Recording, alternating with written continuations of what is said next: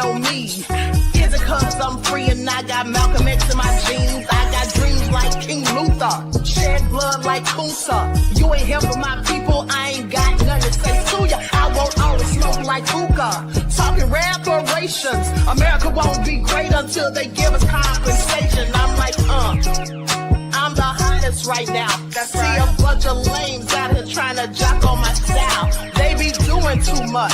I'm the queen, it's too easy. It's like they all in Popeyes, how they be talking so greasy. I just sit back and laugh while these haters get mad. So nefarious how they don't want my pockets with cheddar. I tell them they can do better. These snakes in the grass can leave a bite on your ass, cause y'all be trusting too fast. I got my foot on the gas, other one on their necks. Dropping receipts on haters, you better show some respect. I'm never facing regret, we only facing the threat. This is the sound of Ahmadiyyah.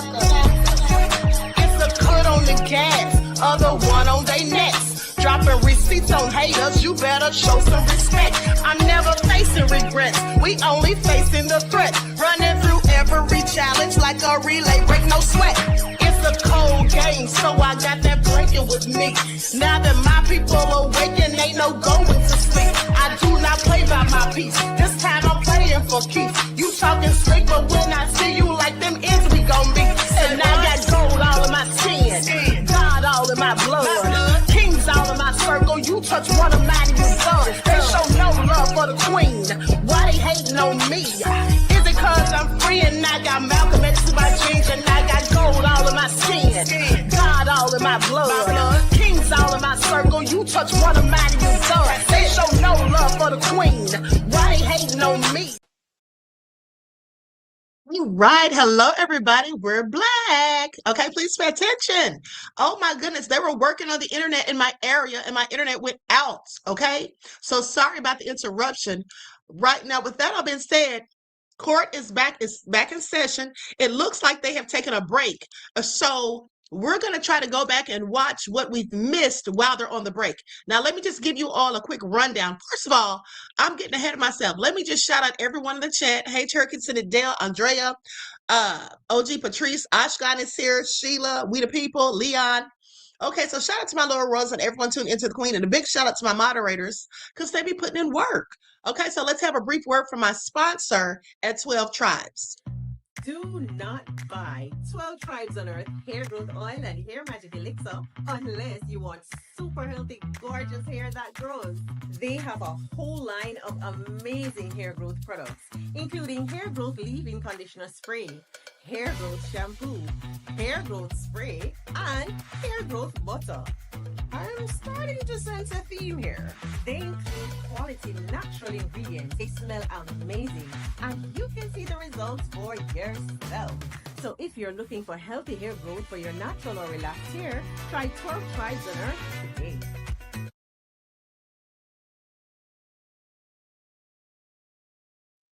Okay, so don't forget, you can purchase 12 Tribes Hair Oil at Etsy.com. Just look for Lisa Crafts, and you can also find it at Walmart.com. Okay, and don't forget that she sells beard oil. Okay, so let me just finish briefing you all on what the last results were from last night. Okay, so basically, she was getting caught in all kinds of lies on the stand. She couldn't get her story together. They asked her about her coming back to the house after the incident. She literally said that she came back to the house, tried to get into his room, his bedroom. Okay, she tried to open the door, but the door was locked and he did not come answer the door. When they questioned her about why she did that or whatever, she said she was always going in his room, but never without his permission. So that just further let me know that that's how comfortable she was, that she could just walk in his room. Okay, so then she ended up spending the night. Now, mind you, this is after the supposed assault. So she said she came back. She claims that she came back to get her clothing or whatever, but she ended up spending the night, got up the next morning and went back to work, made him breakfast and all of that. Okay, so sometime after that, maybe the next day, I think it was, he basically told her that her services were no longer wanted. but she tries to act as though she quit. So anyway, she got caught up in some of her lies. Now, with that all being said, let's go to the updates from this morning for what we missed. So at 9:18, court is starting for the day. Mila Adams is being called to the stand to continue cross-examination. At 9:28, defense attorneys are discussing with Adams text messages between she and Diggs' girlfriend in January of 2026. The messages appeared on TMZ. Adams said she didn't understand the question repeatedly. She kept doing that too last night. She kept lying and saying she couldn't understand the question when it was something she didn't want to answer because she may have said something different previously when she spoke with the police. And she was constantly making excuses for herself. Okay, now defense attorney showed Adams a money order from the mediator the day the criminal complaint against Diggs was issued. Adams says she cannot answer the question regarding the demand without explaining further. Adams is discussing with her attorney, whom she said she obtained for workers' compensation for being hired on the job. Okay, then the court went to recess at 9:32. Okay, at 10 a.m., court resumed. The judge told Adams to stop interjecting her narrative into the questioning. She was doing the same thing yesterday. Her entire testimony will be stricken. So the judge is constantly having to warn her. Okay, 10:03. Adams declined to answer whether her attorney demanded $5.5 million from Diggs, saying it was client attorney privilege. She said, I don't know how to answer the question. The defense ended their cross-examination of Adams after that. Okay, then at 10:13. Adams has completed her testimony. Then Mr. Ellis, police officer Kenneth Ellis, was called to the stand. Okay, Ellis recounts meeting Adams and filing charges. Officer Ellis said that he took the report from Adams back in December.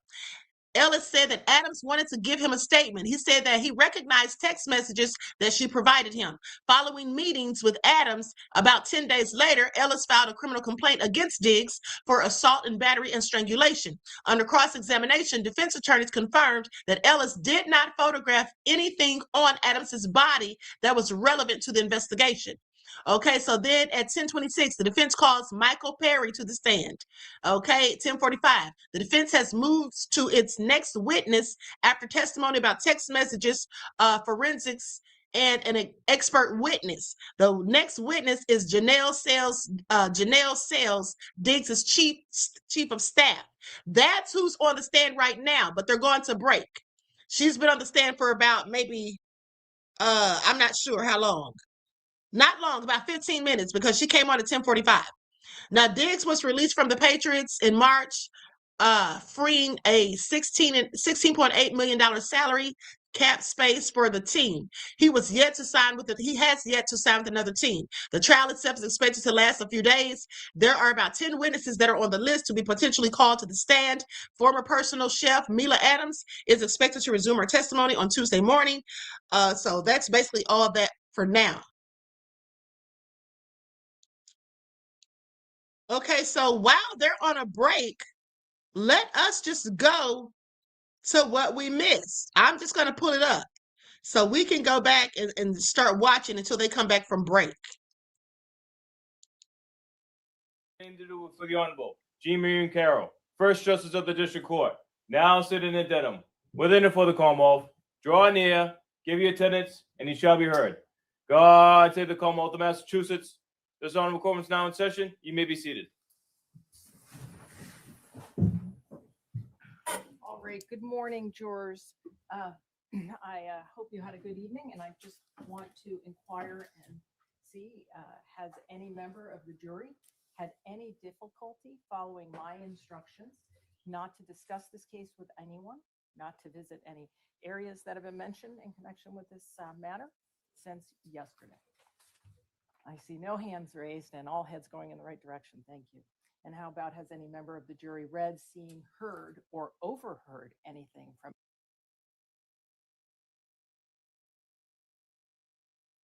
I'm going to fast forward because they're still on break. Hold on. They went to lunch, I think. Ma'am, is this a contract suit?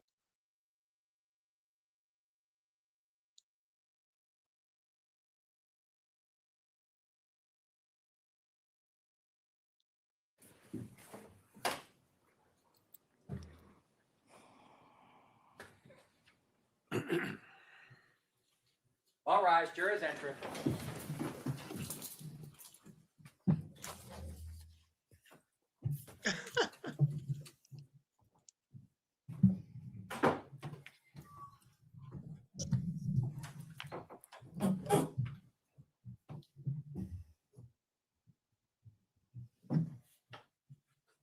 May be seated.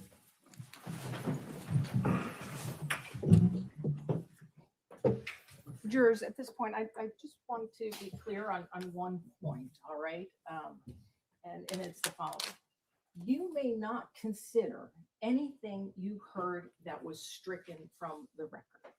When an answer is stricken from the record, it does not exist. And in determining what the facts are from this case, you're sworn to determine those facts solely and exclusively from the evidence presented, and you may not consider any answer that I have stricken. All right? Thank you. Proceed, Your You Honor. may proceed. Thank you, counsel. Ms. Adams, 3 weeks ago, your lawyer demanded $5.5 million from Stefon Diggs, correct?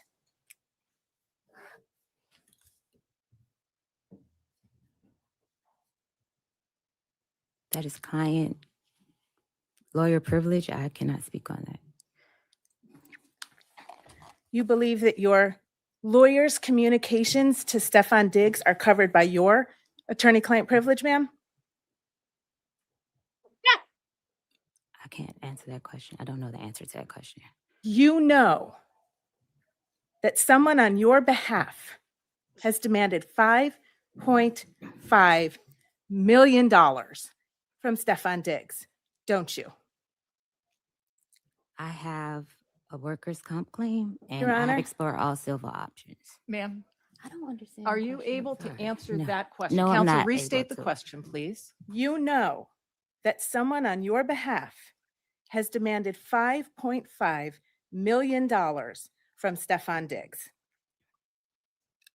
Do you know that, Miss Adams? No, I don't know. I'm sorry, I don't know how to answer the question. I don't understand. I have no further questions, Your Honor. Thank you.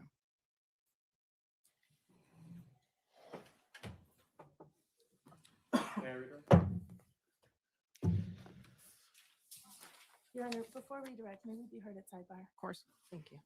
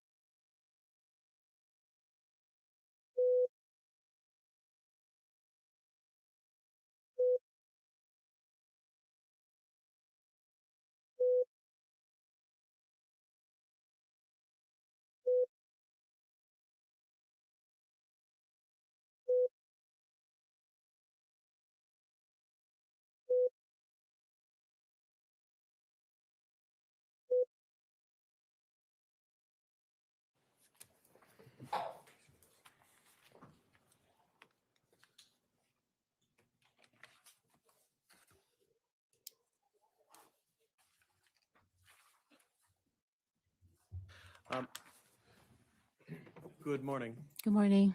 Yesterday, Defense Counsel showed you a form about that you filled out to the police, Yes. and they made a point that you're the hand, but not the forearm and elbow. May I approach?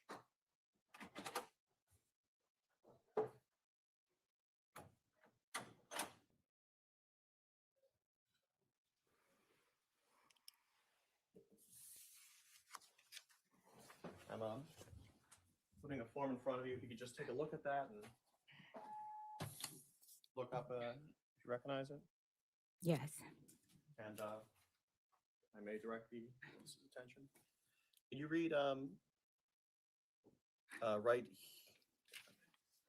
right here when it says the expected injury? Or Objection, Your Honor. Sustain. is there anywhere on that form where you do note the forearm and forearm being used to choke you? Objection, Your Honor. Yes. Sidebar.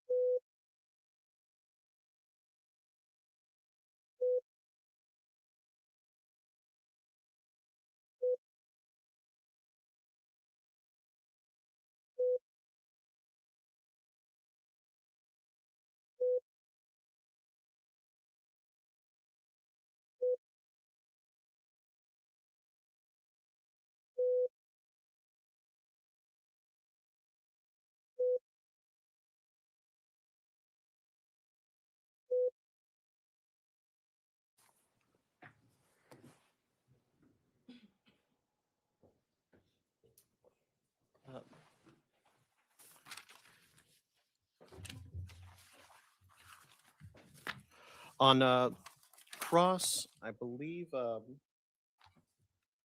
there's some questions about the text messages leading up to the assault. Yes. Do you have still the binder in front of you? Yes.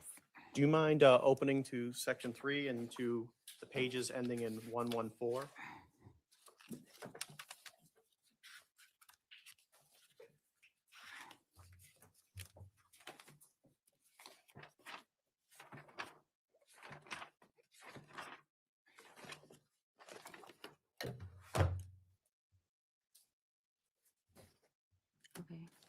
Would you mind reading the text messages from page 114 to 117? And I'm ruining that bitch life. The next text message doesn't say anything. I won't be paying you shit. And do you mind just saying who's saying what? Okay, I said the first. I and ruining that bitch life is what I said. Mr. Diggs said, I won't be paying you shit. Fuck, I look like paying you and paying another chef. Is you high, bitch? Who the fuck give you money for your business? Who the fuck gotta give you money for your business? I don't gotta do a motherfucking thing. And you can get whoever you want. You got my address. Tell them to come take the money then. Fuck you talking about. I said, bet. Pussy. I said pussy. Show me I'm pussy. Will do. That's all. That's it. In your experience as a personal chef, is it common practice that when chefs get sent away, they get paid for the week that they get sent away? Yes, Objection, Your because Honor. that's the only job I have. And I know on Cross it came out that you made a public statement where you said, I have never sought money to settle this case. When you said this case, was that referring to the criminal case? Or? Yes. Thank you. No further questions. Very briefly, Your Honor, if I may. Go ahead. I would tell any parent to go to Primrose because they care about your kids. They're going to sit there and see where they are and give them the tools and skills that they need. That was in response to you saying after you were fired by Mr. Diggs, you will be paying me out for the season and the money. I'm sorry, and this is on page 113 of Exhibit 3. You will be paying me out for the season and the money you said you would give me for my business. Wasted my fucking time being here because you got a fucking circus going on, right? Yes. So when he said he wouldn't be paying you, he was referring to your demand that after you leave your employment on December 2nd, he nonetheless continued to pay you $2,000 a week for the rest of the New England Patriots football season while you were not working for him, right? That's not how it goes. You will be paying me out for the season, right? I was a contracted employee. It's a yes or no question, ma'am. I don't know how to answer that question. Sorry. And before you said that, if you turn just one page back to page 112, what Mr. Diggs said to you that you were responding to was, I'm going to leave you be. Thank you for cooking for me for this season. I appreciate you. Hate it even got to this. That's what you were responding to when you told him he would be paying you out for the season, right? No, it's a full context of those messages. Ma'am, was the message that came from Mr. Diggs that preceded your demand that you be paid out for the season? Thank you for cooking for me this season. I appreciate you. I'ma leave you be. Can you say that again? You can look right down there on page 112.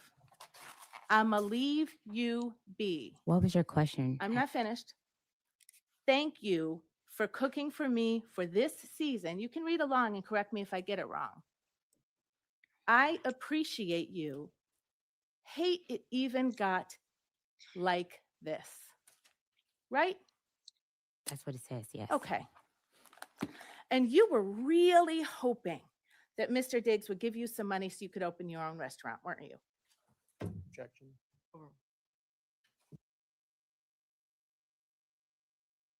Okay, beloveds, I'm going to stop it right here because they're back in session. So we're going to go to what they're currently talking about. But also, I told you all from day one when I first read the case, when it first came out, I told you all that she was mad because he didn't give her money for her business. And he likely had told her that in the first place. But because he didn't give her a contract, he just told her that he didn't have to follow through with it.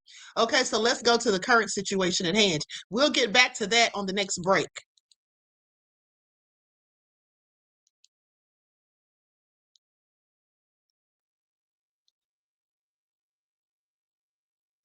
If we could pause it right there real quick. All right, so do you recognize what that video depicts? Yes, What's that? it's the Porsche leaving the house. Who's driving that? That's you leaving the house? Yes. All right. And if I could direct your attention here, the time on the exhibit is 9:26 Eastern Standard Time on December 2nd, 2025. Correct. Does that sound about right for when you left the house that morning? Yes. Because my appointment was at 10 a.m. Okay. So looking at that image, can you tell us, kind of just orient us on what we're looking at there? The car, so that's This woman speaking is someone who works for Stefon Diggs. She's his chief of staff. the front of the house, and there's a long driveway that goes towards the back of the house to a 3-car garage and a driveway where you can probably fit maybe 2 or 3 more cars in the actual plot in front of the garage. All right. Is there a way to enter the house through the garage? Yes, there's an entry door going straight into the grand foyer of the house. There's the basement entry, stairwell, a powder room on the right, the entry stairwell to the basement to the left. And when you walk straight, there's the grand foyer. In front of you is the dining room and then the formal living room. And then to the left is the living room and the kitchen. Okay. And the stairwell going up to the 3rd floor. Going upstairs. Yes. All right. And so did you go through the garage to drive the Porsche out that morning? Yes. Do you remember getting back to the house? Yes. Do you remember what time that was? It was in the afternoon after I had ran my errands from my hair appointment. Okay. What I would ask is if Miss Silva could play a video with the last 3 numbers, 637, off of that same exhibit, exhibit 11.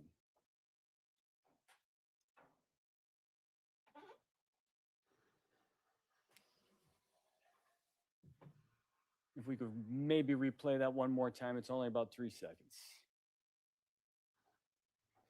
All right, so do you recognize what that depicts? Yes, it's the car returning home. And is that you driving the car? Yes. All right. And the timestamp on that indicates it's 12:59:59 Eastern Standard Time. That's just about 1 p.m. Is that consistent with your recollection when you got Yes. home? Yes. What were you doing that day after you got your hair done? I was coordinating our travels because I was getting updates from the airport regarding the change of airports, change of planes, and trying to just get everybody together Okay. to be ready to leave by the end of the night. So you were working. Correct. And was there an area where you worked in the house? In the kitchen, in the small little dining table, like in between the kitchen and the living room. Okay. I'm going to ask Ms. Silva to play one more video for us. That's going to be 183725 on exhibit 11.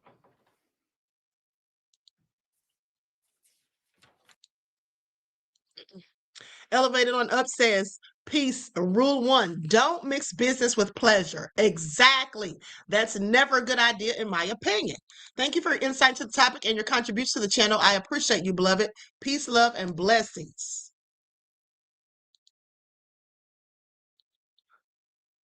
Uh-oh, hold on. I accidentally lost the tab. Hold on, let me get right back to it.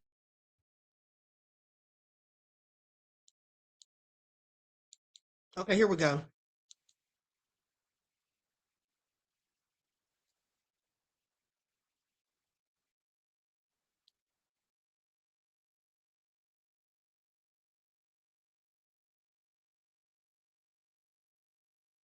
Hold on, darn it. Okay, I'm having technical difficulties. Hold on, here we go.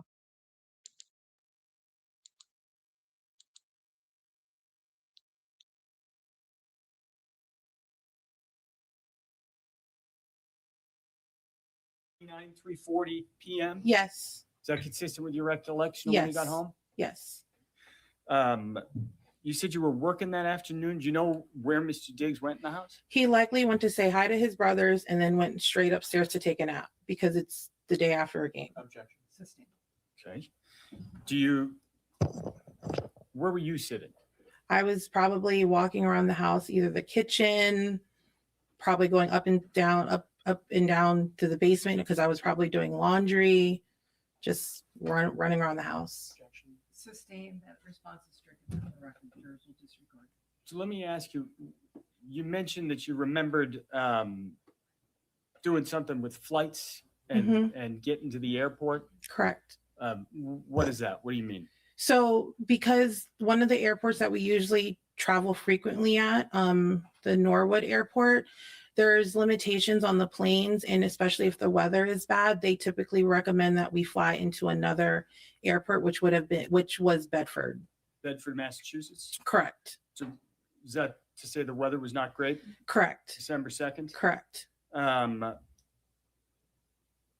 That day, hmm when you're making these phone calls, sending emails, doing whatever work you're doing to coordinate, you said you were downstairs. hmm Did you see anybody else walking around downstairs during that afternoon? Mila was there, his brother was there, and his childhood best friend, and another friend was also arriving in, who had flown in to go to Miami with us. Okay.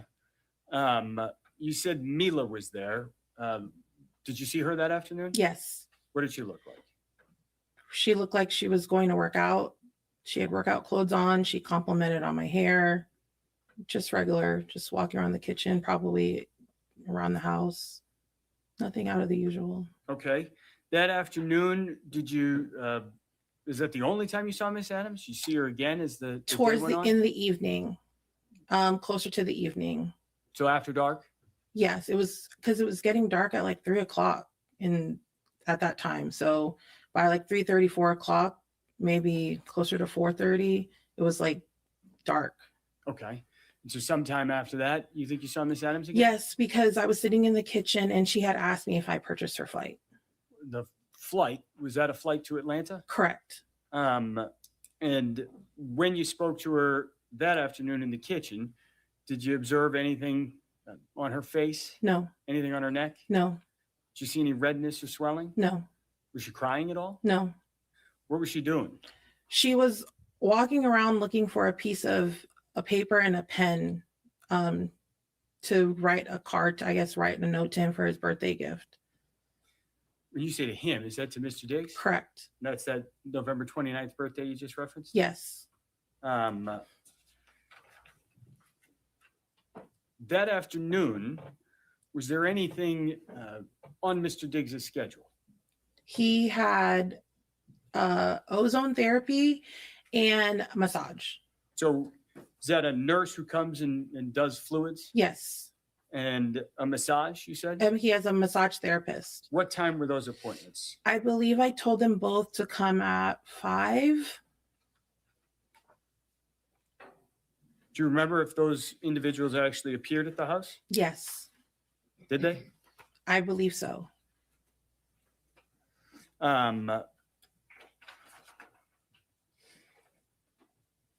That afternoon, you said you purchased a flight for Mila Adams to Atlanta. Yes.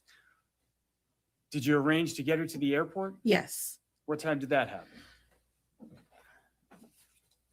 Probably in the 7 o'clock hour because you have to be there an hour before checking in your bag. And it took about 45 minutes to get to the airport. So probably between 7 to 7:30.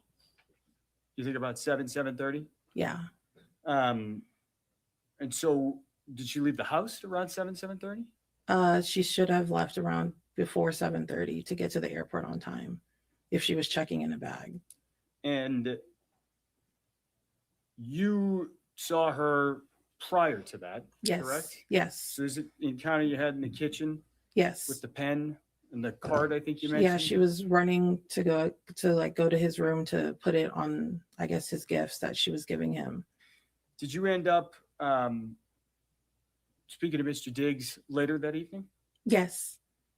And did you see any of those, the card or the presents that you? Yes, there were 2 boxes on his bed from Chanel.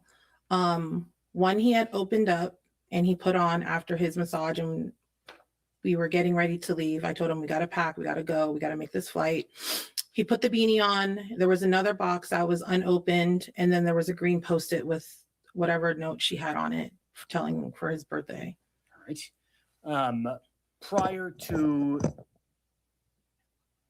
speaking of Mr. Diggs, prior to arranging for Yes. Miss Adams' Uber, did you hear anything that afternoon? No, Any screams? no, Slam doors? no, Anything out of the ordinary? no.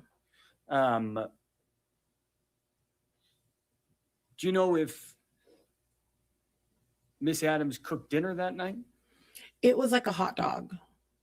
It was like and there was like mustard on it, but it was like left on the counter and it was like dried up. And then in the room, it was like dried up. So there was like 2 that were made. Let me back you up on that. Do you know? Hold up, she's a chef and she made 2 dried up hot dogs. And look at Ashkan talking about he called it. You sure did. Oh my goodness, she literally made 2 dried up hot dogs. Is she serious? Not even corn dogs, guys, just hot dogs. Well, let me continue. Oh, she did cook dinner that night? She did. Where did she do that? In the kitchen. And what time did you see that? I just remember the food being like prepared Okay. already. And you mentioned it was a hot dog? Green Beret David Clark is a battle-tested combat veteran. Now David Clark is running for lieutenant governor to take on the career politicians, defend our conservative values, and get results for Georgia. Green Beret David Clark for lieutenant governor.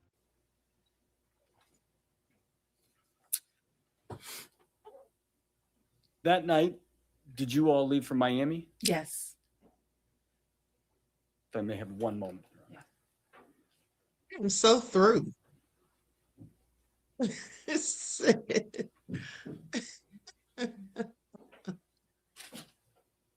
Brittany said her ass needed to be fired. Measure Man said she could have at least put some ramen with it.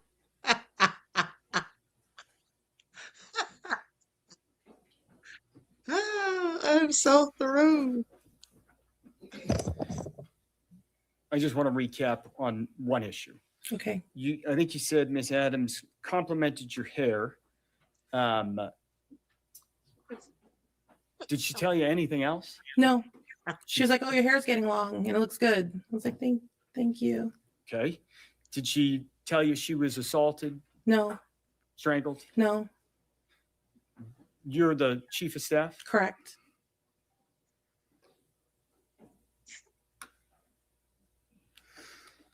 I have no Oh further my questions. goodness.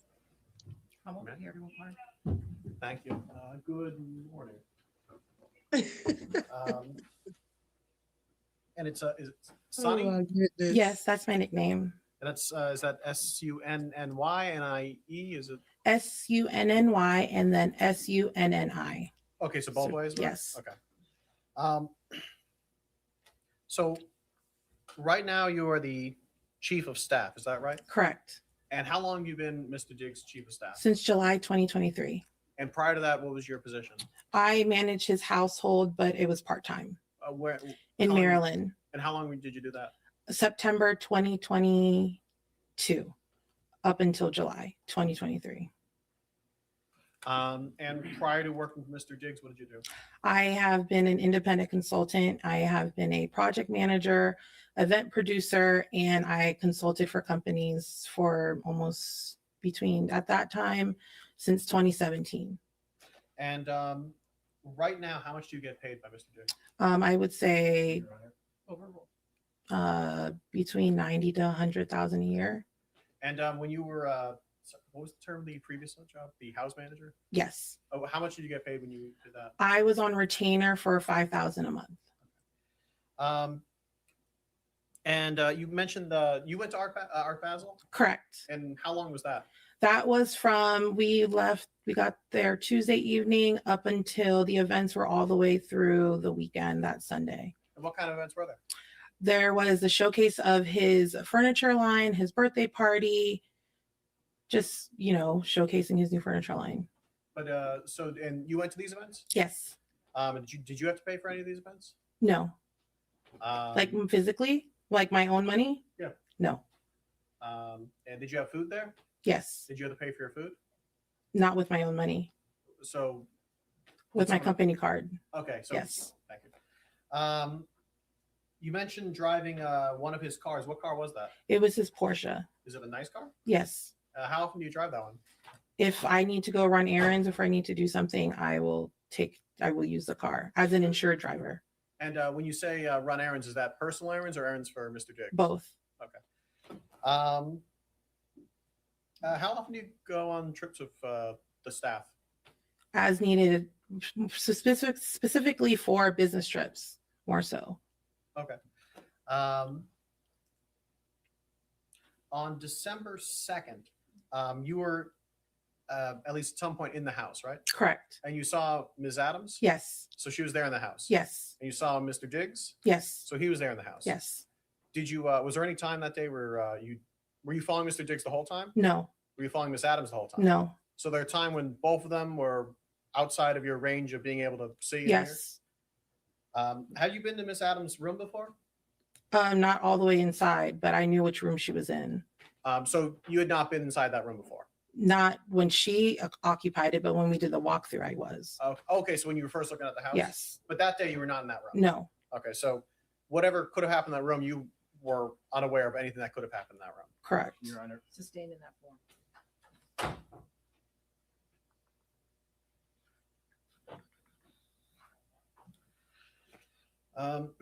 Is it fair to say that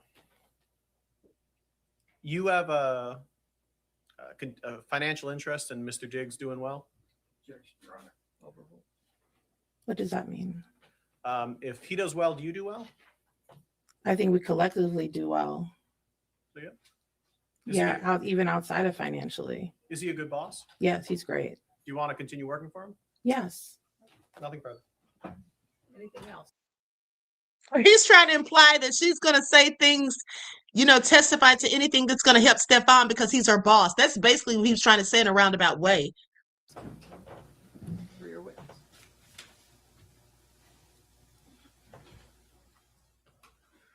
It's all nefarious.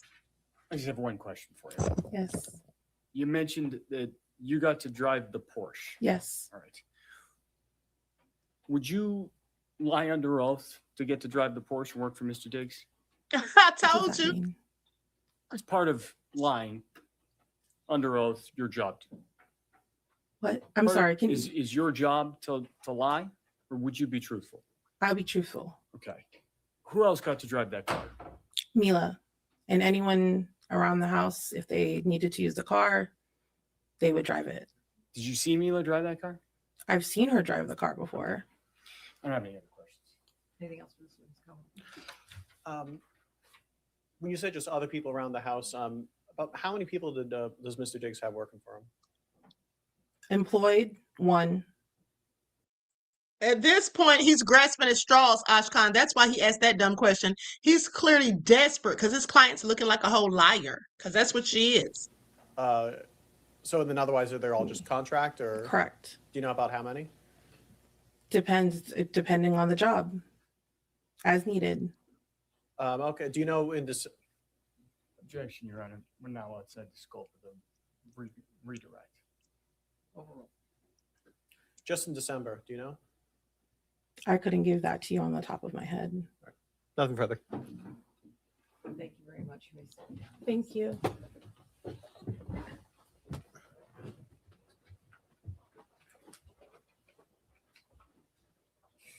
Defense calls Juliana Stratati.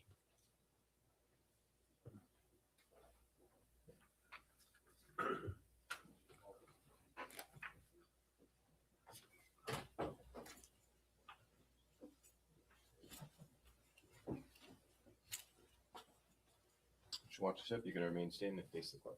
Please raise your right hand. You solemnly swear the testimony you're about to give in this hearing shall be the truth, the whole truth, and nothing but the truth, so help you God. Yes. You may sit or stand. Good morning, ma'am. Could you please state your name for the record and spell your last name for the jury? My name is Juliana Stratoti, Stratoti. Are you from Massachusetts? Yes, What do you do for work? I'm a registered nurse. Right. Where do you work? Full-time, I work at Mass General Hospital, and then I have a side, a per diem job at the Drip Bar. What is the Drip Bar? Drip Bar is a wellness and hydration service. It's a franchise, but we have a location in Foxborough. Okay. And so what do you do as a nurse for the Drip Bar? Provide like wellness services, hydration, like extra therapy for people that you don't get prescribed, like at a hospital or through your primary care physician. Does some of that involve making house calls? Yes. On December 2nd, 2025, did you do some kind of treatment, a house call that afternoon? I did. And where was that? At Mr. Diggs's house. All right. And had you been to that house previously? I had. And that was at 7 Schoolmaster Street in Dedham, fair to Yes. say? Do you remember what time you got there? I just wanna have fun, turn around now, turn around now. I just wanna have fun, turn around. That day I got there at about 5 o'clock. I may approach. Let me say really quick, Measurement says they should have dismissed this after the 2 dried hot dogs, but a follow-up question, Oscar Mayer or Armour, ballpark. That's the real T, LOL. Okay, Measurement, you are hilarious. Thank you, beloved, for insight to the topic and contribution to the channel. I appreciate you. Peace, love, and blessings. Let me say, I saw some of you laughing at the lady because she pronounced the word Portia. Just for your information, that's the way you pronounce it. It isn't Porsche. It's actually Portia. And the reason is because it's a German word. First of all, that's the founder of the company's name, Portia. But it's a German word. And in German, the vowels, specifically vowels on the end of a word, specifically the E, is pronounced that way. So it's Portia. Okay, while y'all were clowning that lady, y'all need to sit down somewhere, but let's continue. Your Honor. Yes, right ahead.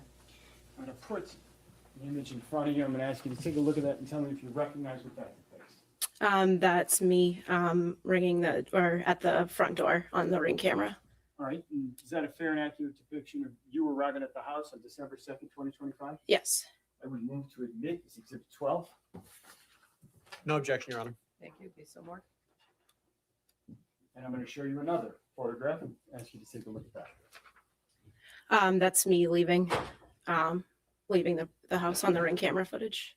All right. Is that a fair and accurate depiction of you walking out of that house in the afternoon of December 2nd, 2025? Yes. I would move to admit this Exhibit 13, please.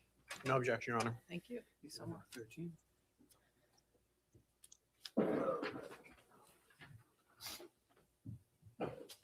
I'm going to put Exhibit 12 back in front of you and ask you, there's a timestamp at the bottom right corner. Your Honor, may we be seated in sidebar? Yes.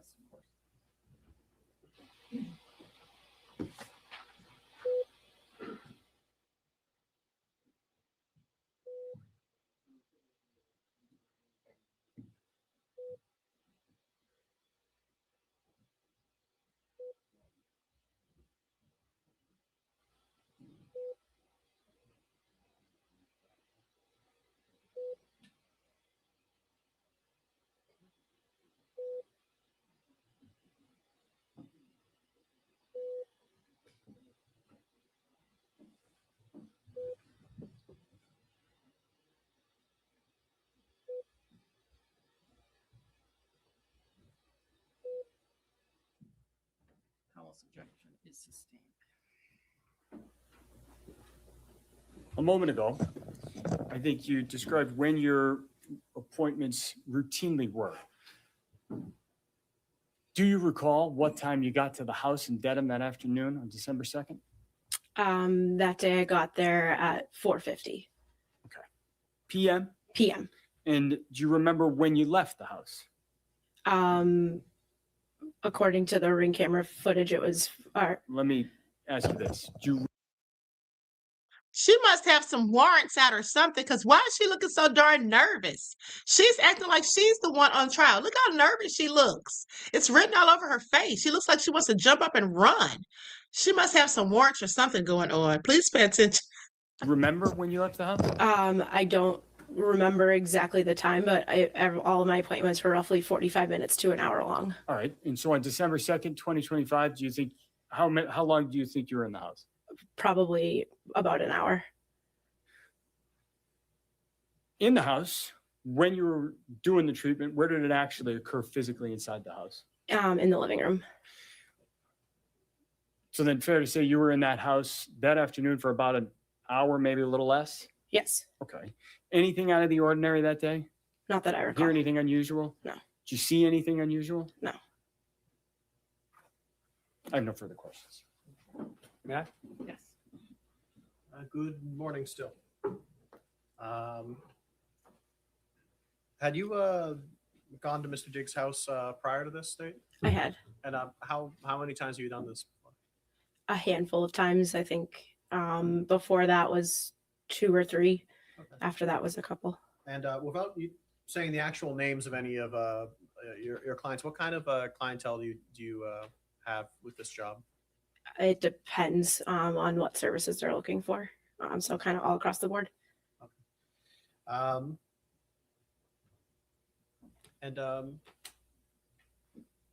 Your Honor, I have no further questions. Thank you, ma'am. You may step down. Thank you. County Defense Cause Stephanie Anastasi.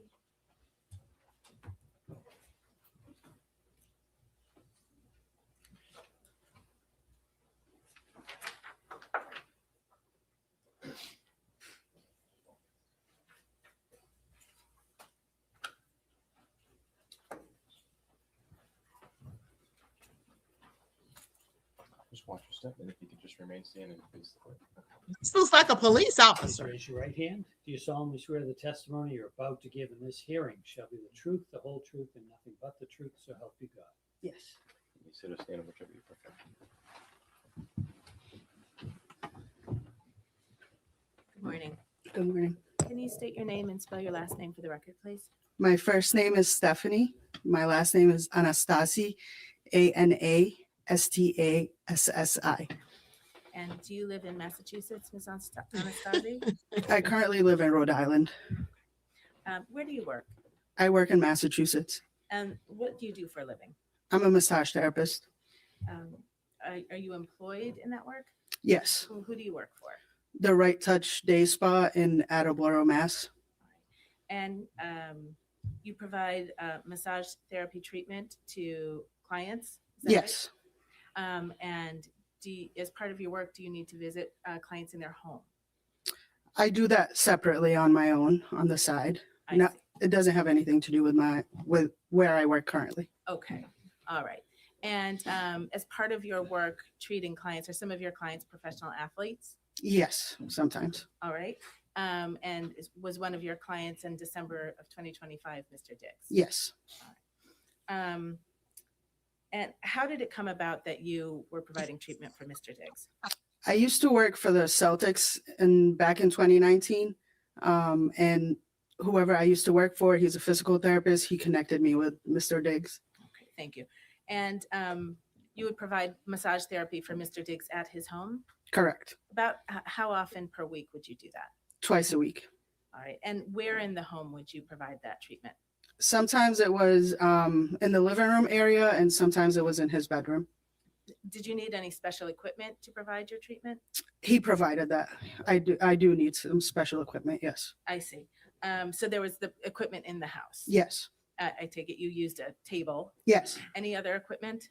No, just a massage table, and I would use my cups, which is for cupping. I see. Okay. Thank you. How long? And did you give Mr. Diggs a treatment on December 2nd, 2025? Yes, I did.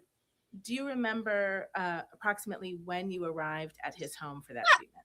It was between 5:45 and 6 o'clock in the evening. Okay. And how did you get into the house? I rang the doorbell and Sonny opened the door for me. Okay, thank you. And what happened next? Then I asked Sonny where he was or where he would like his massage at. She told me he was in his room and that's where he would like his massage. So I went and grabbed the massage table. It was in like a computer room. And I brought it upstairs and he was laying in his bed and I started setting up the table. All right. And was Mr. Diggs, do you remember what he was doing when you walked in other than laying in his bed? I think he was falling asleep a little bit, but I wasn't sure. It was just laying down. Okay. So I take it you began the treatment? So I sat up, I grabbed the blankets and stuff, and then he fell asleep. So I texted Sunny and I was like, hey, can I wake him up? And she said yes. So I ended up waking him up, and then he got on the table. Okay. And about how long was the treatment that day, if you can recall? It was between 90 minutes to 2 hours usually. It was more towards the 2 hours than the 90 minutes. All right. And did anyone come into that while you were performing that treatment in that 90-minute to 2 hour window? Yes. Mila Adams came in the room at the time. Okay. And how did you know Mila Adams? I seen her in the house. So you met her? Yeah, I've seen her multiple times in the house. Okay. Have you ever spoken to her? Yes, we've had conversation. Okay. So while you're performing the treatment, can you just explain to the jury what you saw? Yeah, so I was working on his right side leg, and I can, because the door is in front of me and I can see whoever was walking in. She was walking in. She saw that he was asleep, left, and kind of came back at a later time. When she came back at a later time, he kind of woke up because he was asleep. And she kind of went over to the bed and she asked him, there was something on the bed. She asked him if he was going to keep it. And then he said yes. And then she turned around and left. And were you able to see what was on the bed? It was a black box, but I'm not sure what it was or what was in it. And did you ever have any occasion to look in that box? No. All right. How did Ms. Adams appear to you when you saw her come into the room those two times? She seemed to be okay. It's nothing that I wasn't used to seeing in the past. So she looked to your eyes the same as she had in the time past. you saw her? Yes. Okay. Did you see any marks on her face? Not that I recall, no. Did you see any marks on her neck? No, she had a black jacket on, so I don't think I could see her neck, but I didn't see anything on her face at the time. And did she seem upset at all to you? Not that I know of, no. Okay. All right. And Miss Anastasia, do you remember when you left the house that day? It's probably between almost 8 o'clock, 7:30 and 8 o'clock that day. Okay. Thank you very much. No Of course. questions. Good afternoon, Miss Anastasia. Oh, sorry, good morning still, actually, Miss Anastasia. Hello. You said you had previously worked at the Celtics, and is it like kind of word of mouth that you got a job working for Mr. Diggs? Yes. In your line of work, how important is word of mouth in order to find new clients? It's very important. And outside of just actual, I guess, technique and skill, is discretion and care of how you, because you're working with some high profile people, is that also an important aspect to have? I don't understand the question. I'll withdraw it. Nothing further. Okay. All right, thank you so much, ma'am. You may step down.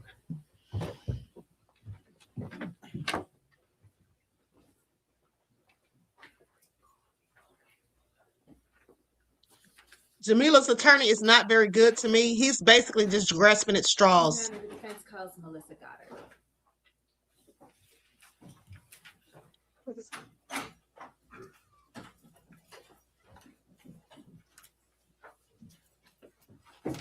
You just watch your step. Remain standing. You can face the clock. Please raise your right hand. You solemnly swear the testimony you're about to give in this hearing shall be the truth, the whole truth, and nothing but the truth, so help you God. I do. You may sit or stand. Good morning. Good morning. Can you state your name and spell your last name for the record, please? Sure. Melissa Goddard, Goddard. Thank you. And what city do you live in? City and state, please. Boca Raton, Florida. Right. And are you employed? Yes, I am. Where are you employed? At PMG Private CFO. And what is PMG Private CFO? It's a boutique financial service company. So we do accounting, tax planning, tax prep, budgeting. We handle everything financial, data collection. And is one of your company's clients Steph Diggs? Yes, it is.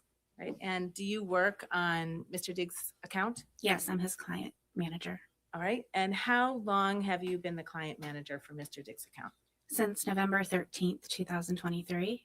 Okay. And can you just briefly describe how Mr. Diggs' account is structured? Sure.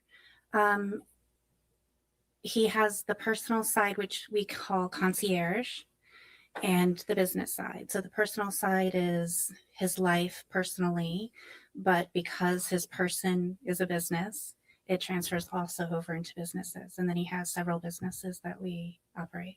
Can you just very briefly identify the different businesses? Sure. Diggs Deep LLC, which is for his name, image, and likeness. Liam Brands International, which is a clothing brand. CV Passem, which is a furniture brand. And Diggs Deep Foundation, which is his charity organization. All right. And so those businesses that you just described, are those handled on the business side of his account? Correct. All right. And then there's a personal side or a concierge side to handle his business. To handle his personal expenses. Correct. Okay. And up until starting before October 2025, so from 2023 to 2025 October, which side of his account did you handle? I handled daily business transactions for the most part.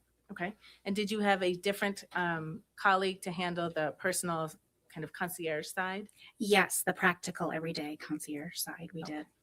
And would expenses for private staff be handled on the business side or the concierge side? The concierge side. Okay.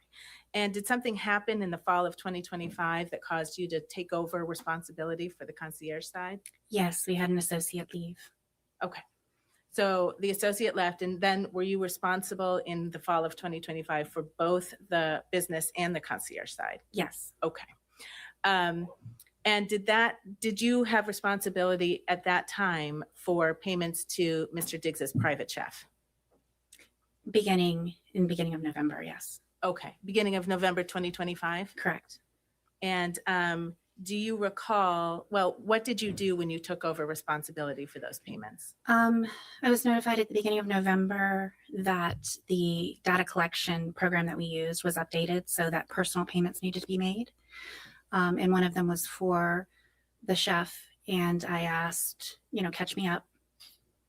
Does she have a contract? How do we pay her? Does she have a W-9? Does she have an NDA? Just general information, like, what do I do?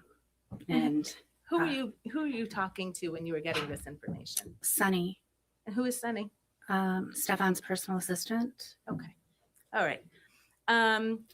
Do you recall receiving an invoice from Ms. Adams on December 1st of 2025? Yes. And do you recall what that invoice was for? It was for 3 weeks of services in November and reimbursable expenses. Okay. What did you do with that invoice when you received it? I checked. Well, immediately I knew that it was incorrect because I had paid her weekly for 2 of those weeks. So it raised a flag. I needed to figure out, had I made a mistake or had she made a mistake? And that caused me to look a little bit further into the reimbursable expenses. We're much more structured on the business side, so I usually audit those before paying them. Okay. So when the flag was raised and it caused you to look a little bit deeper, what did you do to look a little bit deeper? I pulled up every payment that we made to her for the last 18 months, as far back as I could go. And then I went through every receipt and reimbursable that we paid her for the last 6 months at that time. Sorry. And at the conclusion, so would you describe that as a kind of an audit? Yeah. Okay. But if you receive an invoice and it's incorrect, I want to know, is it our mistake or was it her mistake? So I wanted to make sure that we had paid her correctly. All right. And what did you learn from conducting your audit? That she had submitted receipts multiple times over the course of 6 months, the same receipt, that she had submitted reimbursements for packages sent that were paid by our Federal Express account for reimbursement, that we had overpaid her. And were you able? So allegedly she was skimming off the top. And I want y'all to pay attention because something that they noticed last night was that basically she was she sent invoices saying that she was supposed to be paid for like a certain amount of weeks, and then come to find out she'd already been paid for 3 out of the 4 weeks that she submitted invoices for. And then when the attorney kept asking her why she did that, she kept trying to give these crazy excuses, or then she was like, I don't understand the question, trying to play dumb. Able to quantify the amount of money that she had been overpaid based on your audit? Yes. And how much money was that? I think the total was $2,500. If you're involved in a car accident in Georgia, you'll need to report the accident to your insurance company. A car accident lawyer can guide you. 144 that maybe was legitimate. I couldn't substantiate because there wasn't a date on it. So that was more in a gray area. Did you ask Ms. Adams for more information about the money that she was seeking? Yes. How did you do that? I contacted Sunny and asked for her email. I gave my phone number, even my personal phone number, so that she could reach me because sometimes they're in different time zones. I reached out to her twice. Okay. And did you ever hear back from her? No, she never responded. Did you tell Mr. Diggs what you had identified, at least from the audit that you conducted? Yes, he called me. We spoke about it on December 5th. All right. And what was his reaction? He's like, give me a report. And he had wanted to make sure that she was paid. And I told him I would get him a report, and he was fine. In the course of conducting your audit, or actually strike that, did there come a time when you were aware that there was some paperwork not completed that you would have expected to be completed?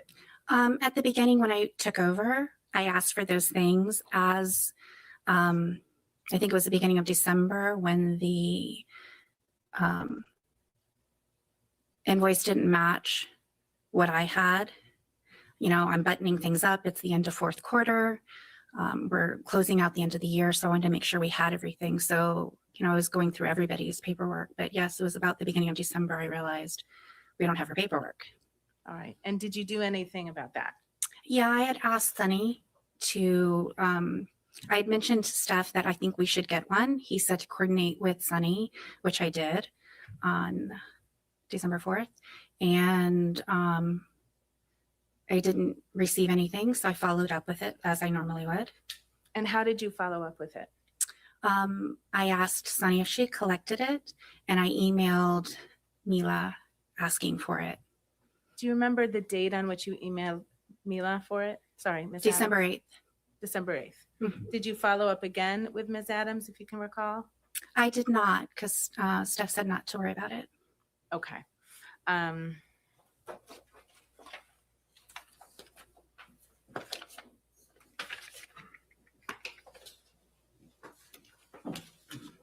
Just one moment, I'm sorry.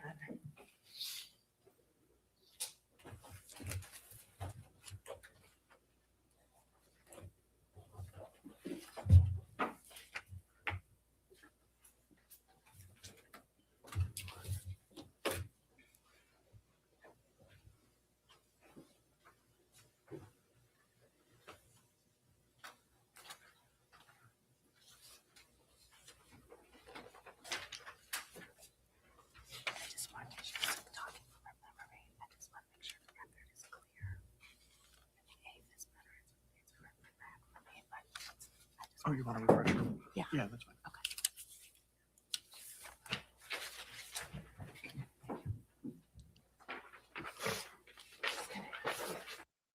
Let me say this too. I forgot to tell you all that when she came back to the house, tried to go into his bedroom, and then ended up getting into her own room and spending the night, mind you, he had already changed the code on her bedroom door. And then he told her that he wasn't expecting her to come back. He didn't know if she was coming back or not. So basically, he wanted her out of there. So he'd already had the codes changed. Long story short, when she ended up staying over and cooking breakfast for him the next morning and acting like everything was fine, she also told him that she wanted to continue to stay there and take care of him. So it's obvious that she wanted to be there even after she alleged that he assaulted her. But here's the thing. When they were bringing this up, to try to cover her tracks, she kept saying things like, I had to be nice to him. I had to be nice to him so I could get paid. I had to be nice to him so I could get my money. But she was being nice to him because she wanted him. Okay, she didn't have to be nice to him to get her money. You could sue him to get your money, just like you ended up doing. So that makes no sense. But she wanted that man back, and I just think that she's scorned. Not to mention, they said that she told another person that she was going to make him pay. That's what she's supposed to told somebody, that she's going to make him pay. She said he's going to pay. Okay, so please pay attention. I told you all she was shady. Just to look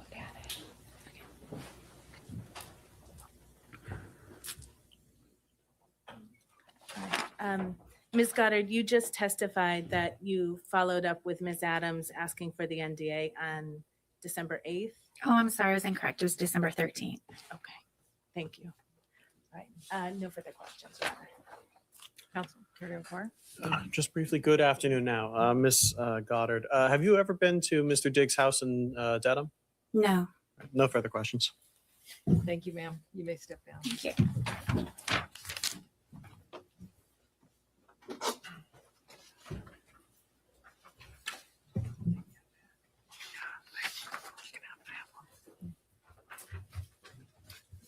Defense call is Shy Charles. And let me say this also. She lied about the reason they were mad in the first place. She initially said they were mad about money. At some point, she said that they were arguing or upset about money, but then it came to find out, she was upset with him because something had gotten out, or someone was supposedly telling his business, and Melissa told him that she did it, I guess, and she was upset because he believed Melissa over her. And then they were supposed to be going on some trip, and then he ended up telling her not to go. So that's what she was mad about. So she got caught up in that too, for lying about the cause of the situation. Yeah, that's what it was. She was upset that he believed Melissa over her. And then later on, like days later, she brought that back up again about the Melissa thing. So the defense attorney was really going in hard about, that's what you're mad about. Because it made it sound like she was jealous or whatever. So she got caught up in a couple of lies. Okay, so Elevated One Up says giving kid food for millionaire prices and stealing. This woman is mad. She's not main chick and she was paid to be quiet. Side chick. Hashtag good riddance. Yeah, I think that she was all in love with him. And then, like I said, she kept making these excuses. Oh, I had to be nice to him. I had to be nice to get my money. But she was being nice to him because she really wanted to be with him. And in the end, he's the one that basically cut her off, told her that her services were no longer needed. This is after she claims he assaulted her, after she came back and told him she wanted to stay there and take care of him, after she got up the next morning and fixed him breakfast and all of that. And then for him to tell her that she's no longer wanted, yeah, she was pissed. I'm sure she was. Thank you for your insight to the topic and your contribution, beloved. I appreciate you. Peace, love, and blessings.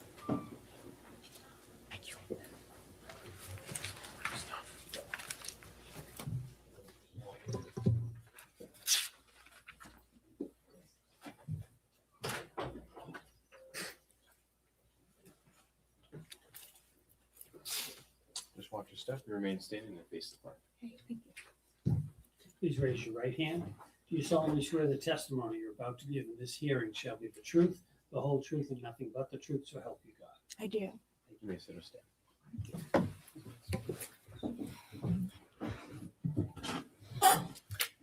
Good afternoon, ma'am. Could you please state your name for the record and spell your first and your last name? My name is Shy Charles. It's spelled Xiacharles. What do you do for a living, ma'am? I own a hair salon and I braid hair, natural hair. And where do you live? I live in Brooklyn, New York. You said you own a salon. Do you have an actual physical location? Yeah, I And do. is that down in the New York City area as well? Yes, it's in Crown Heights. How many clients do you have roughly? Too many to count. I have lots of clients. Okay. Is one of them Stefon Diggs? Yes, it is. How do you know Mr. Diggs? I started doing his hair when he played for the Buffalo Bills. Do you know how many years ago that was? I'm not good with dates, but whenever he last played for the Buffalo Bills. Okay. Yeah.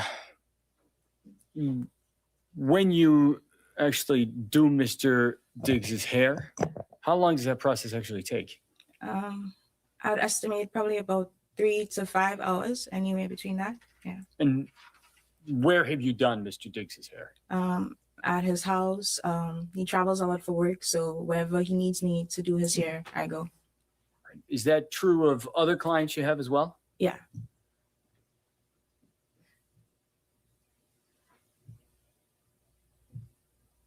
Have you been inside Mr. Diggs's house in Dedham? Yes, I have. All right. Do you know when he lived there? I don't know when he occupied the space, but I could tell you the first time I went there to do his hair. When was that? It was when the season started with the Patriots, probably about July, September, around that time last year. So that'd be 2025? Yeah. Okay. And Now that sounds a little interesting. She said 3 to 5 hours. Stefon doesn't have that much hair, and he's only getting cornrows. Why would it take her 3 to 5 hours? Okay, is she waiting for the hair to grow? That makes no sense. 3 to 5 hours for cornrows? Really? Yeah, right. had you been in Mr. He must pay her by the hour, so she's likely braiding slow as hell. Okay, please pay attention. Diggs's and other clients' house to do their hair previously? Yeah, I have lots of celebrity clients, and obviously they wouldn't want to come to the salon, so I go to them. So wherever they're at, I go meet them there, whether it's a hotel, their house, wherever. All right. So it sounds like September or July, fall of last year was the first time you were in Mr. Diggs's home in Dedham, but not the first time previously. Yeah, first time in Dedham, but not like elsewhere at his house. Wherever he lived before that, I would go. Got it. And having done that, did you meet some of the people who were normally around? Yes. Do you know a person named Sonny? Yes. Who's that? His assistant. Right. Did you meet any other family members of Mr. Diggs? Yeah. Everybody that's in the house, his brothers, his mom, everybody. Okay. Yeah. Did you ever meet a person named Mila Adams? Yes, I have. Who's that? It was his chef at the time when I met her. And so when did you meet Mila Adams? At the same time, I went to the house for the first time, so like around July, September, whenever the season started with the Patriots. Of last year? Yeah. Did you meet at the house? Yeah. And how much time were you at the house kind of the first time you met Miss Adams? Probably like less than 24 hours or around that time, because I know I had a client the following day. So I just had to come do his hair. But that was late in the evening, and so I had to leave the following day. Yeah. Okay. And so you met Miss Adams at that point, but did you speak to her? I did, because I had to go to Walgreens to get some products. And so I asked anybody in the house if they needed anything, and Mila said she needed a sponge, a makeup sponge. And so I got her the sponge. When I came back to the house, she asked me how much money it was, and I told her it was okay. And that's the first interaction we had. Okay. Yeah. Do you have any other further interaction with Miss Adams after that kind of initial 24-hour stay? Yeah, when I came back to the house. When was that? I can't give you an exact date, but I could like estimate. So probably within 2 weeks, because he'll do his hair like every 2 to 3 weeks. So about 2, maybe 3 weeks later? Yeah. You went back to the house in Dedham? Yeah. Was Miss Adams at the house in Dedham at that point? Yeah. And so did you speak more to her when you went back the second time? Yeah. So can we go back? Because even after, because I don't No, I'm know. sorry. Just Okay. I apologize, Yeah. Ms. Charles. But Yeah. did you speak to Miss Adams again that second time you Yeah, went back I to did. the house? We spoke more. Yeah. All right. How much time did you spend with her that second time? More time, like a longer time, because we were talking about food, and she wanted to come to New York to start her restaurant, and I'm a business owner, and we connected on the fact that she was a business owner, and I have like a big social media following, and I told her that she needs to do content, and I wanted to help her with her content so she could start her business. So we connected on that. Did you end up helping her Yeah. with content? Yeah. Did you two stay in touch? Yeah. How long were you around at the house in Dedham that second time? I can't tell you how long, honestly. I would stay longer if it had a game and we'd go to the game together. But for however, because most times she'll be like the only female there and Sunny will come and go. And so I spent more time with her. Okay. Yeah. Kind of following that time you spent together where you said you connected over being business owners, Yeah. did you two remain in contact? Yeah. And how did you do that? We'll text, we'll send Instagram reels, we'll FaceTime. So you guys exchanged phone numbers? Yeah. How much did you talk, you think, in the following weeks and months that fall? A lot, because a lot. We talk about business, we'll gossip, we girls, so yeah.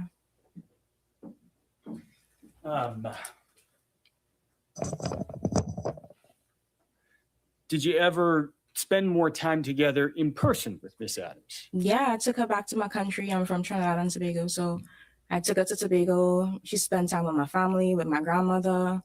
Yeah, I actually bought her ticket to go to Tobago. So yeah. When was that? This was probably around. But yet she tried to say that her and this lady are not friends. She tried to just act like, oh, we're just co-workers, but acted as though they're not friends. And they were like, but you all traveled together on several occasions. But she just really acted like she wasn't close to the lady.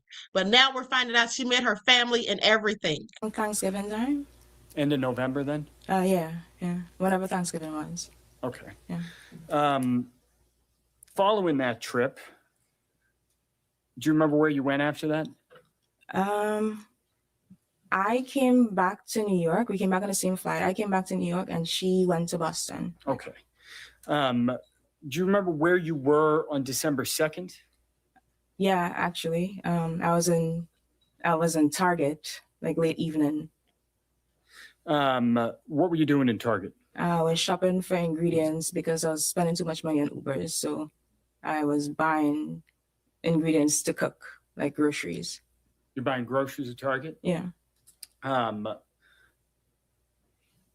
What were you cooking? So I wanted to make this like Cajun pasta with shrimp and like sausage. Mila had made it at the house and it was healthy. And so I wanted to cook that because I didn't want to buy Uber Eats. I didn't want to spend money on Uber Eats. And I just wanted to be healthier and cook. And so I wanted to make it like her. So I was going through the aisles and like picking up stuff and calling Mila or message, like I texted her a picture and asked her if it was this one, but she wasn't responding quick enough. So I FaceTime her. All right. So let me break that down there for a minute. You're in Target. You're trying to purchase ingredients for a dinner that you had seen Mila cook. Yeah. You said at the house. Is that at the Dedham house? Yeah. All right. Did you say you were looking for what was?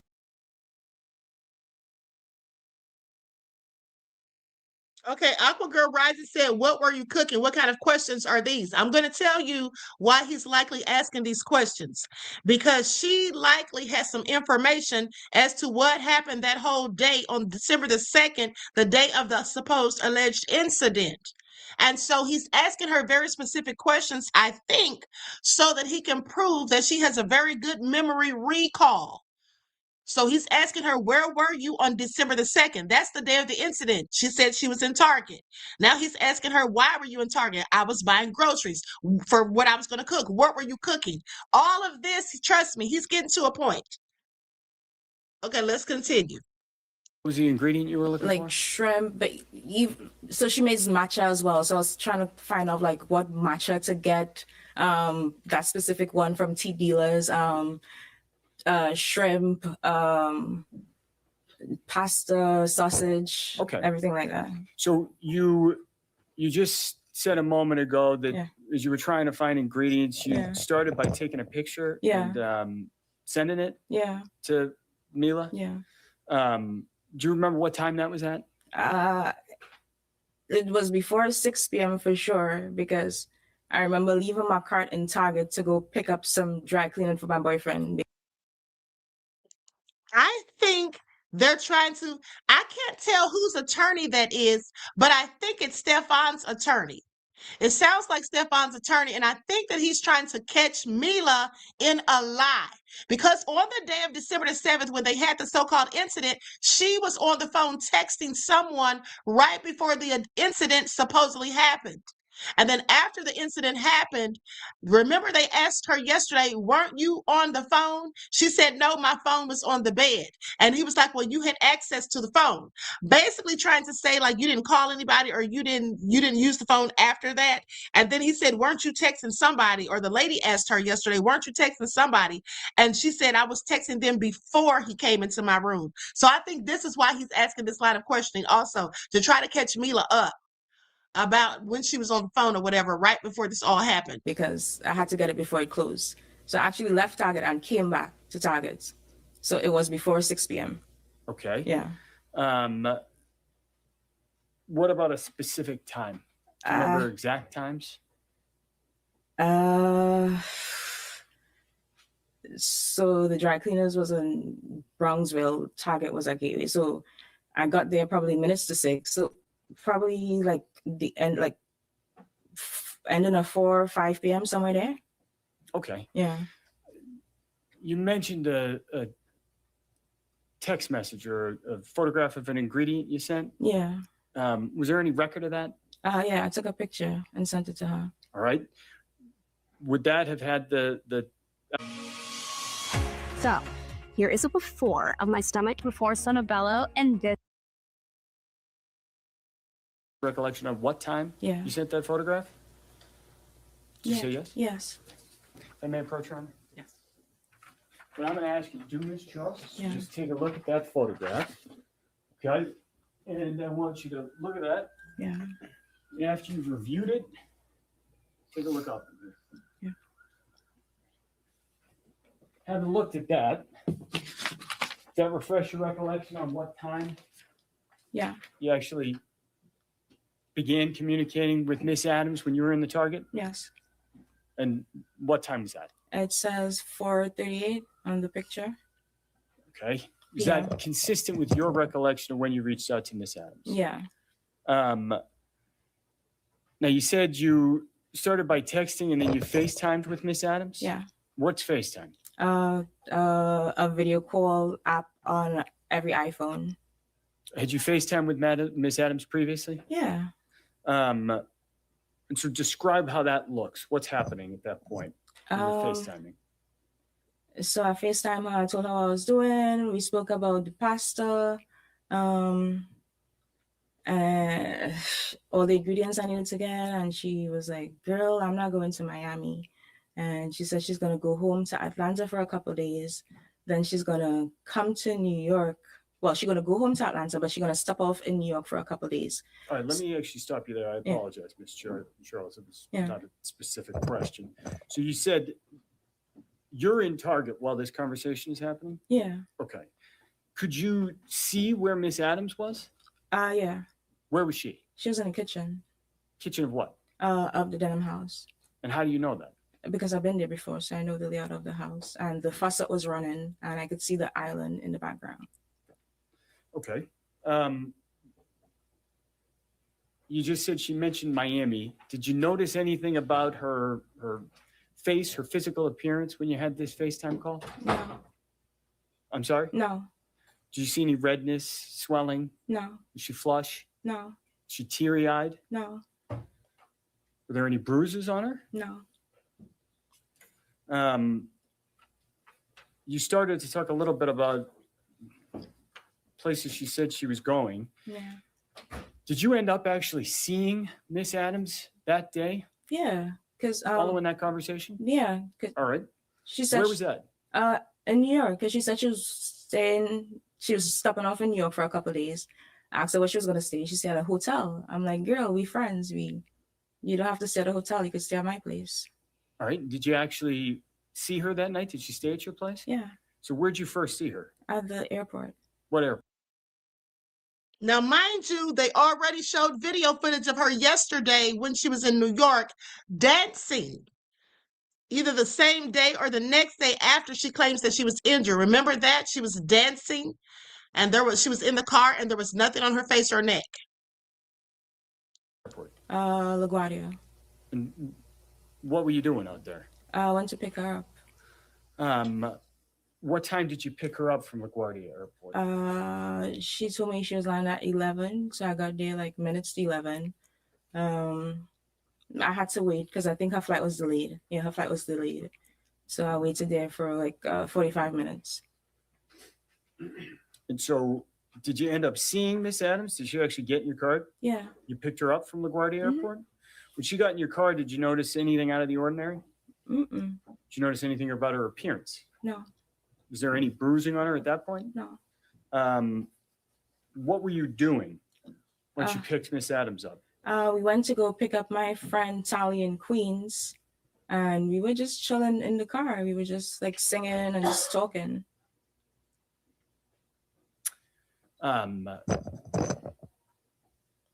Anything out of the ordinary about either Miss Adams or your friend Tally's demeanor? No. What's your friend Tally's name? If you know? Her name is Natalia Moses. Okay. Your car, what kind of car do you drive? Mercedes-Benz GLE 63S. Is there any kind of aftermarket systems that's equipped with? It parks for itself. Let me ask you this. Does your car have video? Yeah. Remember, her car has a dash cam. We saw the footage from her in the car yesterday with no bruising, and then we saw her at the hotel or somewhere dancing. Well, I installed dash cam in my car. Oh, you put the dash cam in. That didn't come with the car itself? No. Got it. What I'm going to ask is if we could pull up video 2, I believe, from what has been marked exhibit number 5.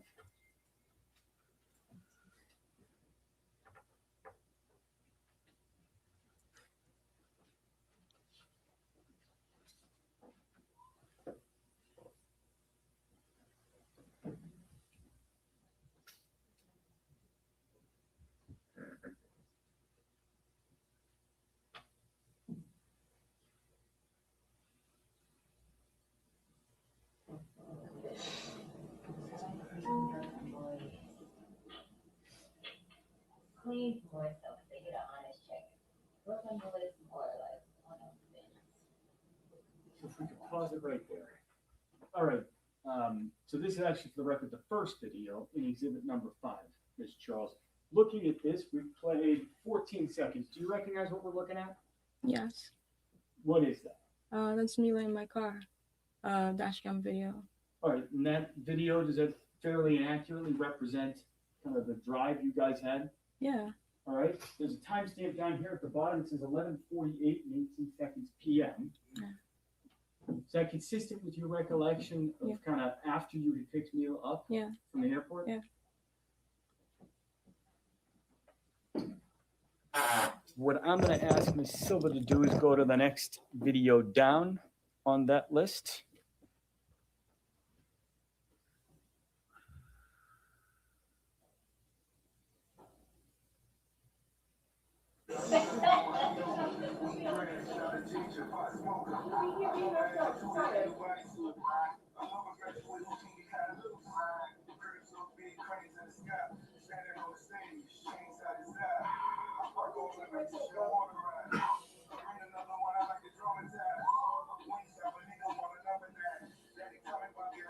I'm going to ask Ms. Silva to pause it real quick by hitting the space bar. Thank you.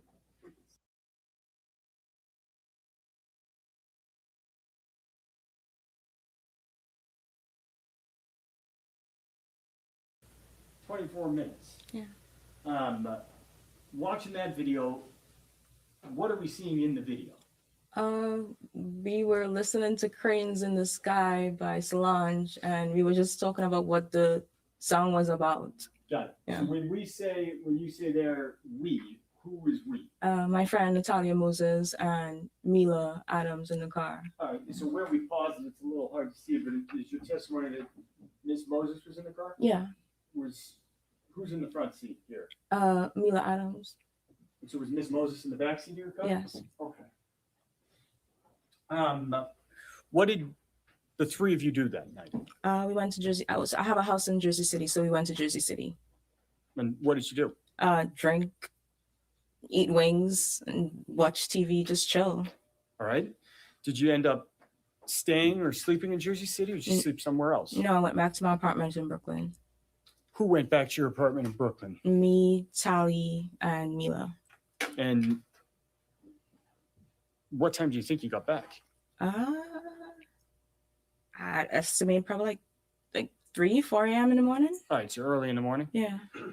That entire time span that we're talking about, there's your description of what you just did: eat, drink, Yeah. have some wings, and hang out. Is that a fair description of what you did that night? Yeah. All right. Where'd you sleep that night?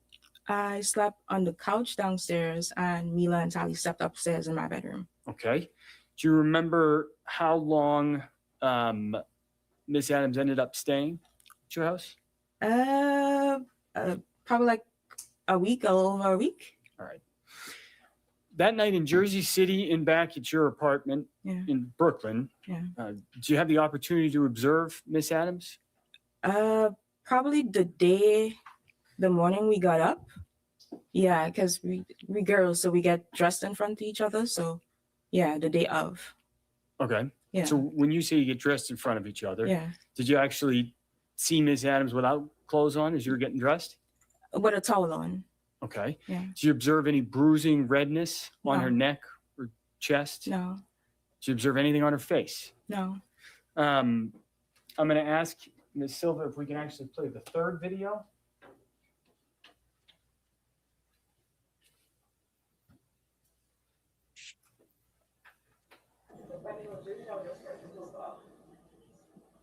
And so I'm going to pause it right there.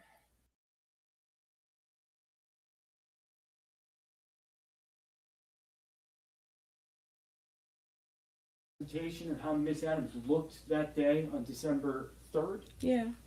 That video kind of depicts how she looked. Yes. Thank you, Ms. Silva.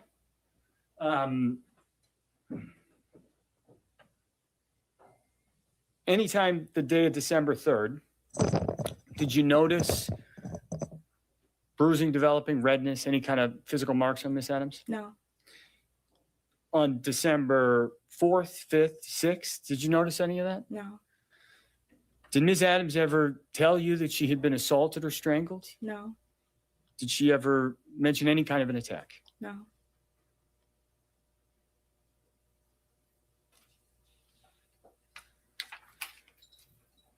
Do you remember when she left? I can't give you the exact date, but probably like somewhere between the 9th, 10th, or 11th, either one of those dates. Okay. And after Miss Adams left, actually, let me back up, strike that. So if she got there on December 2nd, and she left on the 9th, 10th, or 11th, this is fair to say she was down there for a week, maybe a little bit more? Yeah. All right. After she left, did you see her again? Yeah, I saw her afterwards. Soon afterwards? Where was that? In Boston. And in Boston, where were you? Where was I in Boston? Yeah. At the house in Dedham. Oh, apologies. Yeah. I understand. So you saw her again at the house in Dedham? Yeah. And when was that? Probably the 13th. Yeah, the 12th or the 13th, because I had to go do his hair. Okay. What was there some sort of time sensitive pressure about doing his hair? Because he had to leave to go to Miami, so I had to go do his hair. Yeah. Okay. I had to do his hair. Probably had a game. He probably had a game. Okay. Yeah. So let me back you up. Miss Adams leaves New York. Yeah. 9, 10, 11. Yeah. And your testimony was that you think it was on the 13th. You saw her again? Yeah, either 12, 13, 14, somewhere there. I'm not good with dates. Okay. Yeah. And that was at the house in Dedham. All right. Yeah. What were you doing in the house in Dedham? I had to do his hair. Who was in the house in Dedham? His mom, Mila, me. I think Marshawn was there. Yeah. Yeah, that's where I can remember being in the house. Okay. Did you do Mr. Diggs's hair that day? Yeah. What time of day? It was late evening. In the evening then? Yeah. Is that what you said? Yeah. How long did doing his hair take? Between 3 and 5 hours. And so, do you remember when you finished doing his hair roughly? It was late that night. Yeah, like probably 10, 11, somewhere there. What did you do after you finished doing Mr. Diggs's hair that night? I slept on the couch because I had a flight 6 a.m. that morning. 6 a.m. the following morning or that morning? So I did his hair the night. I stayed downstairs on the couch. I was laying on the couch on my phone. I stayed down there because I had a flight early the next morning. Got it. Yeah. When you were down on the couch, what happened? Like later into the night, Mila came downstairs and she was just talking about stuff that happened earlier in the day. All right. Let me back you up there for a moment. Did you see anything unusual on the evening of December 13th when you were doing Mr. Diggs's hair? Yeah. So I was behind the couch. He was on the couch with Miss Stephanie. We were watching a Netflix comedy special, and we were just there kicking it. He was on his phone. Mila was in the back of us, like in a little dining area. She was on her phone, and she shouts over to him, "Yo, Steph, when am I gonna get my money?" And he responds, "I think you spoke to the accountant." And her demeanor changed, his demeanor kind of changed, but I wasn't paying any attention to it. I was just doing my job. So after a while, she moves from behind on the dining table and she comes to the front, like on the side, like a love seat area thing. And she was there on her phone and she was just like laughing really loud. I don't want to imply anything, but like, No. So okay, let me stop you right there. You said she's over on her phone. She was laughing really loud. Yeah. Was she watching the comedy special? No, she was just on her phone. Okay. So you said later that night or the next morning, you spoke to her again? Yeah, like in the probably midnight, 1 a.m.-ish. Yeah, she came downstairs and we were talking. Yeah. When she came downstairs, was there anybody else downstairs? No, just me and her. And what did she tell you when she came downstairs? She asked me if he was annoyed. She asked you if if he was annoyed. And that's Mr. Diggs? Yeah. Did she tell you she was going to do anything? Yeah, she was trying to antagonize him while she was on the couch, like trying to get beneath his skin, and she was sustained. Okay. So let me ask you this way: did she indicate when she came downstairs that she was going to do anything? Did she tell you she was going to take any action? Yeah, she said she was going to sue him. For what?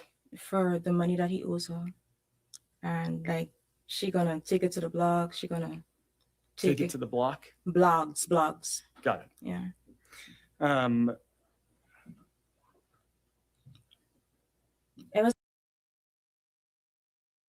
So as you all can clearly hear, it sounds like this was about money from the get-go. And not to mention, they did establish, his female defense attorney established that he did in fact pay her every week of the season, okay, as she requested, saying that even though she's no longer working, he has to pay her for the whole season. And the attorney said that he did. So she obviously wants more money, and she was lying about the money owed on the invoices. Like I told you all, 3 of the 4 weeks that she was claiming she needed money for, she had already been paid for 3 of those weeks. And also, you all heard that lady from the bank or the accountant or whoever got up there and testified, said that she also gave wrong information to them as well when they were doing the audit. It was like an hour-long conversation, so it was a lot. Let me stop you there. Oh, sorry. So, do you remember her saying that she was going to make him pay? Yeah. Do you remember saying anything about a hostile work environment? Yeah. Let me have one moment, Your Honor. Yeah. A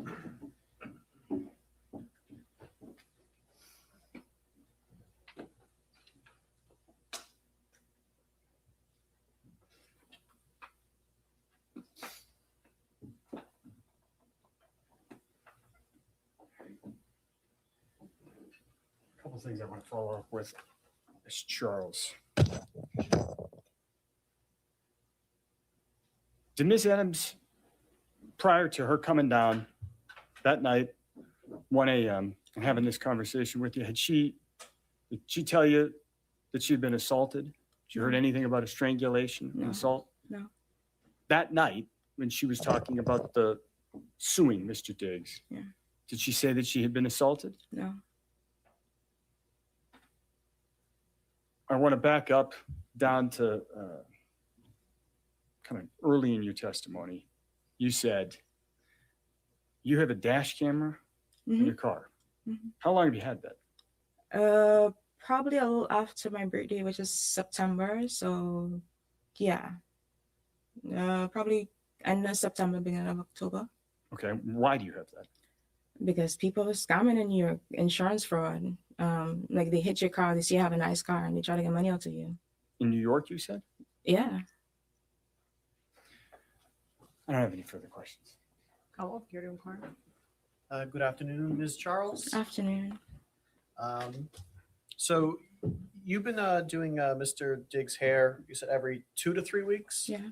For how long? So I started doing his hair when he was at the Buffalo Bills. And then last year, like a little before the Met Gala last year is when like I started doing it consistently. Okay, so for more than 1 year you've been doing it, or? Yeah. And that's you said like a 3 to 5 hour appointment every 2 to 3 weeks? How much do you get paid when you do that? It depends on the style I do. It could range from $600 to probably $1,500. And you said that sometimes you go to the games afterwards. Yeah. How many times has that happened? I went twice when I was in Dedham, once in New York, and once at the Super Bowl. And you also said that at least on one occasion you slept over his house. Did you sleep over his house often, or? No. When did you meet Ms. Adams? Probably August, September. So at the time when she went to New York, you'd known her for 2-3 months, something like that?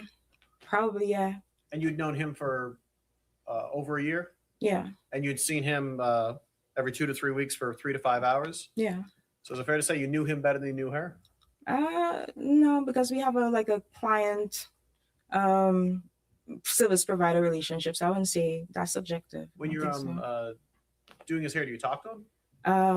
I keep it professional. So just how's the game, stuff like that, nothing in his personal life. One moment.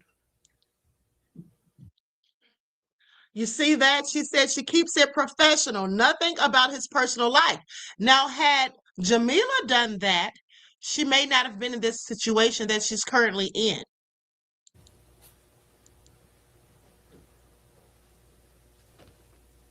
Nothing further. Her lawyer is not doing a good job. He's barely asking any questions, and the ones that he are not really that interesting or impactful. One vibe says, what kind of braids cost $600? I know, right? She's charging $100 a cornrow, honey. $600 to $1,500. Yeah, I need to start doing that too. I need to start braiding hair for the celebrities. If that's what they're paying, pay attention. All right, thank you so much, Ms. Charles. Thank you.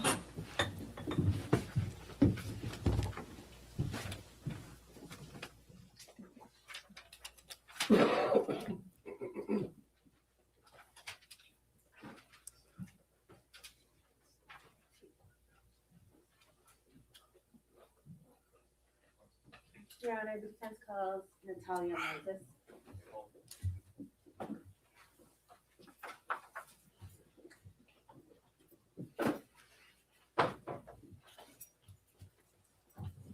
Just watch your step, and then you can remain standing face the clock. Please raise your right hand.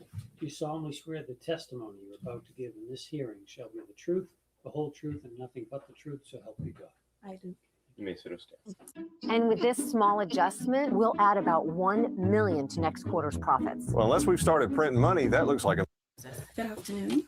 Can you state your name and spell your last name for the record, please? Sure. My name is Natalia Moses, Moses. All right. And I'll just ask you to keep your voice up a little bit so that everyone in the court can hear. Sure. Do you also go by a nickname? Yes, Tali. Tali is your nickname? Yes. All right. Where do you live? I live in Brooklyn, New York, and I've just moved. I live in Florida. I go between Brooklyn and Florida as I have a business in Florida as well. Okay. And what do you do for a living? I'm a hairstylist. Do you work for any particular salon or on your own? No, I have my own business. Okay. Do you know Shy Charles? I do. How do you know Shy? Shy and I met in 2018. I started off being her assistant, her braiding assistant. Okay. Do you still work with Shy? No. All right. What about Stefon Diggs? Do you know Stefon Diggs?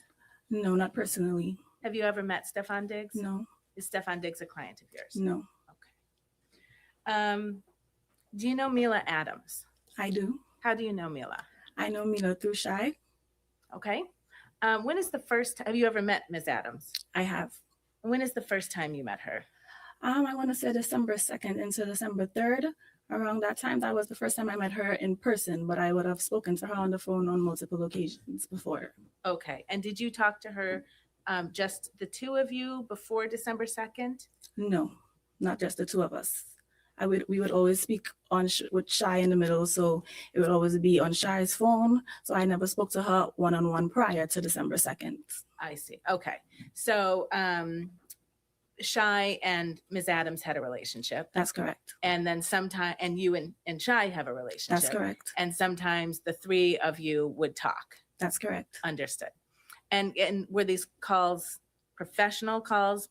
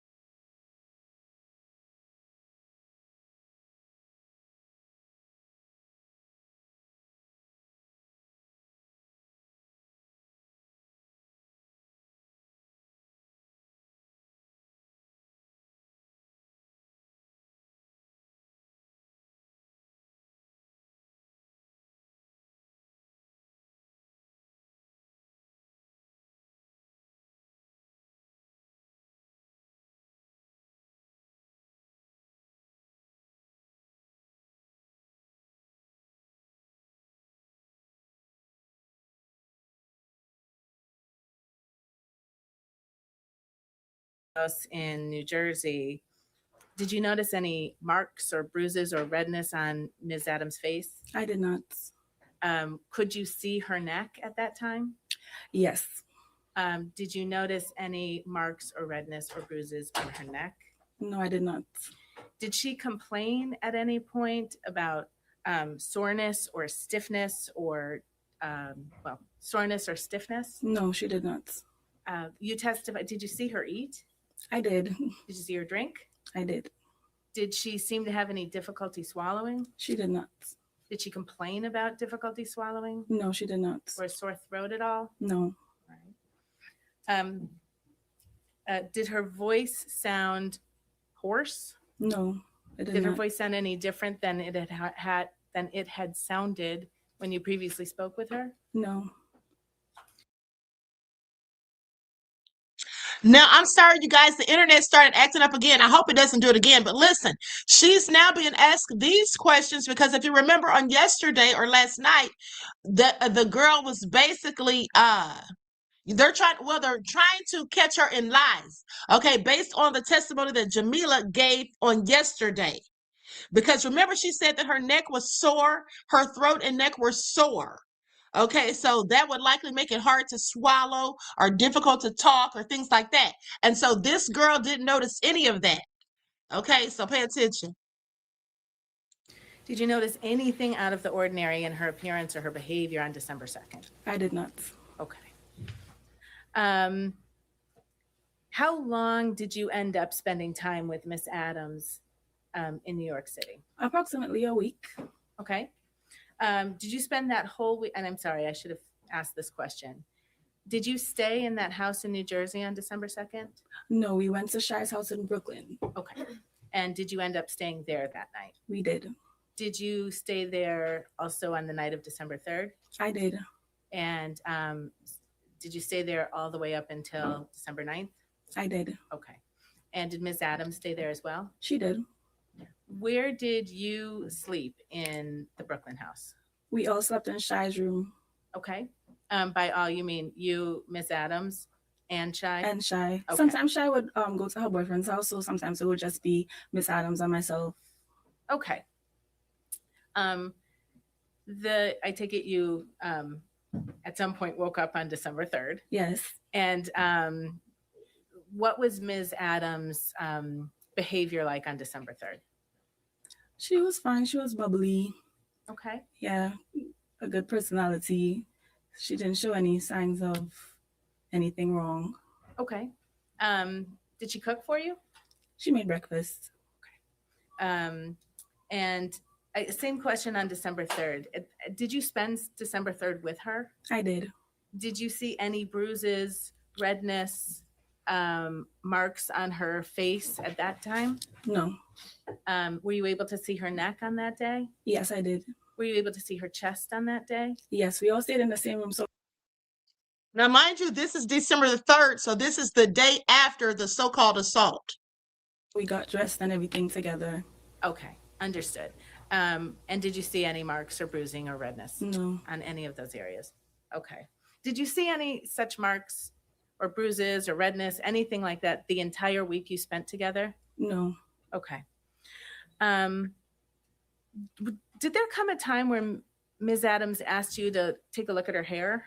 Yes. Can you, what was that? How did that come about? So I was supposed to do her hair. So a stylist, I would analyze her hair. I would lift it up just to see if, the style that we was going to do. I was trying to decide on the style that we was going to do. So I did have close up view to her neck and her hair. Okay.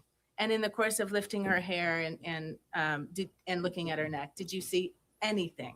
No. Okay.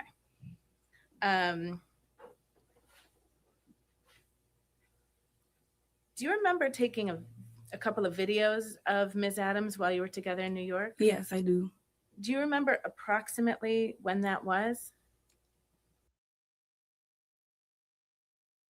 We're the people you are wrong for.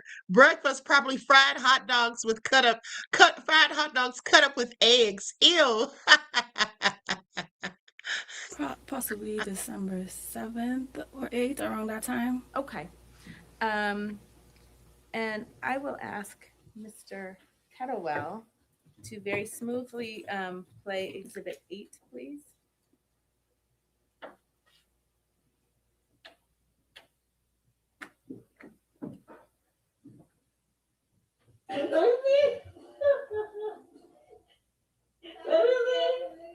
Okay, and we could just pause that.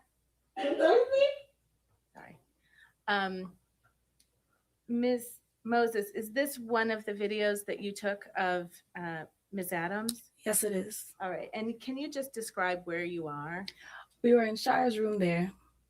And we were just goofing around, listening to music and dancing and stuff. Okay. And then if you could just complete that video, please.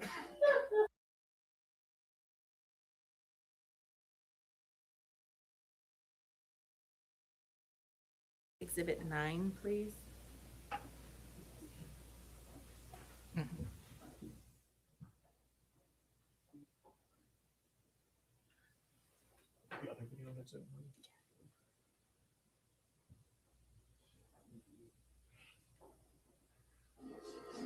And can you just hit pause for a second?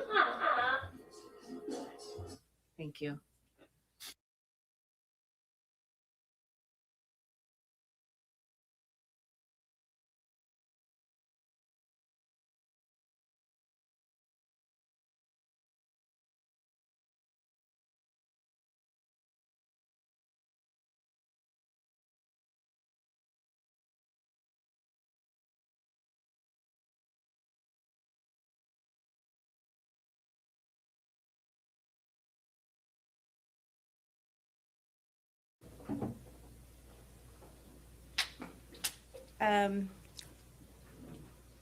And was that video that you took, was that consistent of how Miss Adams was being with you?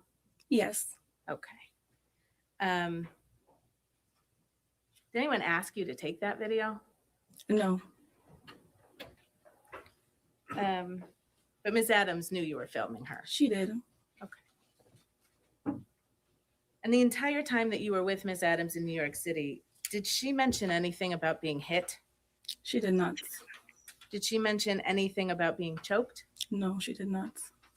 Did she say or do anything that suggested to you that Steph Diggs had hurt her or scared her in any way? She did not. I have no further questions. Thank you. Kamal? Just briefly, that new. Let me just say that I believe that Jamila knew that these two women, her and the other young lady with the braids, the one that does his braids, I believe that she knew that they were going to get in here and say exactly what they're saying, that she never mentioned to them that she had been injured or assaulted. And I believe that's why she was trying to distance herself from them and act as though she didn't really know them that well. She didn't really hang out with them that much. And they were just typical co-workers. Because if she was more friendly with them, it would seem that she would have told them if something that drastic had actually occurred. But so to distance herself makes it look like, well, maybe she didn't tell them because she wasn't cool with them like that. But she's going on trips with them, multiple trips. She's staying with them when she travels. They're inviting her to stay with them rather than her going to a hotel, picking her up from the airport. Even if they were co-workers, they were more than co-workers. Maybe not what we would call friends, but definitely close enough that she likely would have said something about that, in my opinion. Okay, but let's continue. And remember, she did tell the other girl that she was going to make him pay and she was going to sue him about the money. So she was willing to tell her that that was something personal. So if he had actually assaulted her, it seems like she would have told that as well, especially if she said she was going to sue him, because that should have been the main thing she was going to sue for if that actually happened, in my opinion. New York trip, was that the first time you had ever met Miss Adams in person? That's correct. You said you didn't see any bruises on her. Were you looking for bruises on her? No, but she was in my face. Nothing further. Thank you, ma'am. You may step down. Thank you. Do you see how brief the questions are that her attorney's asking? He is not doing a good job at all. One question for each witness.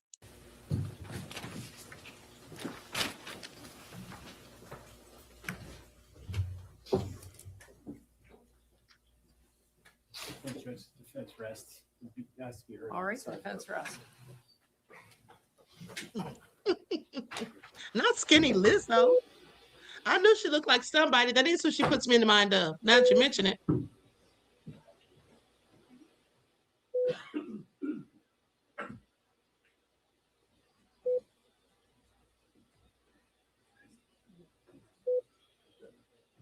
I think Stefon can tell that it's going his way.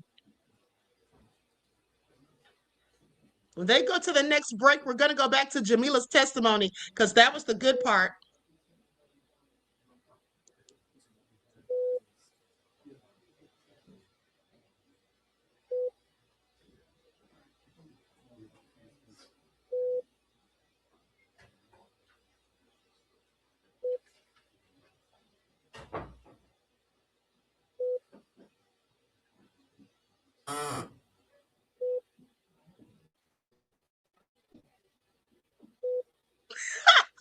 One Vibe said her attorney knows she messed up. He's going to have to sue her to get paid. I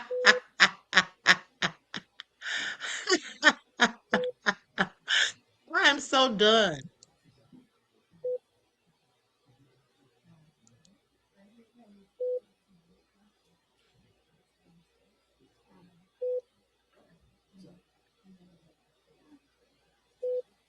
I mean, but she's really making the case. Jamila, she really is making the case so easy with all of her inconsistencies, her combativeness, her, seeming annoyed, and this just not wanting to answer certain questions, playing dumb, saying, I don't know how to answer that. Can you please repeat that? I can't answer that properly. It was just all ridiculous. All right. Jurors, so the defense has rested. There's no further evidence in this case, so that is closed. So that means that, as I predicted for you, what remains will be the closing statements of the attorneys, and then I will give you my instructions for you on the law. What we're going to do is we're going to suspend for the luncheon recess, and we will resume at 2:00 with all of that. Okay? So there should be, your lunch order should be ready, hopefully. And we'll see you back here in a little over an hour. Thank you. All rise, jurors can step down, please. Okay, so guys, they're going to break for an hour, which is good because now in this hour, as they go to lunch, we can go back to Jamila's testimony and catch her in some more lies. Okay, I'm going right back to where we left off.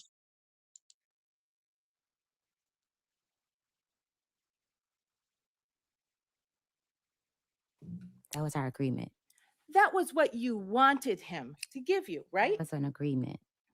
Ma'am, is this a contract suit? Objection. This is an assault. That objection is sustained. Witness doesn't have to answer. Withdrawn, Your Honor. Thank you. There's no question in front of the witness. You wanted him to pay you to open your own restaurant, right? I want him to pay me past wages. Okay. Just one moment, Your Honor, please.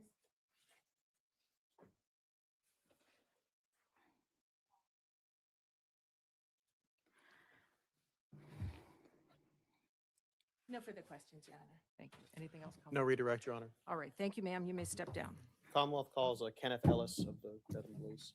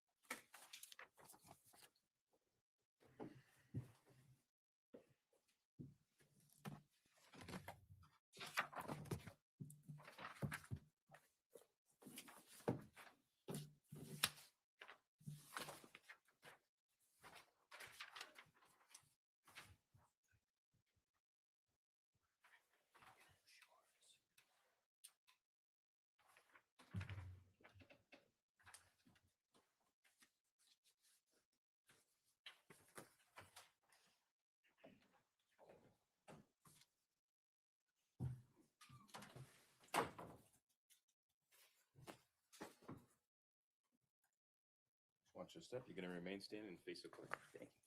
Sir, please raise your right hand. Do you solemnly swear the testimony you're about to give in this hearing shall be the truth, the whole truth, and nothing but the truth, so help you God? I do.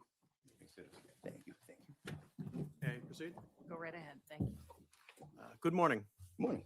Could you please state your name and spell your last name for the record? Yes, it's Kenneth Ellis, Ellis. And what do you do for a living? Dedham police officer. And how long have you been an officer at the Dedham Police? 18 years. And what's your rank? Patrolman. And prior to being an officer at Dedham, did you go anywhere else? Were you an officer anywhere else? I was not. So prior to being an officer at Dedham Police, did you go through any sort of special training or academy? I did. I went through a police academy in Randolph. And how long was that? What did you do in the police academy? It was about 25 weeks, I believe. And- Everything from law, different aspects of the law, criminal law, constitutional law, motor vehicle.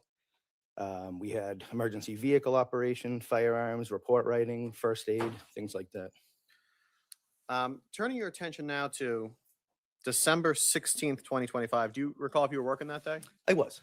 And do you know what shift? I was working the day shift, 8 to 4. And were you out done. on duty, patrol? What were you doing? I was assigned to the front desk. Okay. So when an officer is assigned to the front desk, what are their duties? Basically just any walk-ins. Sometimes we have the business phone rings, the non-emergency line. When you say walk-ins, is that just someone literally Yeah, walking anyone into the can walk. building? It's people, ranging from, oh, may I use the restroom, or I'd like to make a report, anything. Yeah, anytime someone comes in, we greet them. And during that day, did anyone come in? Yes. And do you know who that person would be? Mila Adams. And when this person came in, you didn't know who that was at the time, right? No. Okay. And she came in. What, if any, observations did you make of her when she came in? She sat down on the bench and she was crying. All right.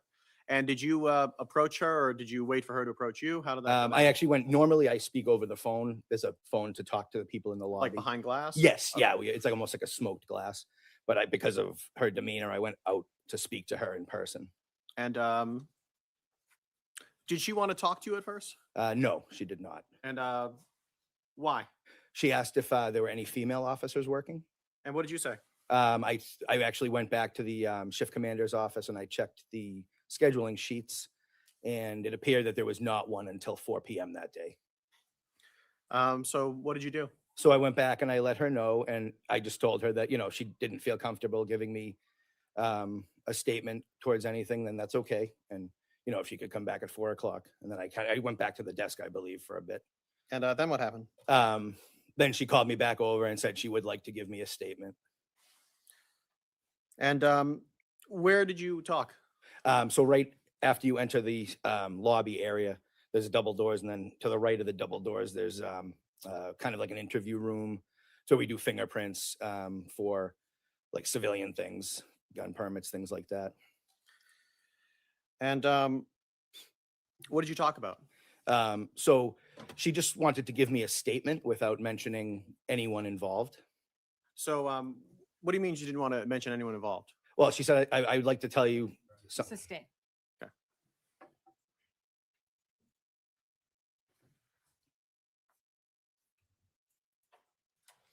But eventually, did you come to learn the identity of the person that she was talking there Yes, talking there about? And I did. Who was that person? She identified him as Stefan Diggs. And how many times did you talk to Miss Adams? Just that time in person, and then I believe there was multiple emails, and then it was probably 2 more times on the phone, maybe 3. I want to draw your attention to the binder in front of you. Sure. Do you mind looking at that first flip the page of that first one, that first tab? There's something in front of you. This is what was previously marked as Exhibit 1. Do you recognize what this is? Yes, that was those were screenshots of text messages that she forwarded me. So those are the messages that she provided to you, right? Yes. Yep. That one page, yes. At the conclusion of all your communications with her, what did you do? So that day, you mean, or just at the, I guess, end of? Would you call this an investigation? I don't know enough the police term. For yeah. So like once incident, I don't know. at the end of it, which was about 10 days or so, maybe 8, 9, 10 days from the time that she originally reported it, I ended up filing a criminal complaint. Against whom? Mr. Diggs. And for what? Was assault. Okay, listen, beloveds, we're going to come back to that. We're going to come back to that because I want to hear what she has to say. I just found the clip, tense cross-examination. This is from an hour ago. Okay, Stefan Diggs, accuser at the trial over alleged money demand. Okay, so now let's go to this clip so we can hear what she says, and I'll go back to him. But I want to see the rest of her testimony.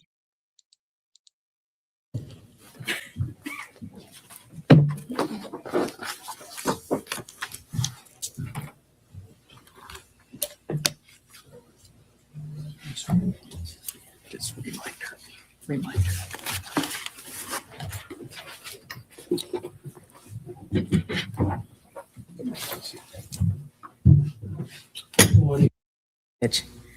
I didn't say that. You were referring to the statements that were reported in the press that you gave to the Dedham Police Department, correct? I don't understand your question. Did you or did you not write those words? I don't understand your question. Without further explaining. You can't testify under oath to this jury what you meant by the words you wrote to Steph's girlfriend on January 1st, 2026? I'm sorry, I don't understand your question without further explaining. You also asked Steph's girlfriend to, quote, please call my mediator and she will answer everything you need to know, but only in person and confidentially. Right? Yes. Your mediator's name is Lynette Marie, right? Lynette Marie. Thank you. She's also known as Lynette Marie Turner. I don't know.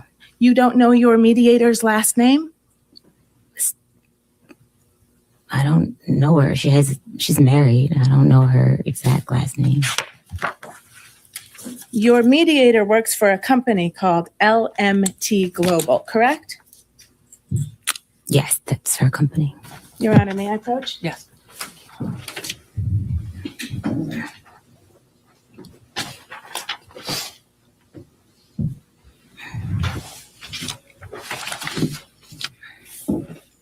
I'm showing you a corporate document from the state of Michigan. It is an amended annual report filed by LMT Global Corporation. Can you please read the name of the president of that company? Objection, Your Honor. Sidebar.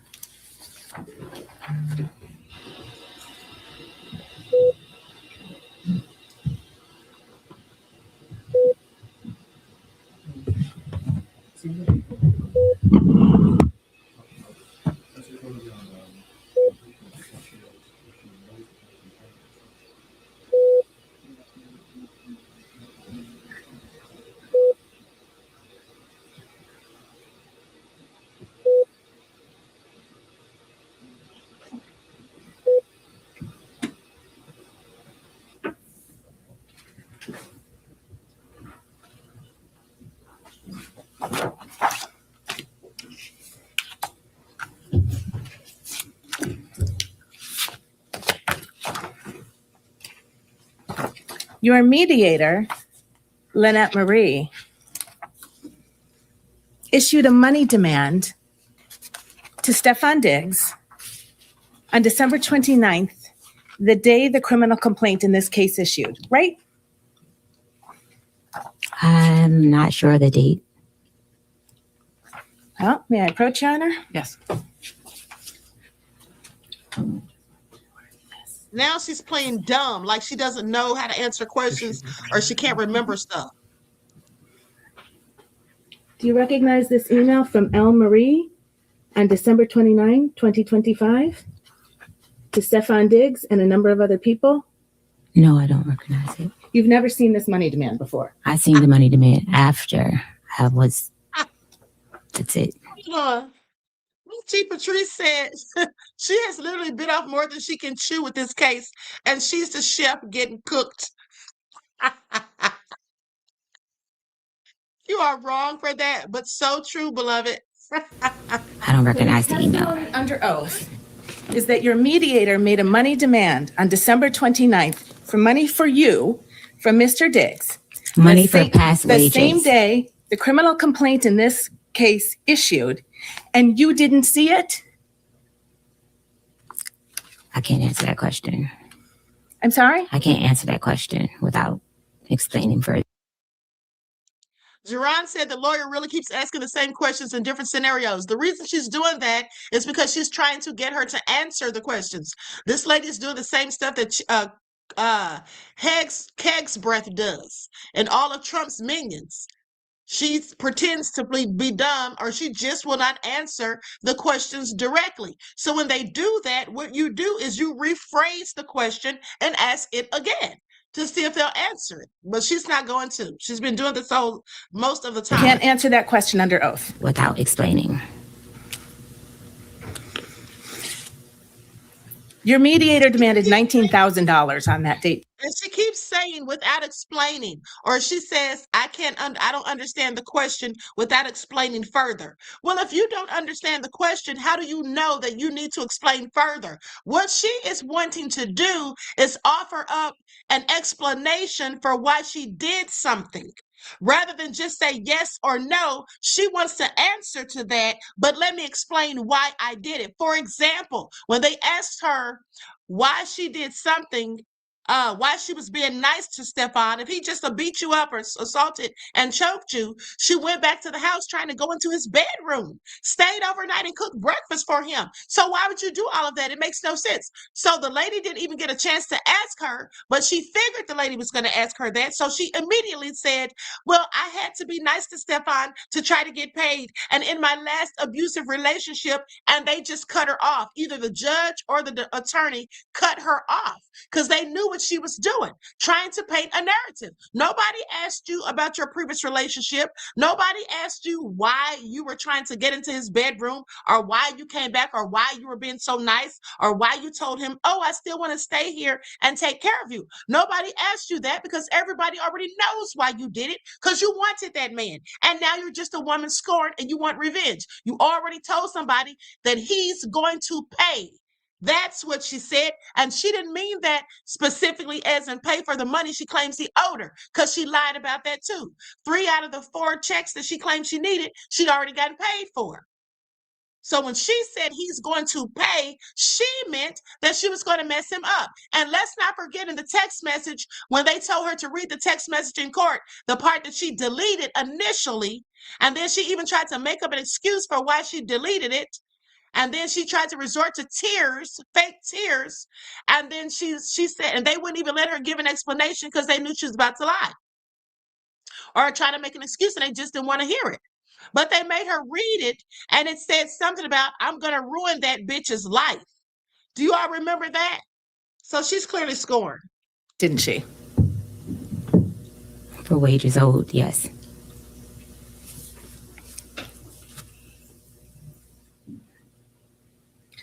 Your Honor, I move to strike that. Overruled. Answer stands. Sorry? Answer stands. Thank you, Your Honor. You've made another money demand in this case, haven't you? When I'm running hot, this is how I cool down. Some women hit the tiles, and some pay no judgment. Introducing Secret.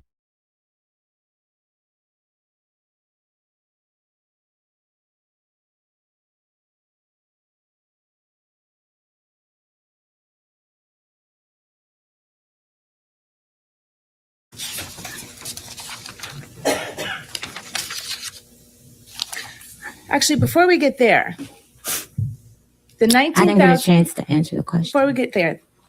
Are you withdrawing your question, counsel? Question is withdrawn. Thank you, Your Honor. After a money demand for $19,000 was provided to Stefon Diggs, on February 13th, you issued a public statement, didn't you? Yes. And in that public statement, you said, I have never sought money to settle this matter, right? I haven't. And by the middle of April, you had hired a lawyer to represent you, right? For workers' comp. That's a yes or no question, ma'am. Yes, for workers' comp. Your Honor, may the witness be instructed to please answer the questions posed. The witness answered your question. All right. And for workers' comp, the lawyer you hired, is she sitting in this room right now? Yes. And she helped you prepare for your testimony in this case, right?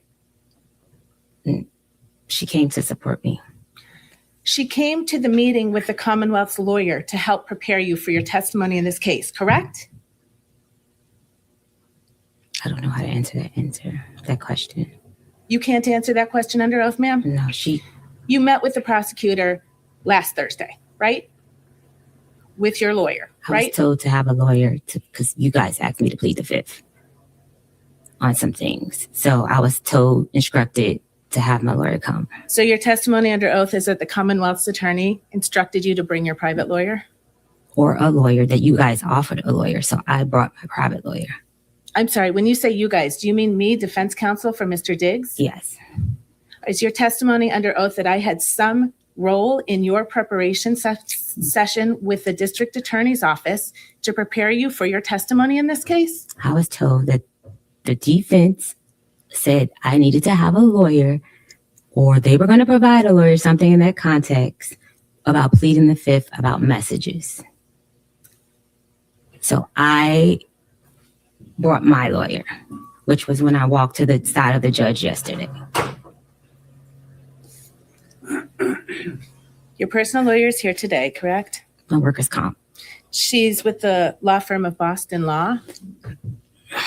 That's a law firm here in Dorchester, Massachusetts.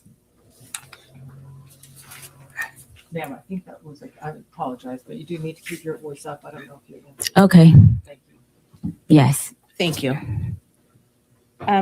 Tell the jury how much I think you described her as a workers' comp lawyer. I got her because I was injured on the job and I needed to file a workers' comp case. Stefon Diggs did not have proper workers' and comp insurance. The final portion of that answer will be stricken and you will disregard it. Ms. Adams, if you could just listen to the question, answer the question, and if you need it rephrased, counsel will certainly rephrase it for you. Okay. Thank you, Your Honor.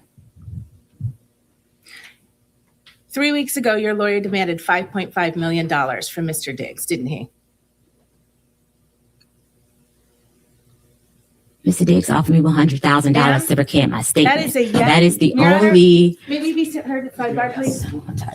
Objection moved and strike. The last part of the witness's answer. The last part of the witness's response will be stricken as non-responsive. You will disregard it and you will not consider it during your deliberations.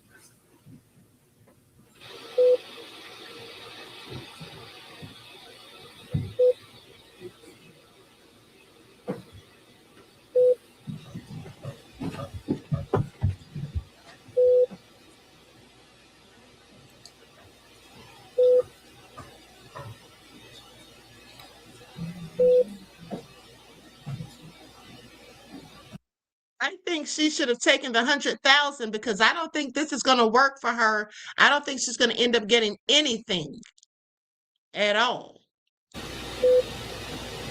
Tell them that as well. But courtrooms function and especially trials unfold in a question and answer format. This is not an opportunity for you to interject your own narrative and evade responding to questions the court deems appropriate. And if you continue to do so, your entire testimony may be stricken. Am I clear? Yes. On the jurors.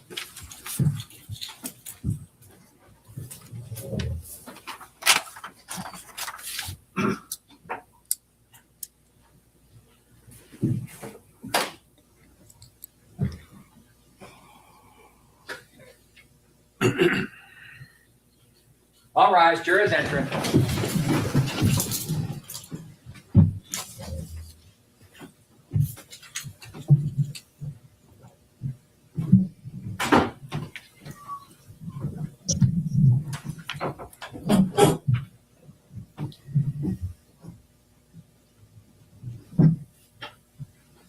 May be seated.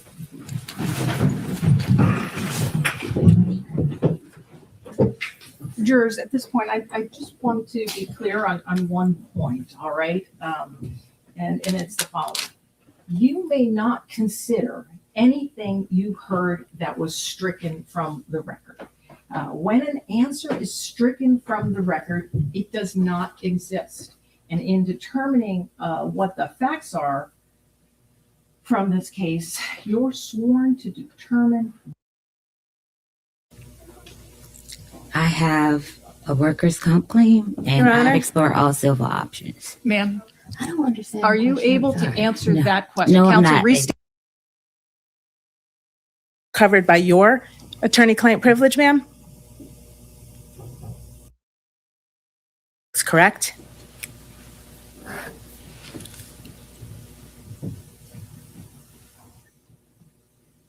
That is client lawyer privilege. I cannot speak on that. You believe that your lawyer's communications to Stefan Diggs are covered by your attorney-client privilege, ma'am? I can't answer that question. I don't know the answer to that question. You know that someone on your behalf has demanded $5.5 million from Stefan Diggs, don't you? I have a workers' comp claim, and Your Honor? I've explored all civil options. Ma'am, I don't understand. are the you question. able to Sorry. answer No. that question? No, I'm Counsel, not restate able the to. question, please. You know that someone on your behalf has demanded $5.5 million from Stefan Diggs. Do you know that, Miss Adams? No, I don't know. I'm sorry, I don't know how to answer the question. I don't understand. I have no further questions, Your Honor. Thank you.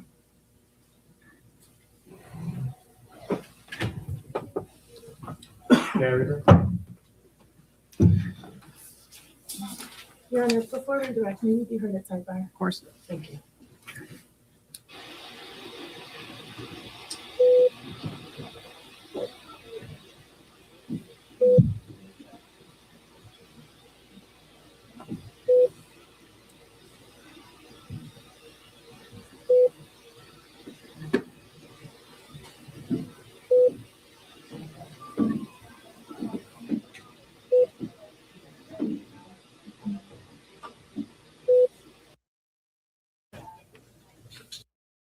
Point that you're the hand, but not the forearm and elbow. May I approach?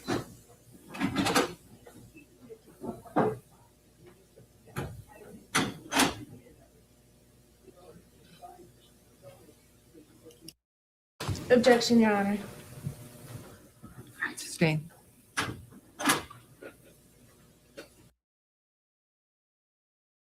May I direct the witness's attention? Could you read right here when it says the expected injury? Or Objection, Your Honor. Sustained. is there anywhere on that form where you do note the forearm and forearm being used to choke you? Objection. Yes. Sidebar.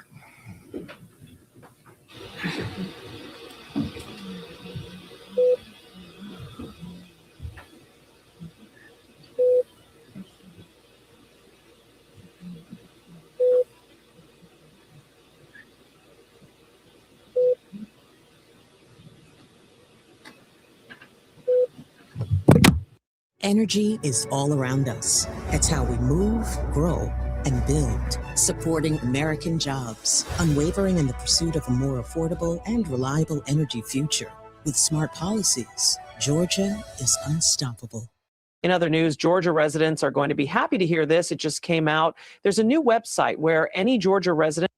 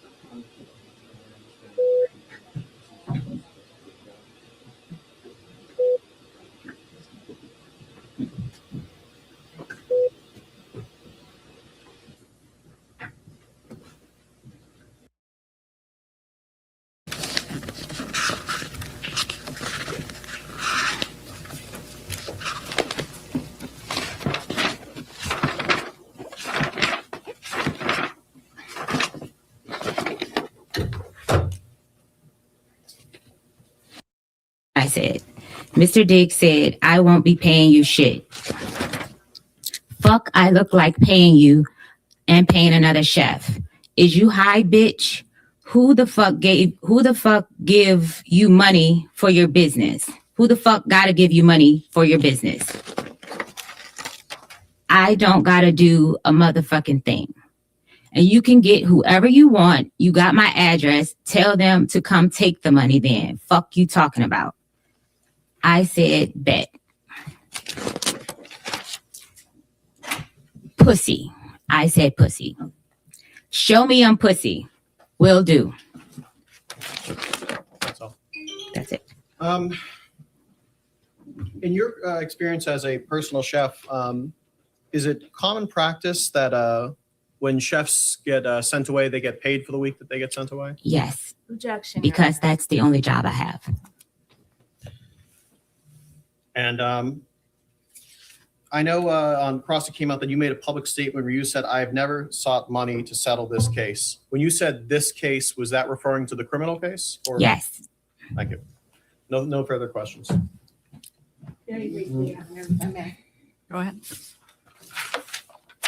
That series of text messages that you just read, that was in response to you saying after you were fired by Mr. Diggs, you will be paying me out for the season and the money. I'm sorry, and this is on page 113 of Exhibit 3. You will be paying me out for the season and the money you said you would give me for my business.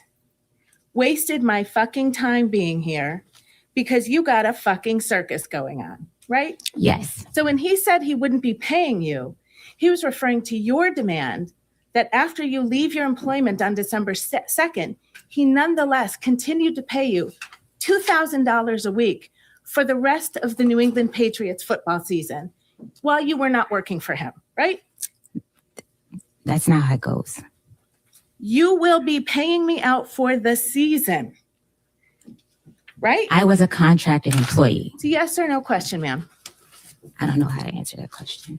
Sorry. And before you said that, if you turn just one page back to page 112, what Mr. Diggs said to you that you were responding to was, I'm gonna leave you be. Thank you for cooking for me for this season. I appreciate you. Hate it even got to this. That's what you were responding to when you told him he would be paying you out for the season, right? No, it's a full context of those messages. Ma'am, was the message that came from Mr. Diggs that preceded your demand that you be paid out for the season? Thank you for cooking for me this season. I appreciate you. I'ma leave you be. Can you say that again? You can look right down there on page 112. I'ma leave you be. What was your question? I'm not finished. Thank you for cooking for me for this season. You can read along and correct me if I get it wrong. I appreciate you. Hate it even got like this. Right? That's what it says, yes. Okay. And you were really hoping that Mr. Diggs would give you some money so you could open your own restaurant, weren't you? Objection. That was our agreement. That was what you wanted him to give you, right? That was an agreement. Ma'am, is this a contract suit? Objection. This is an assault. That objection is sustained. Witness doesn't have to answer. Withdrawn, Your Honor. Thank you. There's no question in front of the witness. You wanted him to pay you to open your own restaurant, right? I wanted him to pay me past wages. Okay. Just one moment, Your Honor, please.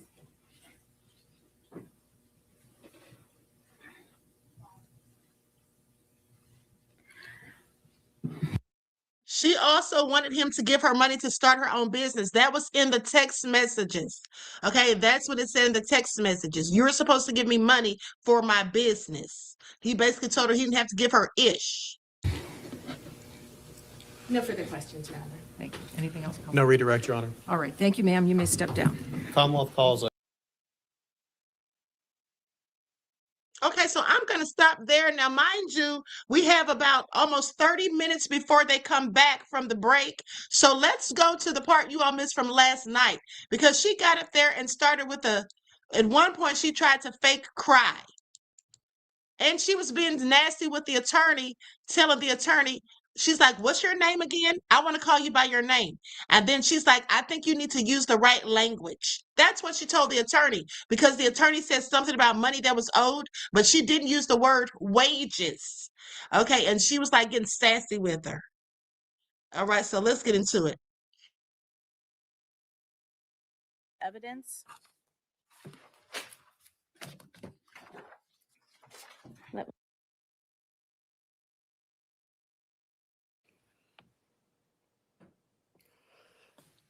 Yes. So on the top page, there's a text that says pussy, right?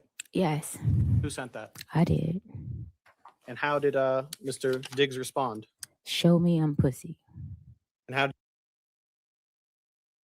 Still answering the. We already saw that part. I'll go past it. But hold on. There was also a part where she called the white girl a bitch. It was in a text message or something that she sent to one of the other women. And she said, yeah, him and the white bitch. And so the defense attorney kept saying that same phrase when she's questioning her. She's like, so then you called so-and-so. And so you talked to her and the white B. And then she said it again, and then the judge like made her stop saying it because it was so obvious. She was trying to make the lady uncomfortable. But let's continue. First question that you said. You didn't let me finish. Ms. Adams, we're going to take it again. Just a question. I'm going to rewind this back so we can see what the question was. Officer Ellis on December 18th, so now 16 days after you say you were assaulted, that you had redness, bruising, and soreness on your chest, right? Yes.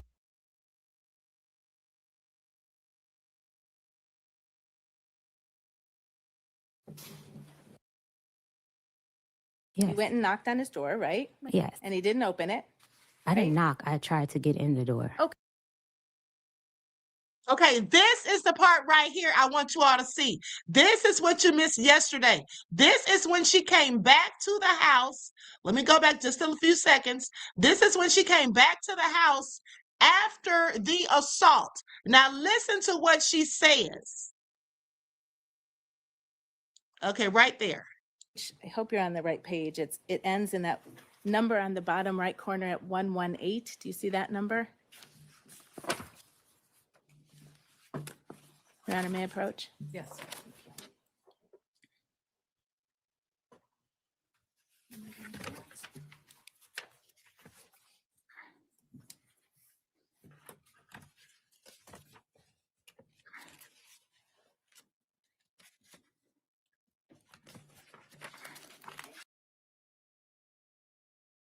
Here, I don't recall the time, but this is what the messages say. Well, he didn't open his door, did he? His code was different. He changed the codes when I came.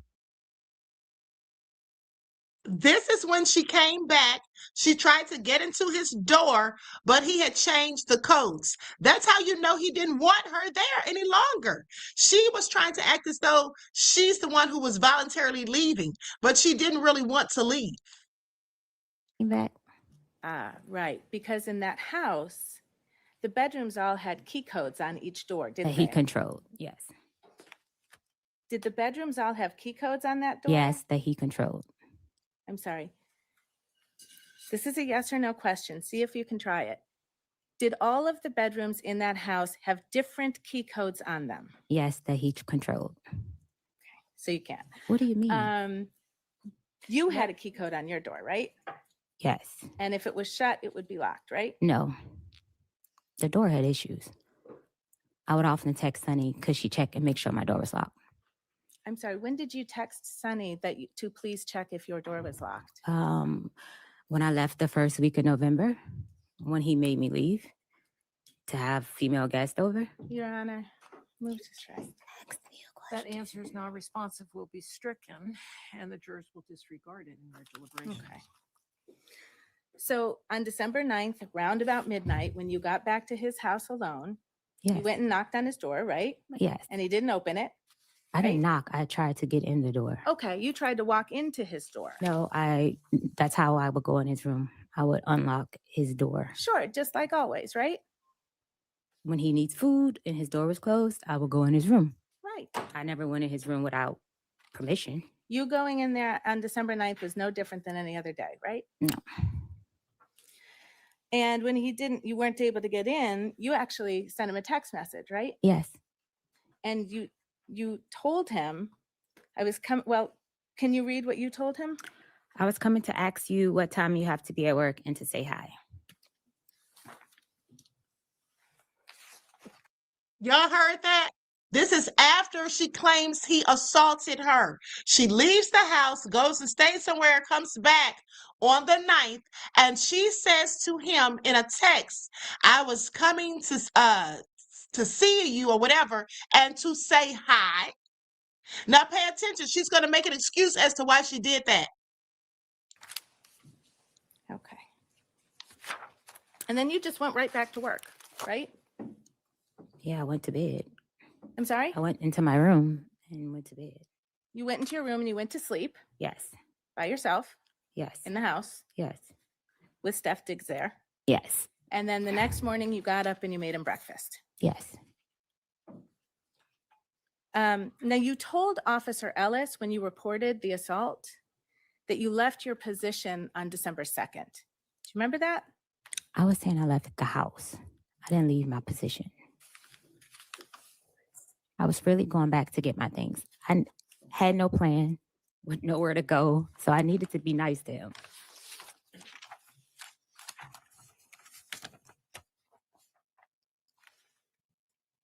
Did you tell Officer Ellis after the alleged assault on 12/2/2025, Adams left her position and left the residence to stay with a friend in New York? Left my position mean I left to get on a plane and go. I didn't tell him I quit. That didn't mean that I quit. You didn't quit. No. Did you tell Officer Ellis that on 12/9/2025, you returned to the house just to get your property? Yes, I was going to get my property. But you were also going to work for a while first? Basically, I was going to get my... It's the lie. Excuse me. She tried to make the officer think that she quit the position and that she was only going there to retrieve her belongings. But instead, she went back because she wanted to continue working and living there. That's the only reason you would go back and try to get into his bedroom once the door's locked and the code's changed and now you no longer have access. You now text him saying, hey, I was trying to get into your room. I just wanted to say hi. Then you go in your room and go to bed. So you didn't just come there to get your things. Because why would you need to go to his room and why would you go to bed? Please pay attention. My property. I was trying to get my money. I asked Mr. Diggs the next day about my money when I returned to the house. And you kept on cooking and doing your job for a whole nother week, didn't you? No, I stopped cooking. If I'm not mistaken, I didn't cook over the weekend because I said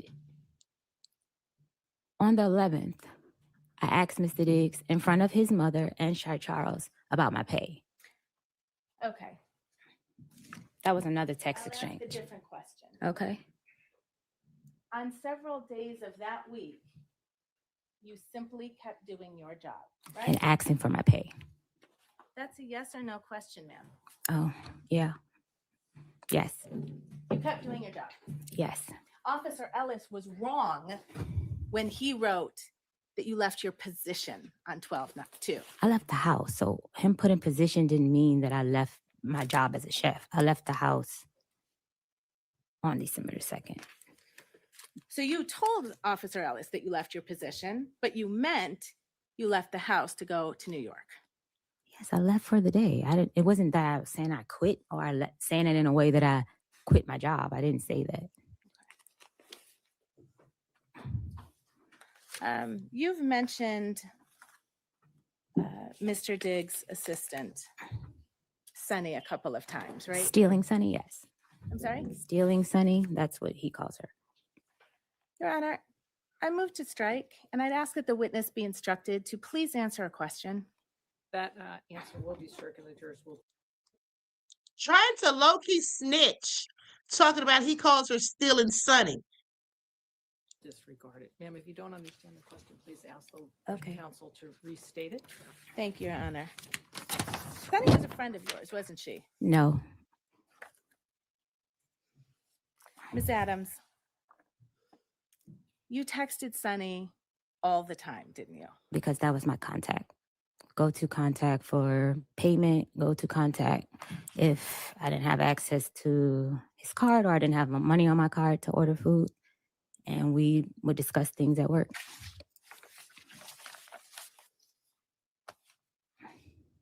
I'm going to show you a document.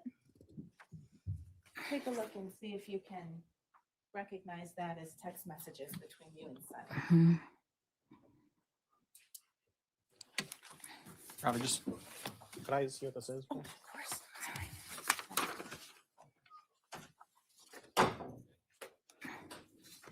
Okay, thank you.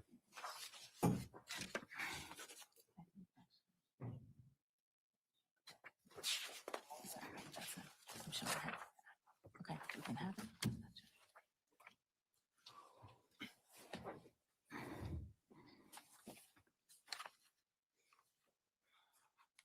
Do you recognize that document as text messages between you and Sunny? Yes. Yes? Mm-hmm. Okay, Your Honor, may I approach? Submit. This document doesn't have numbers on it, so I'm just going to direct you. Do you see where the messages start on Thursday, December 11th? Yes. At 7:44 a.m., you see that? Yes. And this is an exchange between you and Sunny, right? Yes. And you write to her, morning, did you change my door code, right? Yes. And that's what you were just talking about. Each door has its own door code in Steph Diggs' home, right? Yes. And you were having trouble getting into your door code on December 11th. Yes. And had you been having trouble getting into your door code since you got back on the evening of the 9th and 10th? When I walked in on a knife, it pushed right open. Okay. All right. So it changed in somewhere around there. When the morning, maybe when I walked out the door, that morning I made breakfast. If I'm not mistaken, that's the morning that Yeah, ma'am, I'm just going to stop you. Okay. It's not responsive. all right. All right. So on December 11th at 7:44, you asked Sunny, did you change my door code? And she says, no, I don't know the code. Right? She doesn't have access to change codes. Okay. And she says, Rich? Question mark. Who's Rich? Rich was like somebody that helped around the house. He was like a maintenance guy. I don't call him that. Just someone to help around the house. He did a lot of stuff for Mr. Diggs. Okay. He wasn't a And he lived maintenance at the house person. a lot, right? If we needed anything, yes, we would call Rich. Okay.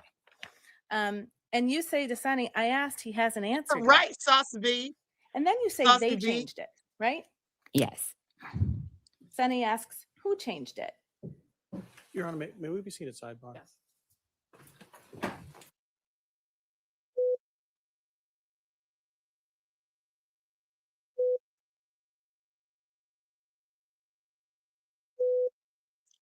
That's how you absolutely know that he didn't want her there any longer, because he changed the codes. And then he already told her, he also told her that I appreciate you or whatever. I'm going to let you be. That means they're done. He's done with you.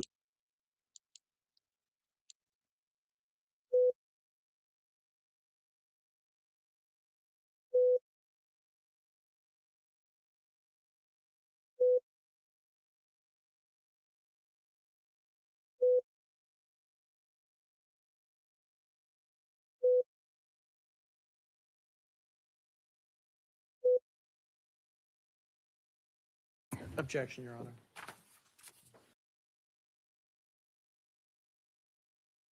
Sunny was a friend of yours, wasn't she? No. Miss Adams, you texted Sunny all the time, didn't you? He explains to you, I didn't know if you were if he was going come back or not, so I had him changed. Right? Stefan know why he had the door lock changed. Is that what he wrote to you on Yes. December 11th in the morning? Yes. Okay. And what did you respond?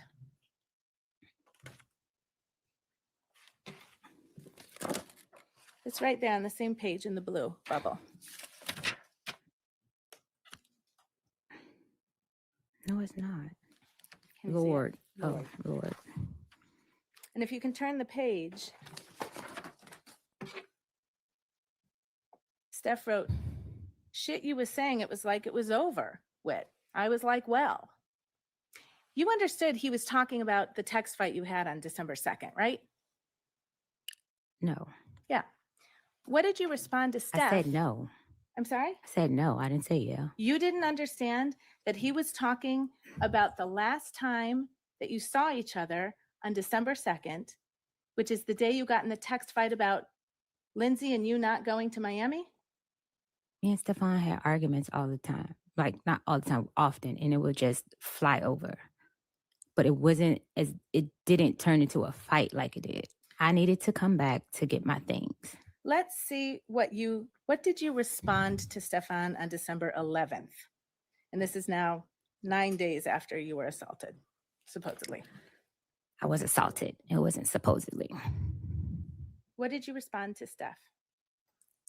Was very emo. Sorry I made you feel that way. I don't want to leave. I want to stay to take care of you as long as I need you.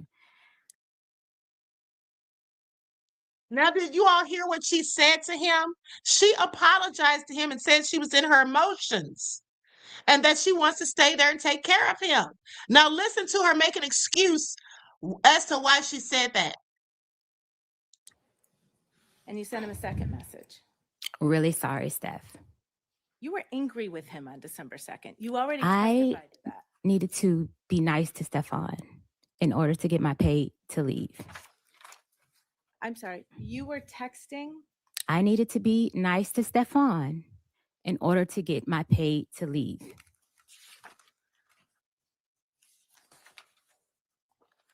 Let's talk about your pay. Yes. You admit that you were apologizing to him about December 2nd and your behavior, don't you?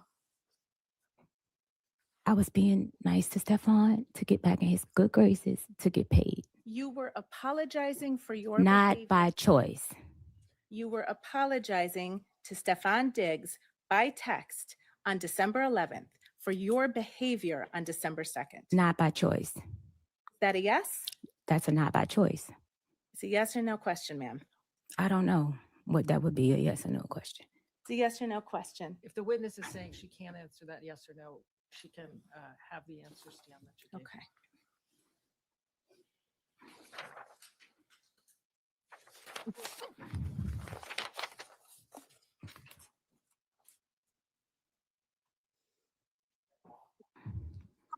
All right, so your claim, I guess, is that Steph owed you money.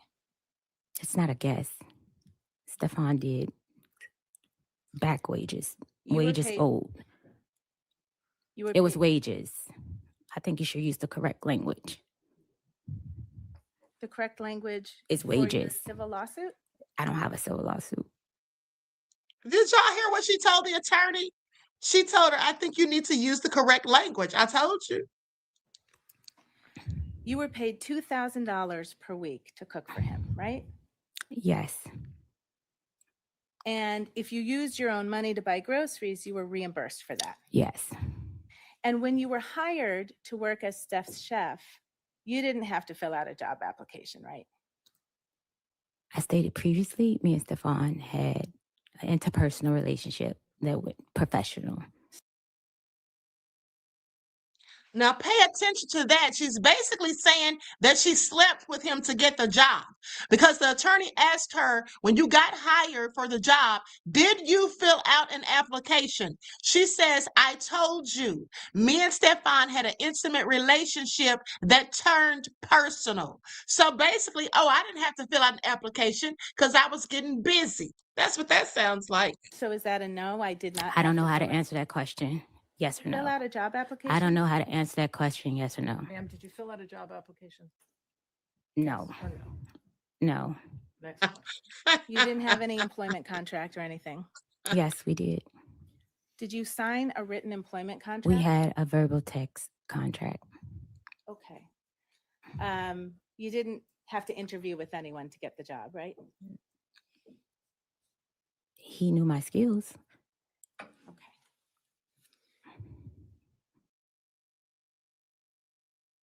Pay attention. The lawyer said you didn't have to interview with anyone to get the job, right? She says he knew my skills. What skills is she talking about? The ones in the kitchen or in the bedroom? Because I have questions. So on December 1st, this is the day before you say you were assaulted, you submitted an invoice to be paid, didn't you? Yes. And can you explain to the jury, so you weren't just automatically paid? I was supposed to be. They sent maybe 2 automatic payments, and then the rest was I would have to go through Sunny. Right. You'd have to confirm with Sunny you worked that week, right? I would have to, not that I confirm, I lived there, so it wasn't never a confirmation. She was there a lot too, right? No, Okay. So you did have to confirm with Sunny if you worked there or not. not that I worked. I had to confirm with Sunny my reimbursements. I lived there.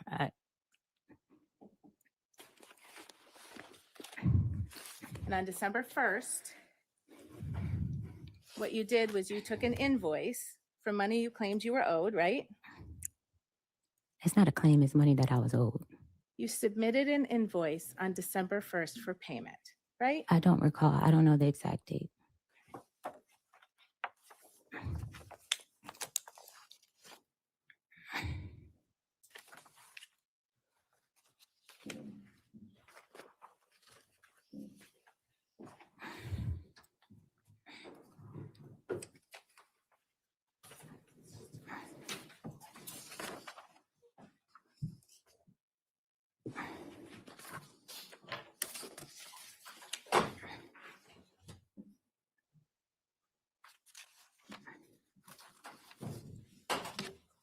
Have you seen this document before?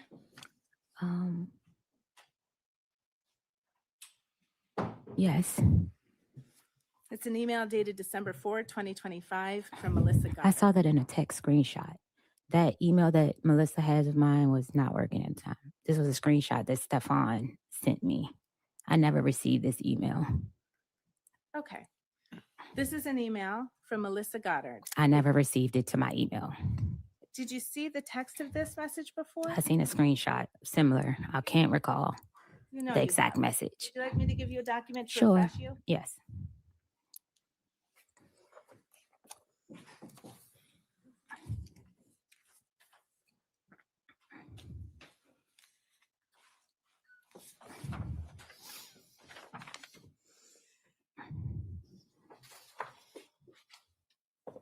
Oh, sorry, Your Honor. I am, if you want to give the jury a break, it's just going to take me a couple of minutes. Sure, why don't we just take a 5-minute stretch break? Your Honor, I just don't want to waste time. Mr. Bell. Okay, so they're going to break, so I'm going to fast forward.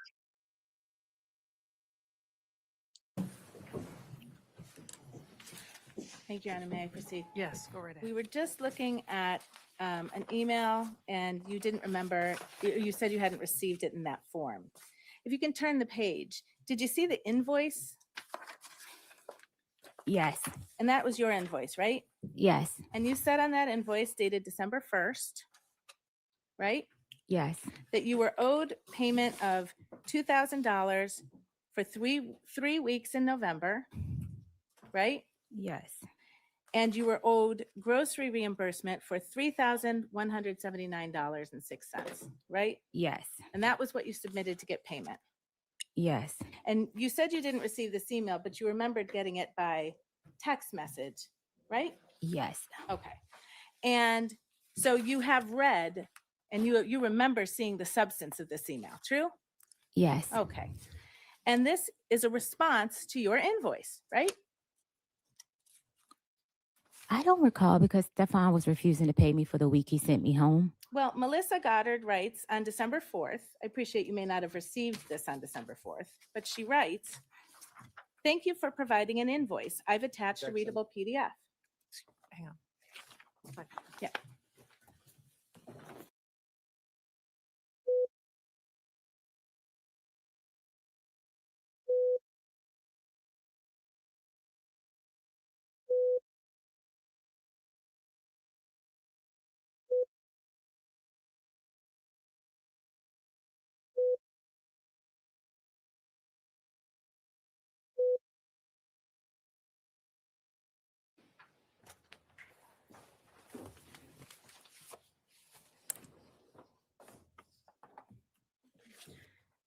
And it turned out, Ms. Adams, you had gotten paid for 2. Yes, Ashgan, this is a criminal case, beloved. That's the comment I meant to put up there. Yes, it's a criminal case. She's charging him with assault. of the 3 weeks that you said you hadn't gotten paid for, right?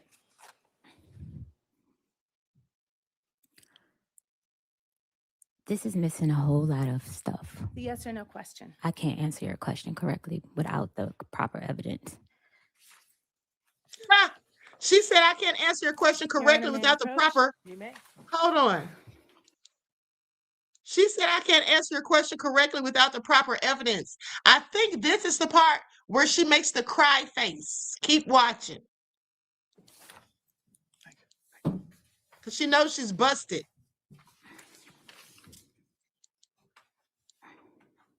Do you recognize this document as text exchanges between you and Sunny?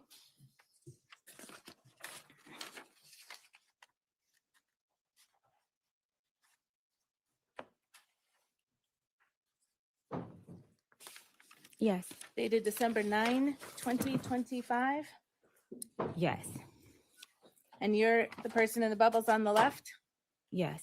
And you write to Sunny, hey, so I looked over my transfers, payment history, and they sent payments 11/7 and 11/21 totaling $4,000. See that? Yes. So you knew that you had actually been paid for 2 of those 3 weeks that you tried to get paid for again, right? What's your name? I never got your name. Did you know I that don't you know. had I been- was trying to address you by your name because I'm sorry. I'm not this. I don't know. I can't answer that question correctly. You knew on December 9th that you had been paid for 2 of the 3 weeks you said you hadn't been paid for, didn't you? I don't understand the question. You just acknowledged you wrote it to Sunny. I was supposed to be paid for the week I was sent home. So I sent the incorrect amount because I didn't know he wasn't paying me for that week. Right. So you sought $6,000 instead of $2,000. That's my calculations was Right. And so that last week, that was a week you didn't work, right? because I was sent home. Right. So you weren't in the kitchen cooking. Mrs. Diggs sent me home because he had girls at the Ma'am, house. Whatever you're going to I add should is be not paid. responsive, Your Honor. Yes. Ms. Adams, you I'm you understand the question you're being asked? I don't understand. Her question. Answer Attorney Silva's question, all right, if you can. If it's confusing to you, she will restate it. Counsel, did you restate your question? Yes. So you weren't in the kitchen cooking that week, right? No. Okay. If you can turn back to tab D, the page that ends 171, this is Exhibit 4. It has been marked and admitted into evidence. Let me know when you get there. I'm in D. You there? Mm-hmm. So these are both, on this page, these are both blue bubbles. So this is your text messages, right? Yes. All right. And on December 9th, 2025 at 2:27, you text Steph Diggs, right? Yes. And what do you say to Steph Diggs on Hi. December 9th? Hi. Do you need help finding it? What's the last? 171. I can help you find it if it's easier.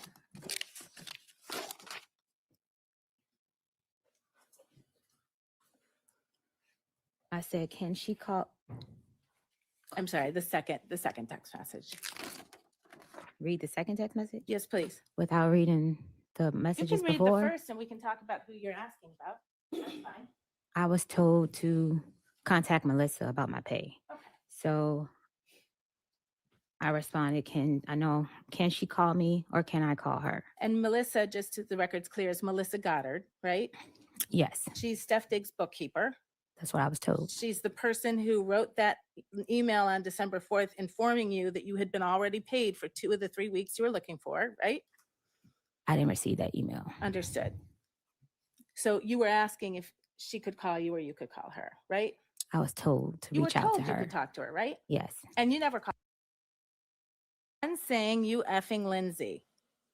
Not a one. So if I told someone that, why it's not in a blog, you're still talking it and now sign an NDA. Those are your words, right?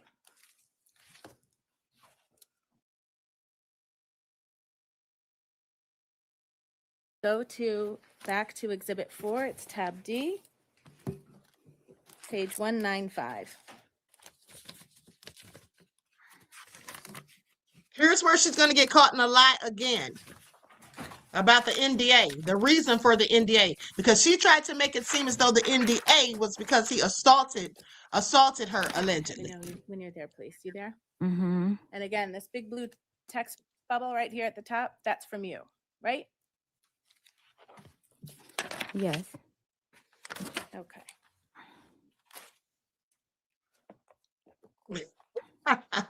And you write to Steph on December 13, 2025, you sitting here playing in my face. It's 700 some comments and none saying you effing Lindsay. Not a one.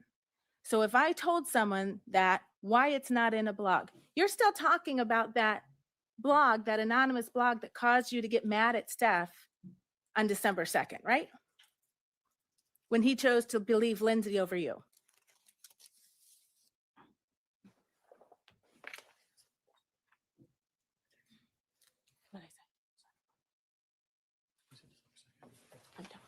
I'll clarify. Thank you, Mr. Virtue. On December 13th, you're still mad about the issue that led to Steph believing Lindsay over you. From my recollection, he didn't. I'm sorry.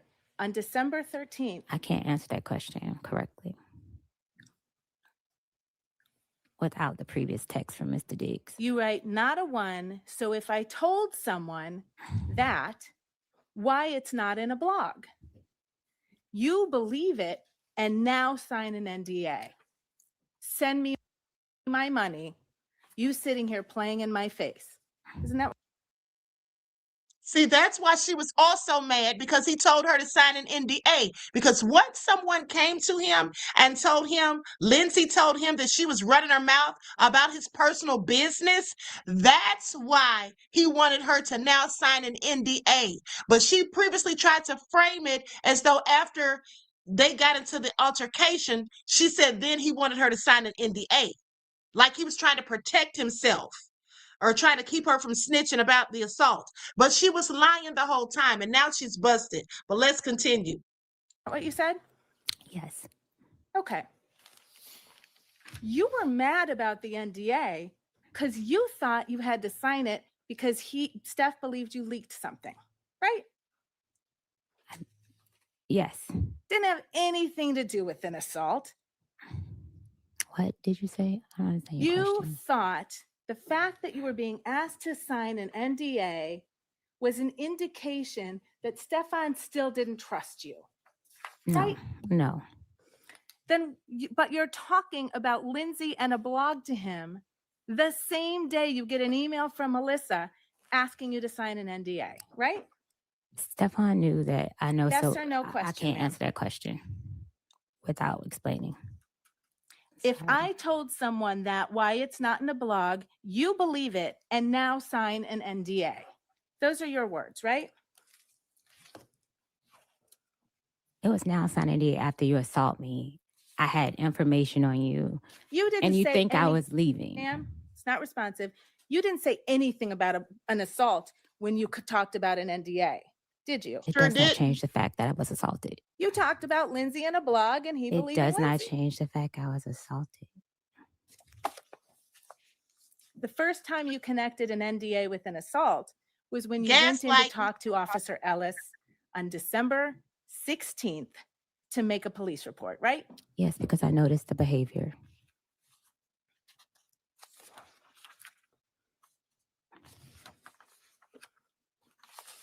And that was the same officer that you didn't need to be honest with about some of the details about your relationship with Steph, what happened on December 2nd, when you left your position, why you went back to his house on December 9th. True? I don't understand the question. Can you repeat it? All of those things that you said to Officer Ellis on December 16th were not true. You had a fight with Stefan Diggs on December 2nd over text about Lindsay and a blog and him believing Lindsay. Not about money, right?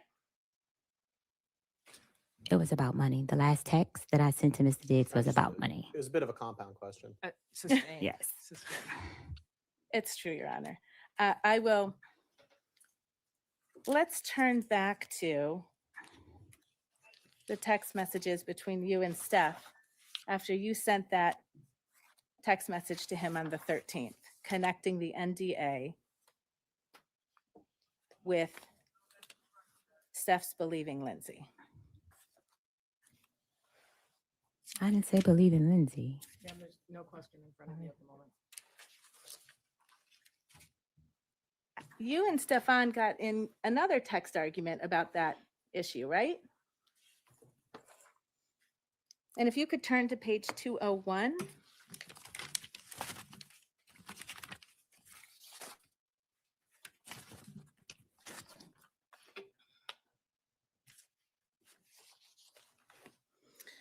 The green bubble is Stefan, right? Yes. And he writes to you on December 13th. Here you go. Don't worry about Melissa, and you don't got to worry about working moving forward. I never told nobody not to pay you. They said you owed money. You knew that, right?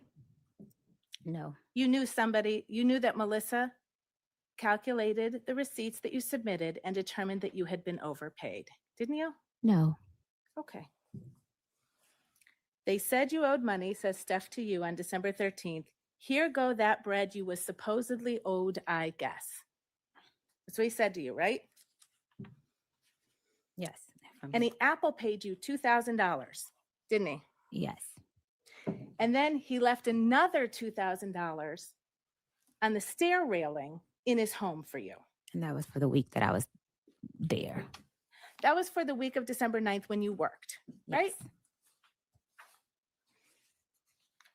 And he asked you 3 times in your text message, what else do I owe you? And you never gave him a number, did you? I said they owe me grocery. I had given Sonny the grocery reimbursement, the person that was my contact for giving receipts to. I thought you just testified there was a mix-up with the numbers. Yes, but I had talked to her about that. We had came up with the exact numbers after she added up the receipts. You understood that Steph fired you that day, right? I was leaving. Okay. But you waited until he told you you don't have to work here anymore, and he paid you $4,000. I came back for my money because I didn't have money to leave. So the record's clear. You came back on December 9th. To get my money that I was owed. You worked. And then on December 13th, Steph told you you didn't need to work there anymore, right? I had already had in my mind that I was quitting. She's just such a liar. She said she had it in her mind that she was quitting because nobody can tell her what was in her mind. Okay, please pay attention. But how we know she's lying is because she already said to him that she came there, she wanted to say hi, and that she wanted to stay there and take care of him. She stayed overnight, got up and cooked breakfast. She was literally right back at work. Plus, she stayed in that room. She didn't pack up her stuff to leave. She never came there to get her stuff. She came to go back to work. Now he's telling her days later that she's no longer needed. And now she's trying to make it like, oh, I was going to quit anyway. I already had it in my mind. Girl, bye. I just came back to get my money. You were furious with Steph on December 13th, weren't you? No. No? No. Do you remember that Shy Charles was actually at Steph's house that day? Yes. And she was braiding his hair. Yes. And she was staying downstairs. She was going to stay overnight. Yes. And she finished braiding his hair around midnight. Yes. And then you came down from your room to talk to Shy. Yes. And you did that because she Then was she your came friend. back to work. My coworker. We were cool. And she's the person you spent that week in New York with. December 2nd, the day you were supposedly assaulted, until December 9th, when you came back to the Dedham house, right? And you sat with Shy and you talked to her until 3 in the morning, didn't you? Yes. You told her you were finished with Steph Diggs, didn't you? I told her in the middle of the week I was coming back to get my money, and I was trying not to be there when she came to braid his hair. You made Shy a kind of confession in that conversation, didn't you?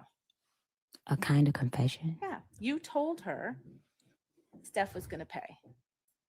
No, I did not.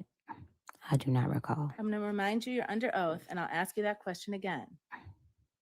Did you or did you not sit with Shy Charles on December 13th, a few hours after you were fired from your job, and tell Shy that Steph Diggs was going to pay? No. Did you tell Shy you were going to sue Stefan? No.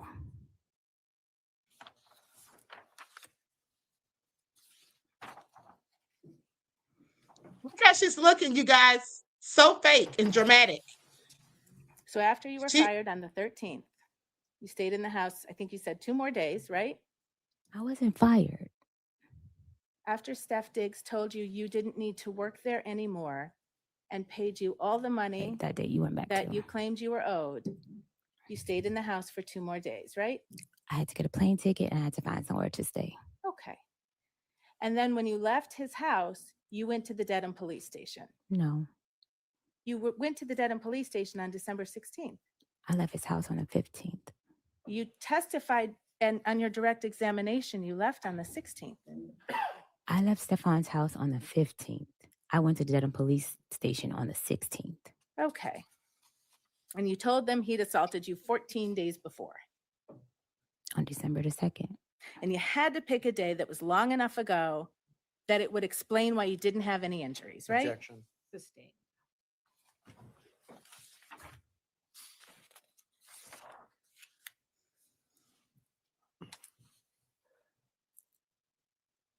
Part of the lesson you were going to teach Steph was to make a false police report. Isn't that true? Objection.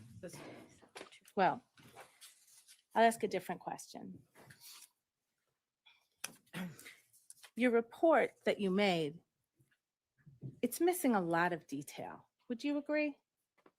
Yes. I was afraid to tell the relationship between me and Stefan Diggs. It's missing more than that. No, right? it's not. In your opinion, it isn't. Okay. It's missing more. It isn't that she was afraid to tell the relationship between her and Stefan. She didn't want to tell it to the police because she knew that the police may think that she is a woman scorned and that she's doing this to be vindictive and to get revenge. So she kept that part out of the picture and just tried to portray it to the police officer that took the report, Officer Ellis, as though it was something that happened at her job in the position that she was working professionally. She didn't mention anything about them having an intimate relationship, and she also deleted some of the text messages that would have also revealed that. So she took out the report under false pretenses and held or withheld information. That is called lying by omission. And now she's gotten caught up in her own BS. Of the text that was shared in the morning. Okay. It would have exposed a lot of things, and I still was trying to protect him and myself. You actually recanted your own statements, didn't you? No, I can't. So you know the criminal complaint in this case issued on December 29th. That's a good one.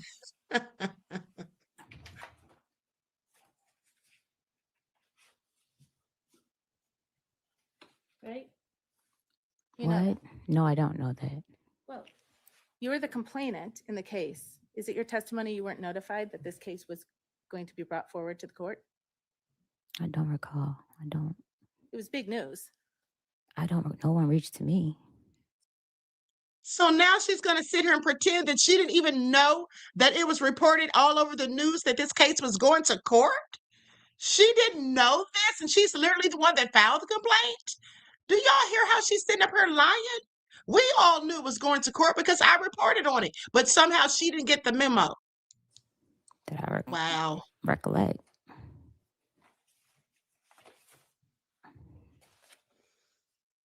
You reached out to Steph's girlfriend at the time after this complaint was made public, right? Because in the police report, I had not listened to the voice note. I just read the voice note. I was afraid she knew. I was afraid. Ma'am, it's a yes or no question. I can't answer that question. After this complaint became public on December 29th, you reached out to Steph's girlfriend, didn't you? I can't recall the date, but yes. May I approach your honor? Counsel actually approached Sizemore.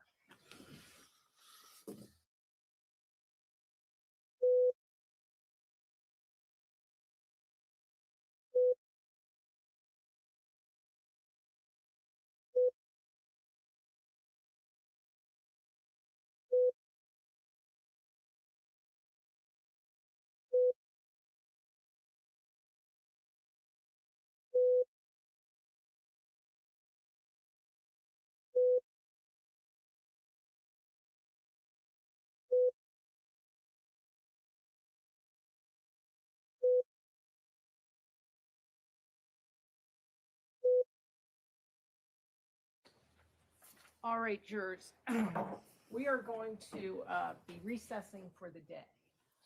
And I want to remind you not to discuss this case with anyone, including your fellow jurors, family. Okay, so now we're about done. Now we're going to go back. Now we're going to go back to the current trial. Okay, to the current trial. They're back from lunch. They came back at 2 o'clock and I paused it. Okay, so it should probably be over. Now it's like 2:20. So let's see what's going on. Likes up, everyone. Please don't forget to like and share. Thank you in advance.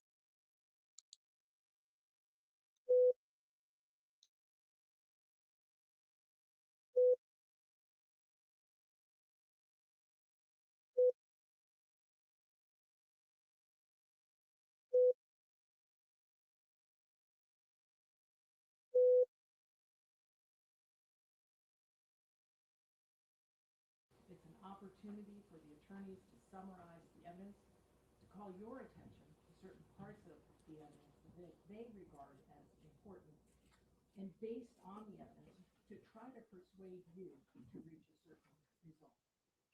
However, what you are about to hear is not evidence. Lawyers are not witnesses. All the evidence in this case has been presented through the testimony Why is the audio so darn low? of the witnesses and the exhibits, which you will have an opportunity to examine and consider during your deliberations. Our rules are designed to ensure that the parties receive a fair trial, and they therefore prohibit the attorneys from making certain types of arguments in an effort to persuade you to reach a certain result or to favor or disfavor either side. For example, the attorneys are not permitted to refer to facts that are not in evidence in this case. If based on your memory. I'm going to the closing arguments on another channel. Hold on. They're having closing arguments.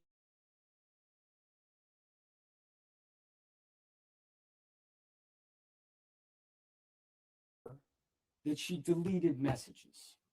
And I think what she said was something like, I didn't want to look bad, or something along those lines. And if you look at what was actually deleted, the words she said, she was saying bet and pussy were what she deleted, that's what she did. She did delete those messages, right? Those are not in the text messages that she provided to Denham police. But more importantly, what she actually deleted that wasn't about making her look bad or not. It was right after the words, "I'm out of your life."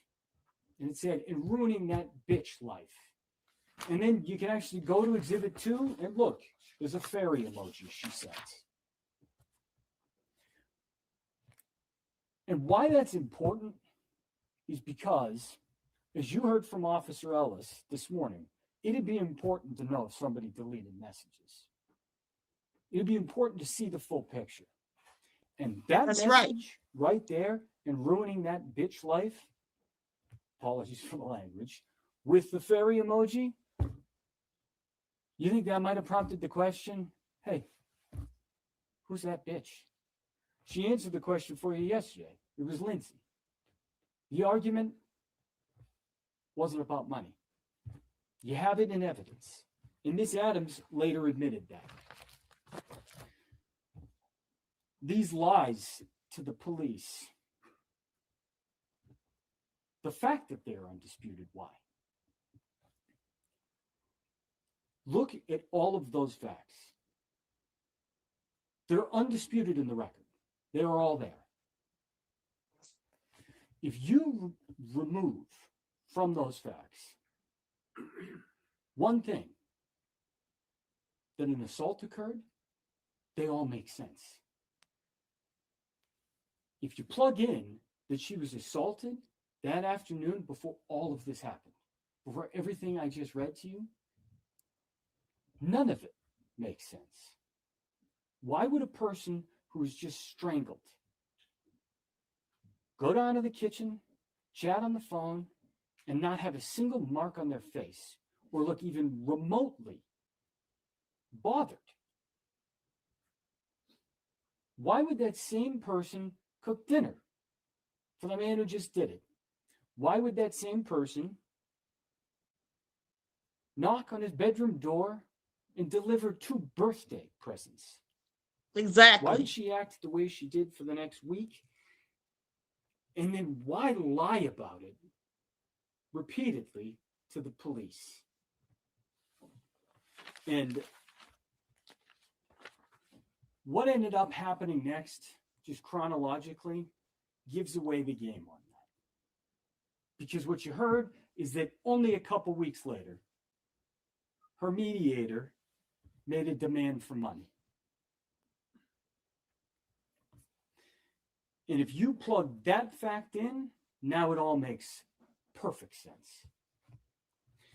We have provided evidence to you. We have presented evidence. We have called witnesses. As I said, we're doing so in order to give you the fullest picture of December 2nd and of what happened or did not happen.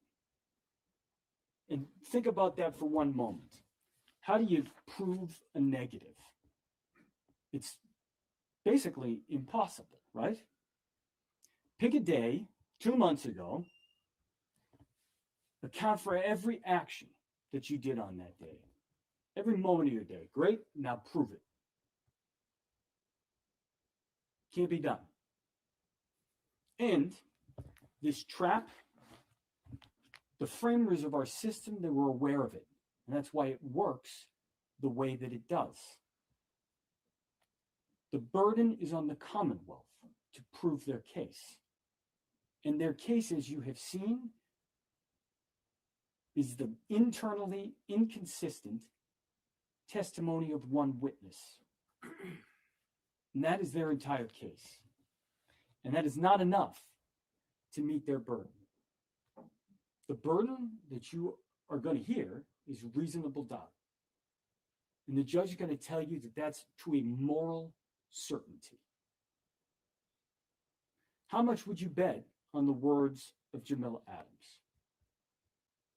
Did you bet your own life? Someone else's?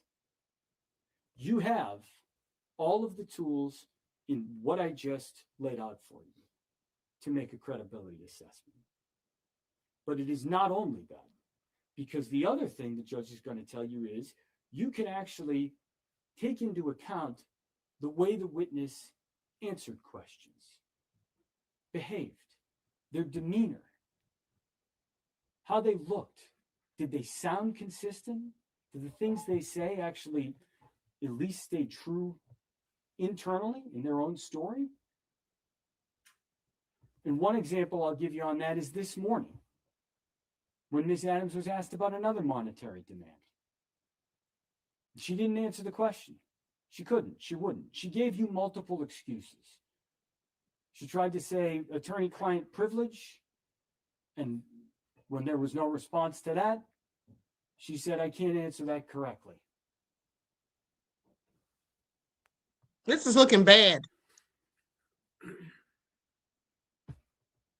Take the way she answered questions into account, but line it up against the facts that you know that you have, because that's how you got to make a decision, on facts, on evidence.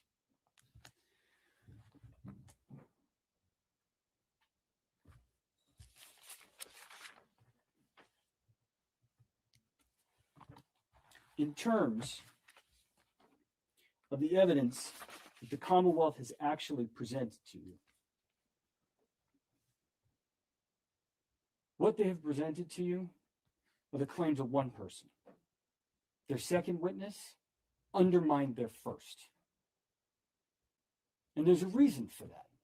There's a reason they had absolutely nothing to corroborate this allegation, which one thing I will say about the assault and battery, she described Mr. Diggs slapping her on the right side of her face with his right hand. And she actually demonstrated it for you. But the problem is that's a physical impossibility. And the reason I would suggest to you that that demonstration didn't go quite well is because sometimes people miss their mark. Sometimes actors forget the script. What you do not have before you is anything that you can base a firm decision on, unless that decision is that the Commonwealth has not proved its case. The Commonwealth has an opportunity to speak to you after I do. And he's giving the worst closing argument. Like, dude, hurry up and get to the point. Why is he dragging it out? We already know she was lying. It's easy to see. He could have wrapped this up 10 minutes ago. Okay? This is a pitiful example of a closing argument. you heard the Commonwealth question some witnesses about working for Mr. Diggs. Let me fast forward. I'm tired of him. You were accused of having something happen at your house on some random day 3 weeks ago. Who would be there with you? The people closest to you. It'd be your family, the people who are in your house all the time. And for Mr. Diggs, Stefon must have ordered him from Temu. Let me see if I can just get to the end of it, honey, and see who won, because I'm tired of this. I'm so over it. thing that I want to talk about is oh God, the reason for bias. Because when Mr. Virtue asked, I think the first witness was said he's getting paid by the word, Queen. She was Miss Salas. Mr. Diggs paid her salary, isn't that right? I'm done.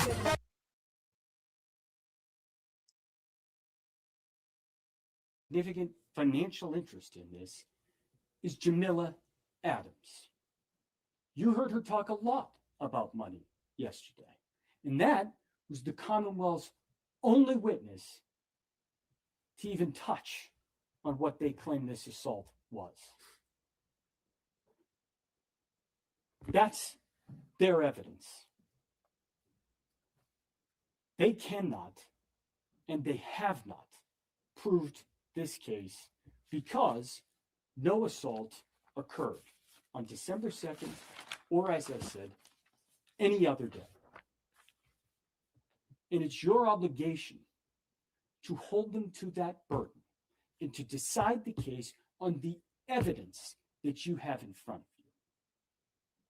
you. And that evidence provides one answer alone.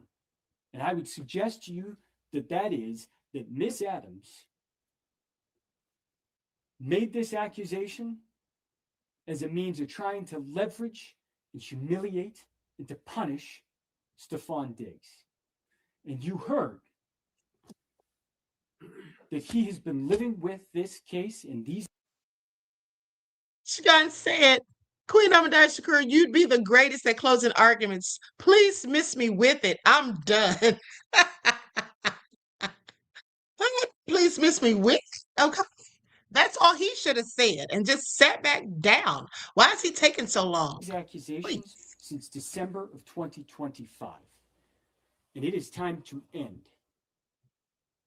The evidence that you have heard that has been put before you is not enough for the Commonwealth to sustain their burden. It is your obligation to return a true and a just verdict. And the evidence that you have heard requires that you go back into that room and that you lift this burden off Mr. Diggs' shoulders and that you tell him and the world that Stefon Diggs is not guilty. It sounds ridiculous. Okay, sir, someone must have told him that it has to be a certain amount of time for this thing to last because he is really stretching it. Of this incident that never occurred. Thank you. Thank you. Please sit down. Now, this one's probably going to be even worse. Good afternoon. He doesn't even have anything to work with. Feels like it's been a little while since last time I talked to you guys directly. So, was Miss Adams a perfect witness? No. She was argumentative, avoided, difficult. But does that mean you should throw away everything she says? She said, no. I think it'd be easy for you guys to do that, but that's not your job. You guys are the jury. It's your job, your sacred duty, to comb over every bit of evidence you heard, to consider it, to give it the attention it deserves, the attention, the scrutiny, the weight it deserves. You don't have to like Miss Adams. You don't have to like the way she testified today and yesterday, but you do have to give her and her testimony the attention it deserves. You heard from her about what happened in that room on December 2nd. She said, he entered the room, slapped her, put her in a headlock, said some things to her. I suggest if you remember how she was testifying, I think the way she was testifying to that lends some to her credibility. She was taking her time. She was looking. She was trying to remember things. As the defense counsel predicted, one of the things I'm going to say is that Miss Adams was the only witness you heard from about what happened in that room. You have defense's witnesses who said what happened afterwards, but if you remember Miss Adams' testimony, she said that was after she had an opportunity to kind of put herself together. She said she cried, she changed her clothing, she kind of started packing. The question you may be having is, why would she act that way? Why was she going out and smiling?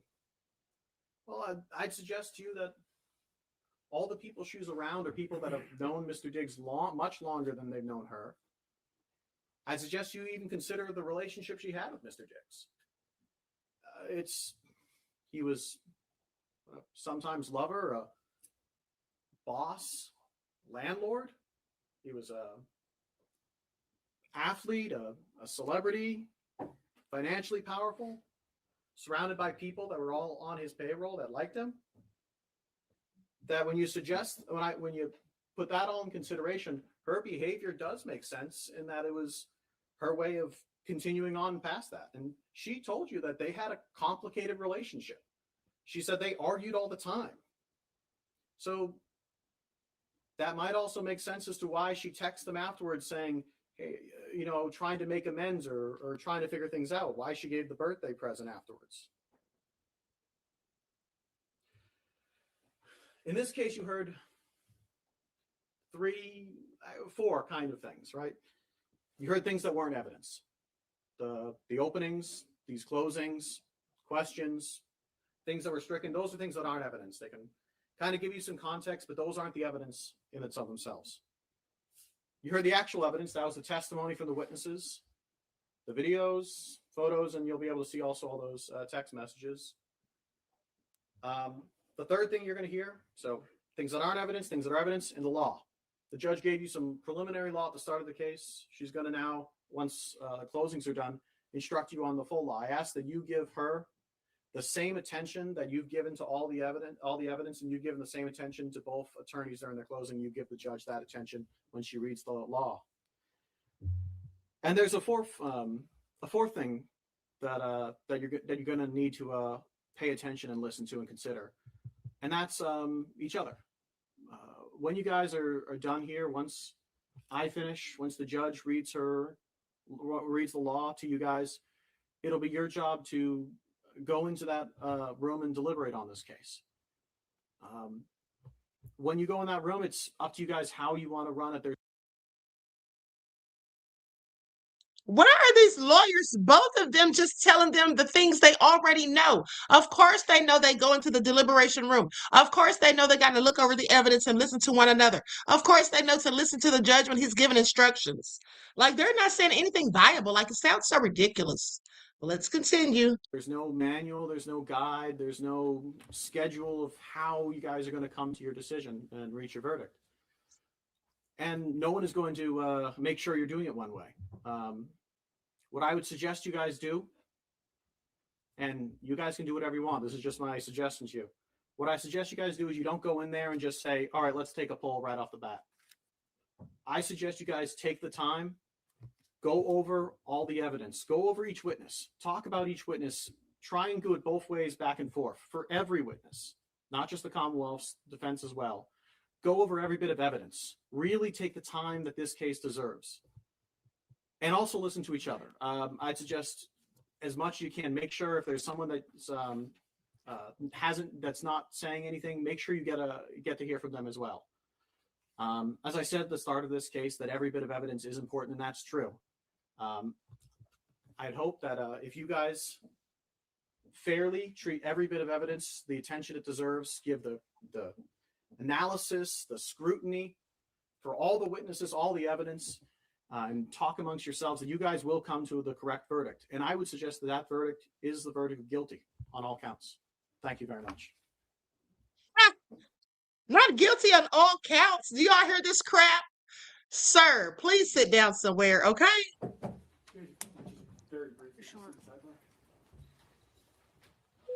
He said guilty on all counts.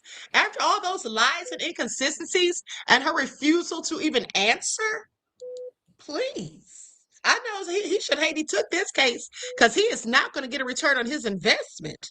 Okay, all the billable hours that he's acquired, he's not going to get a dime, honey. This is a wrap. Okay, the workman's comp is all out of here. That's not going anywhere. That girl was straight up lying. All of the witnesses said the opposite of what she said. She's on video dancing, having the time of her life, living life like it's golden. Didn't look hurt or bothered at all. Sore neck and throat, but you never went to the doctor. You have no medical receipts or invoices or anything. And then you had your so-called alleged mediator hit him up for a money grab days later after you moved out. And he had to tell you to move out. If somebody chokes me violently and my throat, neck, and shoulders and all that are hurting, and I've got a bruise on my face or redness on my face, honey, you don't have to fire me. I will quit. Okay? But he had to tell her, you no longer work here. Services no longer needed. Please. All crazy. All right, sure. Claudette said he wants coins. I know he does, but he won't get them today. Which is to decide the fact issues in this case. Before you do that, I will instruct you on the law. It was obvious to me throughout this trial that you faithfully discharged your duty to listen carefully to all the evidence and observe each of the witnesses. I now ask you to give me that same close attention as I instruct you on the law. My function as the judge in this case has been to see that this trial was conducted fairly, orderly, and efficiently. It was also my responsibility to rule on what you may consider as evidence and to instruct you on the law which applies in this case. It is your duty as jurors to accept the law as I stated to you. You should consider all my instructions as a whole. You may not ignore any instruction or give special attention to any one instruction. You must follow the law as I give it to you, whether you agree with it or not. It was the duty of the attorneys in this case to object when the other side offered evidence which that lawyer believed was not admissible under our rules of evidence. They also had an obligation to ask to speak to me, with me at the judge's bench at sidebar about questions of law which the law requires me to rule on out of your hearing. The purpose of such objections and rulings is not to keep relevant information from you, just the opposite.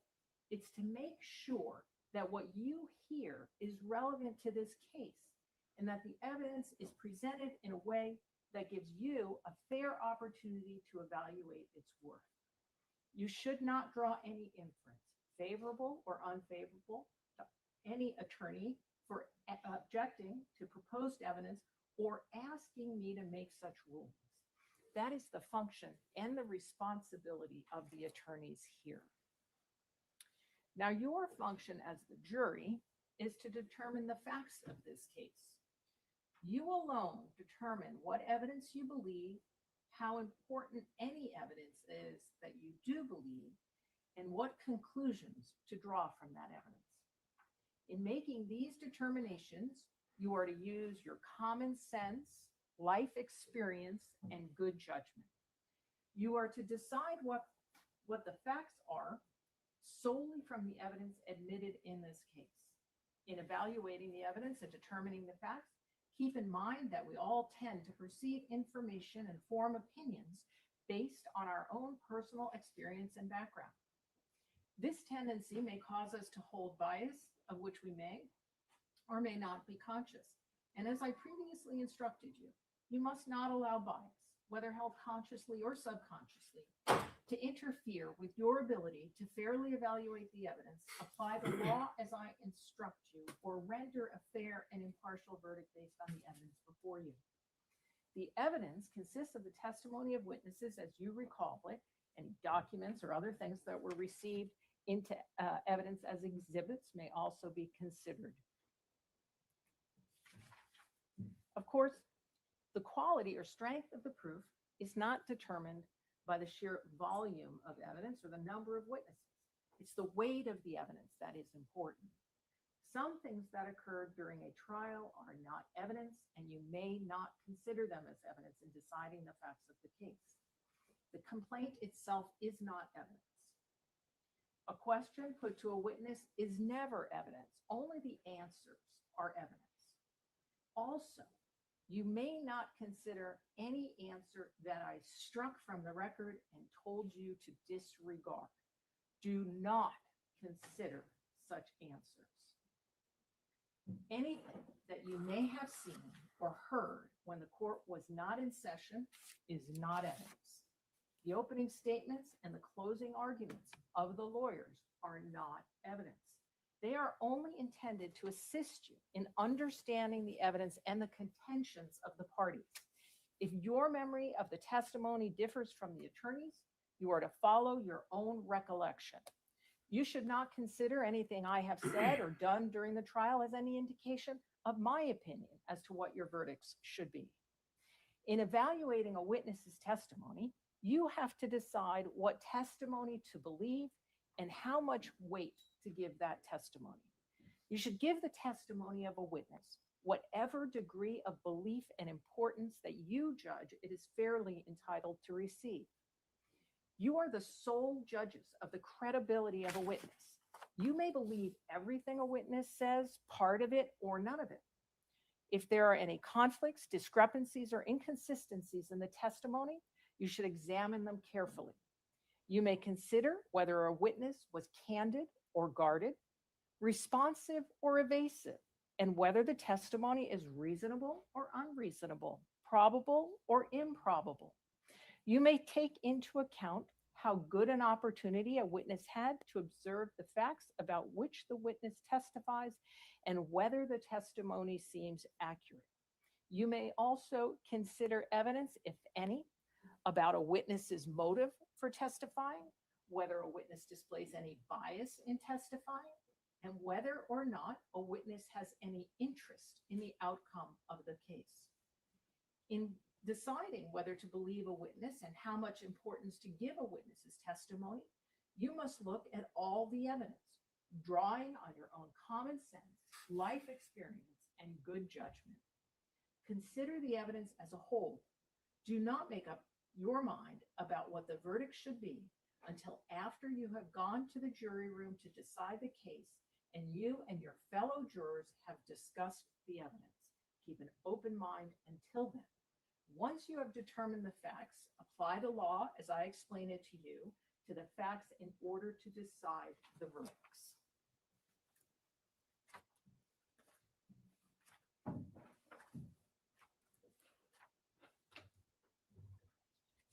Now, there are two types of evidence which you may use to determine the facts of the case: direct evidence and circumstantial evidence.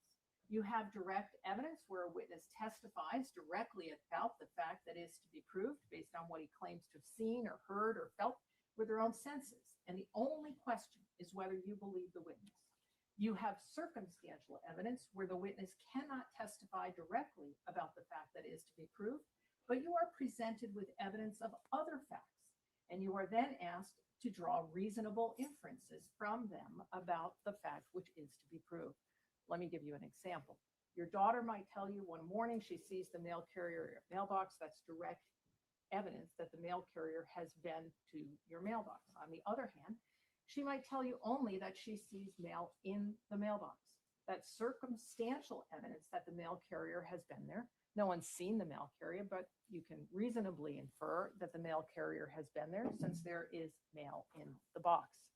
The law allows either type of proof in a criminal trial. There are two things to keep in mind about circumstantial evidence. The first one is that you may draw inferences and conclusions only from facts that have been proved to you. The second rule is that any inference or conclusion which you draw must be reasonable and natural based on your common sense and experience of life.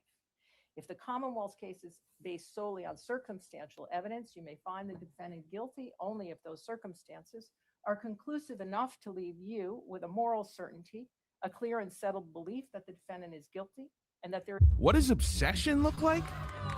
It doesn't shut up or stay on the diamond. It's a flip. Only be consistent with the defendant's guilt. It must be inconsistent with his innocence. Whether the evidence is direct or circumstantial, the Commonwealth must prove the defendant's guilt beyond a reasonable doubt from all the evidence in the case. Now,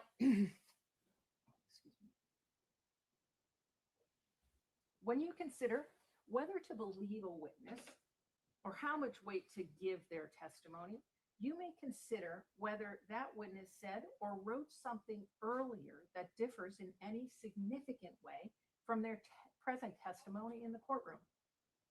It is for you to say whether there is a difference and how significant any difference is. Please note that you may not use the witness's earlier statement as proof that something said in it is true. So, for example, if a witness testified here that she found a donut but had earlier written that they found a bagel, that earlier statement would not prove they found a bagel, but it might raise doubt as to whether they were accurate or truthful when they testified that they had that claim. You may also take into account any earlier statement the witness made, which is consistent with their present testimony. The prior statement is relevant only as to the witness's credibility, and you may not take it as proof of any fact contained. He's not done giving the instructions yet. What in the world's going on here? Hold on. Let me see if I can go to another broadcast where it's done. You may have noticed that the defendant did not testify. The Let me see defendant here. has an absolute right not to testify, since the entire burden of proof. Okay, that's New York channel. On the Commonwealth to prove that the defendant is guilty. It is not up to the defendant to prove that he is innocent. The fact that the defendant did not testify has nothing to do with the question of whether he is guilty or not guilty. I'm going to another channel because on this channel, I don't know why, but the audio is terrible. For some reason, you can barely hear the judge.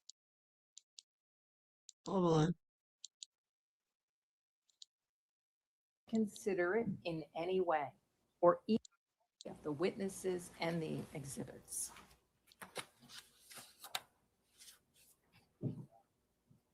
As I have told you, the complaint against the defendant is only an accusation. It is not evidence.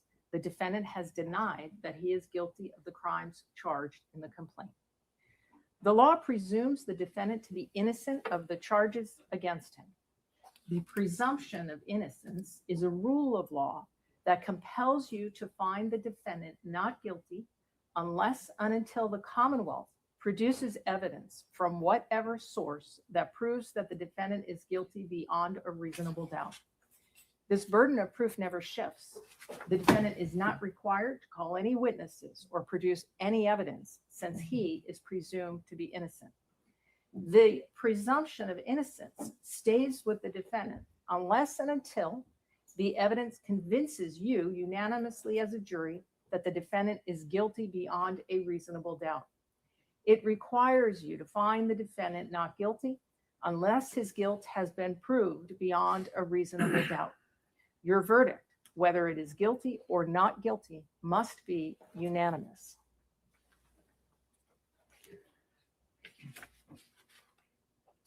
Now, as I've said, the burden is on the Commonwealth to prove beyond a reasonable doubt that the defendant is guilty of the charges made against him.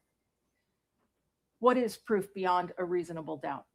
The term is often used and probably pretty well understood, though it is not easily defined.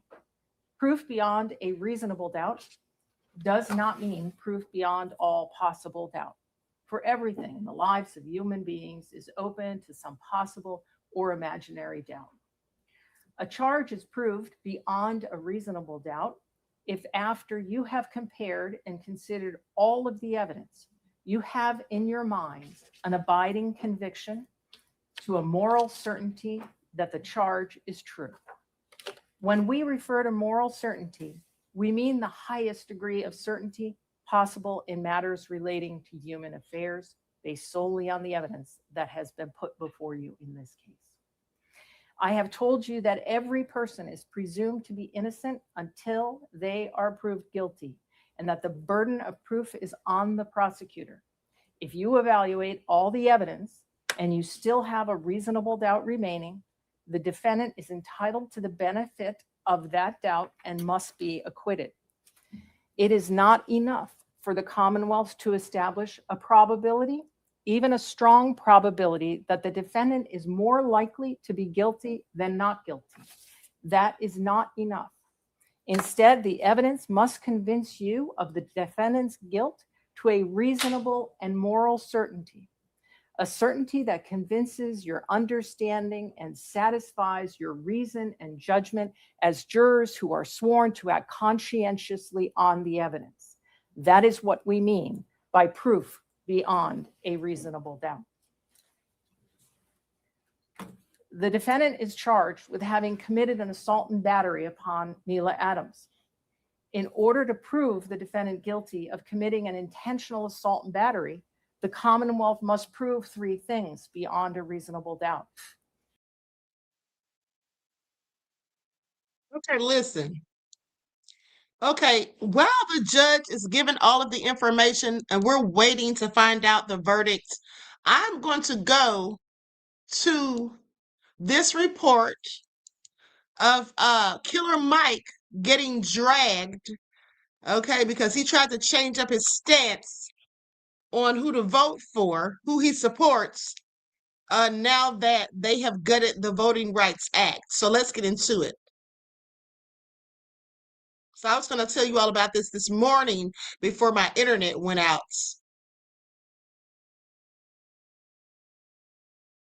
Okay, here we go. Lights up, everyone, please like and share, and then we'll go back to see if they've go back in a minute to see if they've come to some conclusion. Club in Atlanta, Fight Plus News. I'm John Abba. And I'm talking directly to you. Let me get my overlay. Almost forgot. Killer Mike, your ass is tagged. Shut the f up. Cause wasn't this your in 2024? Oh no, this is your ass again. Killer Mike says Kamala's race won't be a key in 2024. It's progressives for me. You one of the reasons why we in this shit. Killer Mike is currently being checked across the internet for a new video he will share on his social pages, calling for people to vote ahead of the upcoming midterms and to further spread awareness on a recent Voting Rights Act decision. Hey, what's up? Onyx Impact, Black Male Initiative. This is Killer Mike, also known as Michael Render. 1965 Voters' Rights Act just got gutted. They gutted it. They literally eviscerated it, and it's now trying to make it easier or allowed it to be easier for states to redraw district lines to annex those most in need out. This is not just Black people and African Americans. This is poor people. So based on where you are, the more poor people, they can chop you up. They can make sure you aren't voting on the behalf of the poor and the interest. They can make sure that it affects your schools. They can make sure it affects your jobs. They can make sure it affects every part of your life. So right now, you need to be putting pressure on our local politicians and local municipalities not to do this. We need to be putting pressure to make sure that those like you and like your neighbors still have the ability to exercise the full constitutional rights of voting, and it being effectively not eviscerated and us being taken back to Jim Crow. So we're going to start the largest voter initiative possible this fall. We're going to get people out to the polls. We're going to beat up those midterms, and going forward, we're going to do more than just march and protest. We're going to go to the polls. We're going to change the people who are in office. We're going to get those laws back changed in the favor of the people. This is Michael Render. Stay tuned. We're going to do something plot, plan, strategize, organize, and mobilize big next. Now, for anyone that has paid attention to some of Mike's past remarks, it could appear that he was one of the few Black celebrities that would indirectly help Donald Trump secure another run in the White House. Many are calling out one of Mike's main stances of openly challenging Democratic nominee Kamala Harris by saying being Black doesn't guarantee the vote. And the time he would meet up with Trump loyalist Governor Brian Kemp of Georgia in 2024. So for some to see Mike now change his tone a bit after the Voting Rights Act would no longer be upheld as Trump sits in the White House, they believe Mike is partly to blame. Gail Hughley and several people on social media would let the rapper know that it's too late now to switch things up. Under Mike's post of the now infamous video on Threads, Hughley would go on to directly reply with, "Wow, the vibe shift," and would continue his stance by sharing another comment that read, "I see all these Black people who are apoplectic about the Voter Rights Act, but you helped it happen. Miss me with that BS. Google don't forget, neither do I. Get the F out of here." Now, even though that message, unlike the previous one, was not directly addressed to Mike, many would go on to assume that's who Hughley was calling out. As mentioned, several users would make sure that Mike was fully aware of being a part of the problem, despite now trying to appear that he's a part of the solution. And I'm talking directly to you, Killer Mike. Your ass is tagged. So Killer Mike decided to post this shit on Threads. Americans, we've got work to do beyond the polls this year, no matter what. Plan, plot, strategize, organize, mobilize. Shut the f. Because wasn't this your bitch ass in 2024? Oh no, this is your bitch ass again. Killer Mike says Kamala's race won't be a key in 2024. It's progressives for me. You one of the reasons why we in this shit. You with your fucking misogyny war could not see a Black woman who has been the most qualified person to run for the office be president. You couldn't see that shit. You wanted to play on her race instead of playing on her policy. You dumbass. You it up for us. It's Black men like you that need to sit the in the background and shut the up. Stop speaking. You are not a leader. Close your mouth and sit in the back row. Welcome to the party, Killer Mike. Ain't you the same Negro that says just because you Black, that don't guarantee your vote? Kind of late for this bullshit. I'm telling you, those days are over. So many entertainers and famous people and athletes, actors, rappers, whatever. People sick of y'all. So Michael Santiago Render, Nope. Nobody want to hear from you. As far as a response from Mike, on Monday, he would begin to respond to Hughley and others' claims. Over on his IG story, he would first share a photo of him fake crying at a well-known local strip club with the caption, I cried away the pain in at Blue Flame Lounge. While another IG story post would show a response he would give someone for calling him a sellout. Now, over on X, Mike would fire back with several different responses to defend himself against people's claims. While responding to a user for calling him out about meeting with Kemp, he would go on to say, the governor race was in 2018. I supported Abrams. My meeting with Governor Kemp about jobs, trades, and more was 2020. You are an incredible liar and F nigga too. Stop lying, F nigga. Now, in response to that same user, Mike would send off another message to highlight that he has supported Black candidates in the past. Blacks I Help campaign and or win. Kasim Reed, Keisha Lambs Bottoms, Raphael Warner, Senator John Ossoff, white but good for Georgia, Miss Abrams too. To not like Mike is okay, to be a liar is not. Peace out, liar, face ass. Now, despite issuing this response to challenge claims, some of his previous interviews continue to surface online, showing that he may have been adding to the divide, which can be seen as helping Trump win previous elections. Why didn't you support Hillary Clinton? I just didn't believe in that leadership. I don't believe in the current leadership. So just your party needs to give me a better version of what you want to see. I didn't vote for Trump, but did we go to war under him? No. Was the economy better? What were the interest rates on the house when he was president? Oh, the interest rate. Yeah, I'm just saying. Why didn't you vote Hillary? Because I voted Bernie. Well, yeah, but it got to a point where it was either going to be Hillary or... Yeah, it gets to a point where I get the fine stripper or the fat stripper. If the fat stripper can't dance, I don't want the fat one. Let's talk about it more in the comments below. Do you agree with Hughley and others that think some of Killer Mike's previous comments helped Trump secure his past elections, which has now allowed something like this recent change to the Voting Rights Act take place in the first place? And more directly, is Killer Mike on the wrong side of politics for Black people today? Stay today for the latest news in comedy, culture, and sports by subscribing here to our YouTube channel and follow Hype Plus across all social media. And if you enjoy content like this, head over to hypersclub.com right now to get your membership to watch full interviews and more original.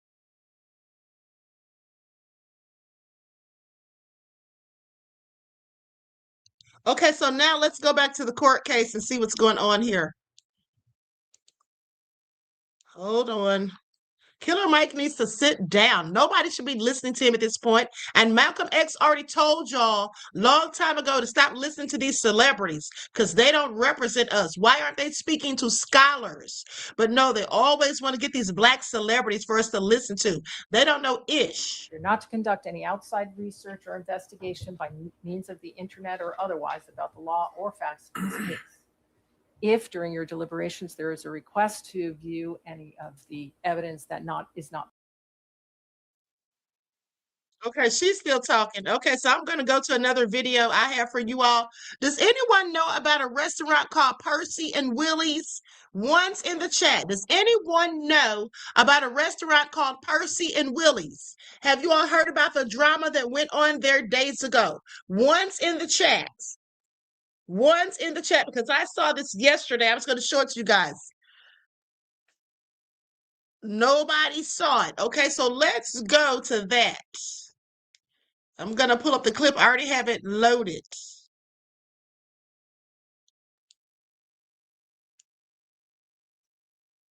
Hey, don't tempt me, Shouty. Don't tempt me. I have it, sir. Don't tempt me. Don't tempt me, boy. This right here, a picture of the owner of Percy and Willie's grabbing on me after I asked him not to touch me 30,000 times. Him and the manager got a touching problem. I felt very uncomfortable in this situation. I was surrounded by a lot of angry men, and they all had pocket knives. Not to mention, they kept touching me. Look at him leaning on me, pushing me with his stomach. Y'all not supposed to do that. I had to get him off of me, so I pushed him off me. Once again, I told him to get off of me. And look, he's still leaning in for body contact. Ooh, sir. All I wanted to do was give my food review. I only weigh 100-something pounds, sir. You can't be pushing and leaning on me like that. Let me show you how it all began, though. What's up? Yeah, I'll tell you right now. We at Percy and Willie's in Florence, South Carolina. We just gonna see what's going on. What's up? Damn, though, they said I'll wait. I'm hungry right now. It's a server that's willing to take you just because it's you. I just gotta say it's staged. Oh, yeah, let's get it then. Hey, yeah. Silverware. They already starting out bad. Sweet tea. Yeah.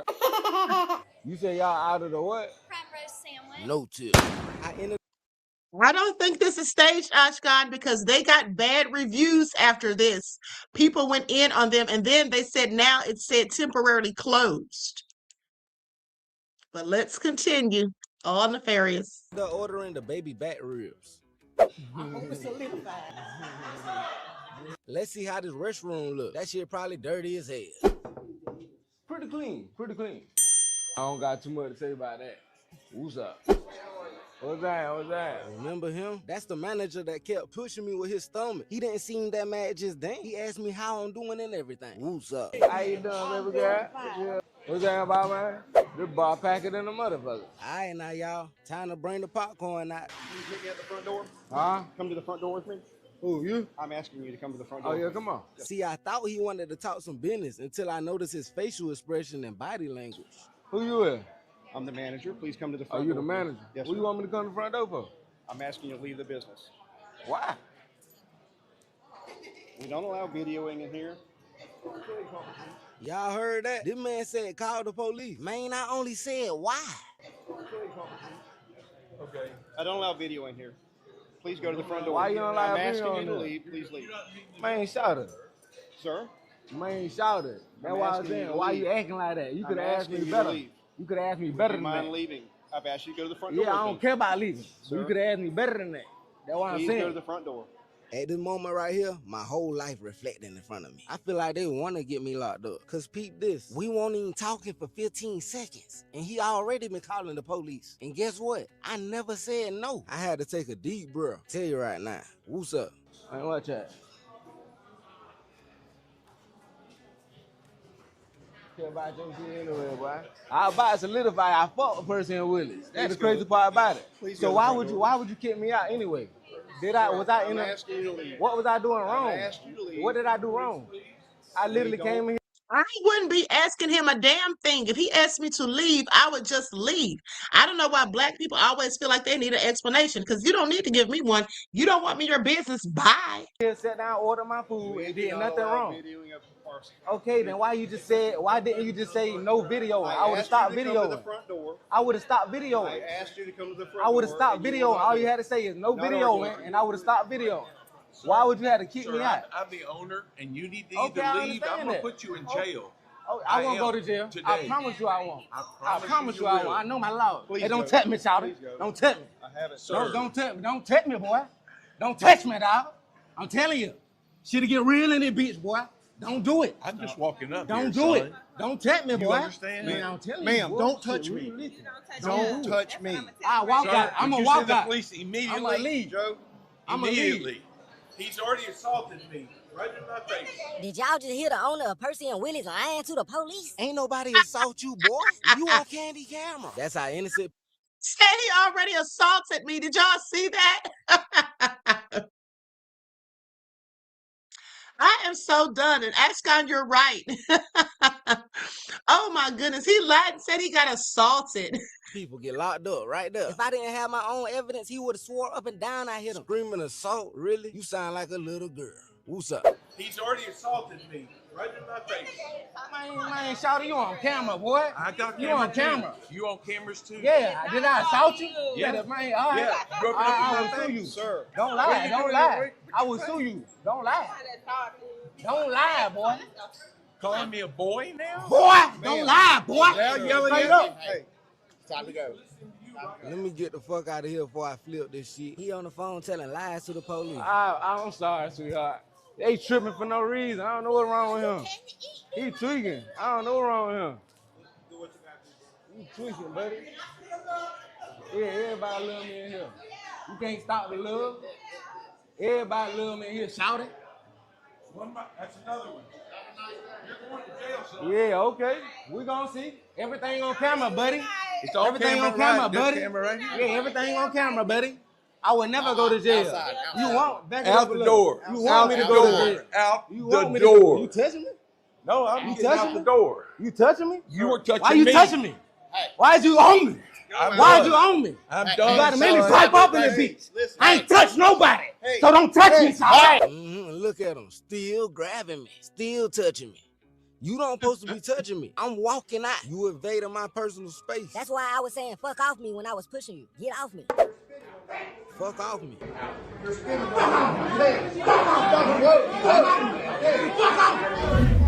this shit, man. Yeah, so the manager got a problem with me being inside there recording. I assaulted you. Everything I do is on camera. Boy, look. Ooh, boy, they lucky.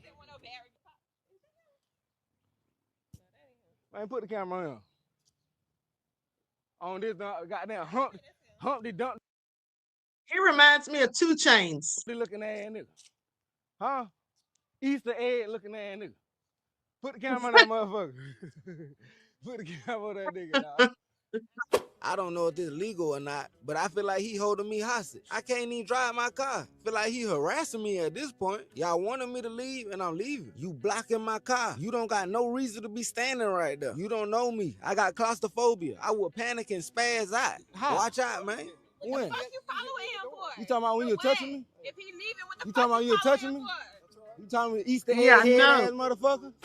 Get out his face. Like, why Oh, is he so all up crazy. on him like that for?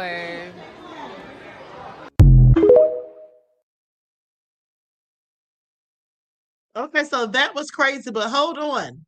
Because somebody did like a hold on, let me find the clip. Somebody did like a response to that video.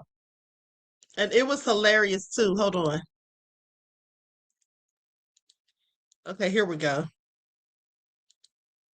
That was crazy, but he was doing too much for me. He should have just left. I wouldn't be asking them, why are you want me to leave? I wouldn't even care.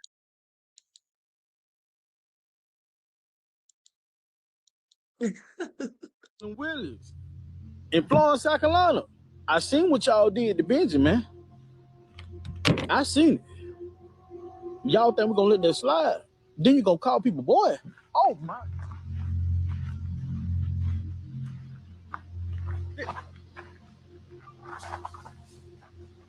Then y'all gonna call people boy? For real?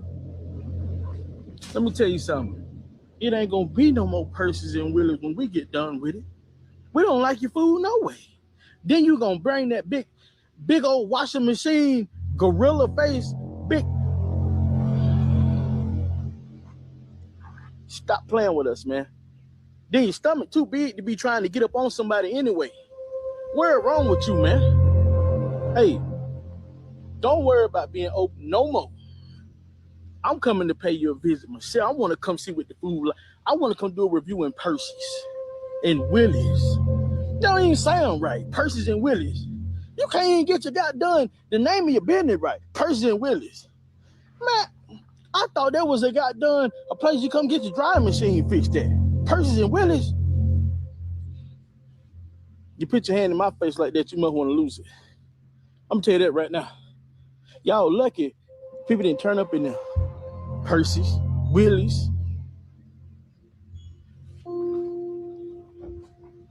I'm coming. This sounds crazy. Talking about he's coming. Now listen, let's go to the reviews. Let's go to the reviews real quick. Because like I told you all, I heard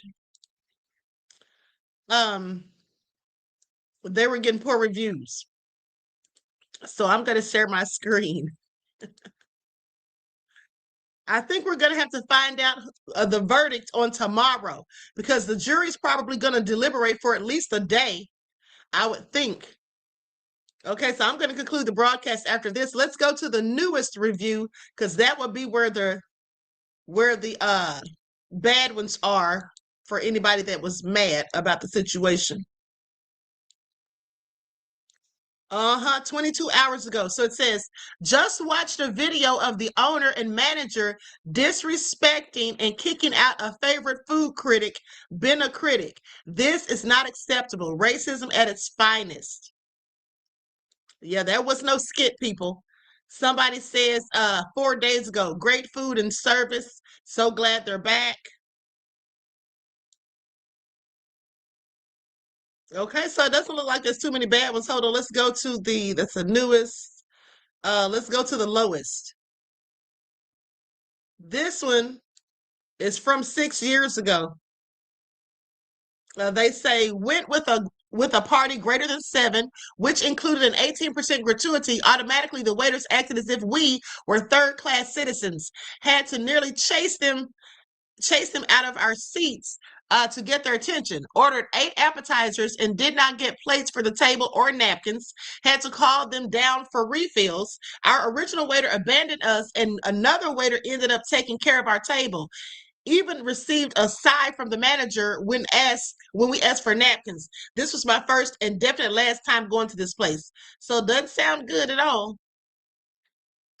And that was from 6 years ago, so that clearly had nothing to do with what happened recently. So I don't think I see any more bad reviews. Doesn't look like it. It's wonderful to know your meal and the care, receive both reward and whatever. All right. This is a long one. I'm not going to read all that. They said something about wasting their time. This is a bad review from a week ago. So they don't have good reviews in general, it looks like, for the most part. Anyway, certainly don't want to tick people off on the internet that have a whole lot of followers, and especially those who deem themselves as food critics, because that can really hurt your business. I think they just wanted him out of there simply because they didn't like his looks. That's just my opinion.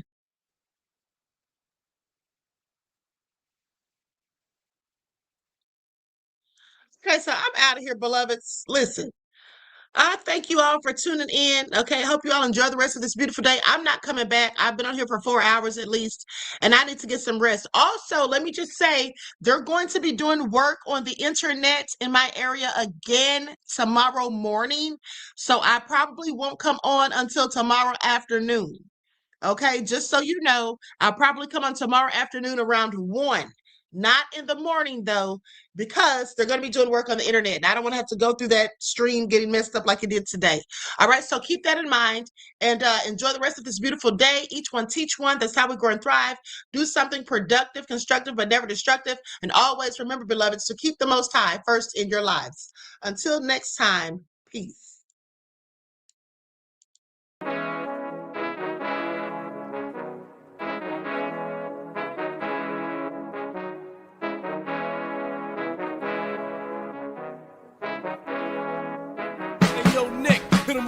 Gold all in my skin, God all in my blood, kings all in my circle. You touch one of mine and you're done. They show no love for the queen. Why you hating on me? Is it cause I'm free and I got Malcolm X in my jeans? I got dreams like King Luther, shed blood like Kunta. You ain't helping my people, I ain't got nothing to say to ya. I want all the smoke like hookah. Talking reparations, America won't be great until they give us compensation. I'm like, I'm the hottest right now. That's See right. a bunch of lames out here trying to jock on my style. They be doing too much. I'm the queen, it's too easy. It's like they all at Popeyes, how they be talking so greasy. Real slick. I just sit back and laugh while these haters get madder. So nefarious how they don't want my pockets with cheddar. I tell them they can do better. These snakes in the grass can leave a bite on your ass, cause y'all be trusting too fast. I got my foot on the gas, other one on they necks. Dropping receipts on haters, you better show some respect. I'm never facing regrets, we only facing the threats. Running through every challenge like a relay, break no sweat. It's a cold game, so I got that blanket with me. Now that my people awaken, ain't no going to sleep. I do not play by my piece, this time I'm playing for keeps. You talking slick, but when I see you like them ends, we gon' meet. And I got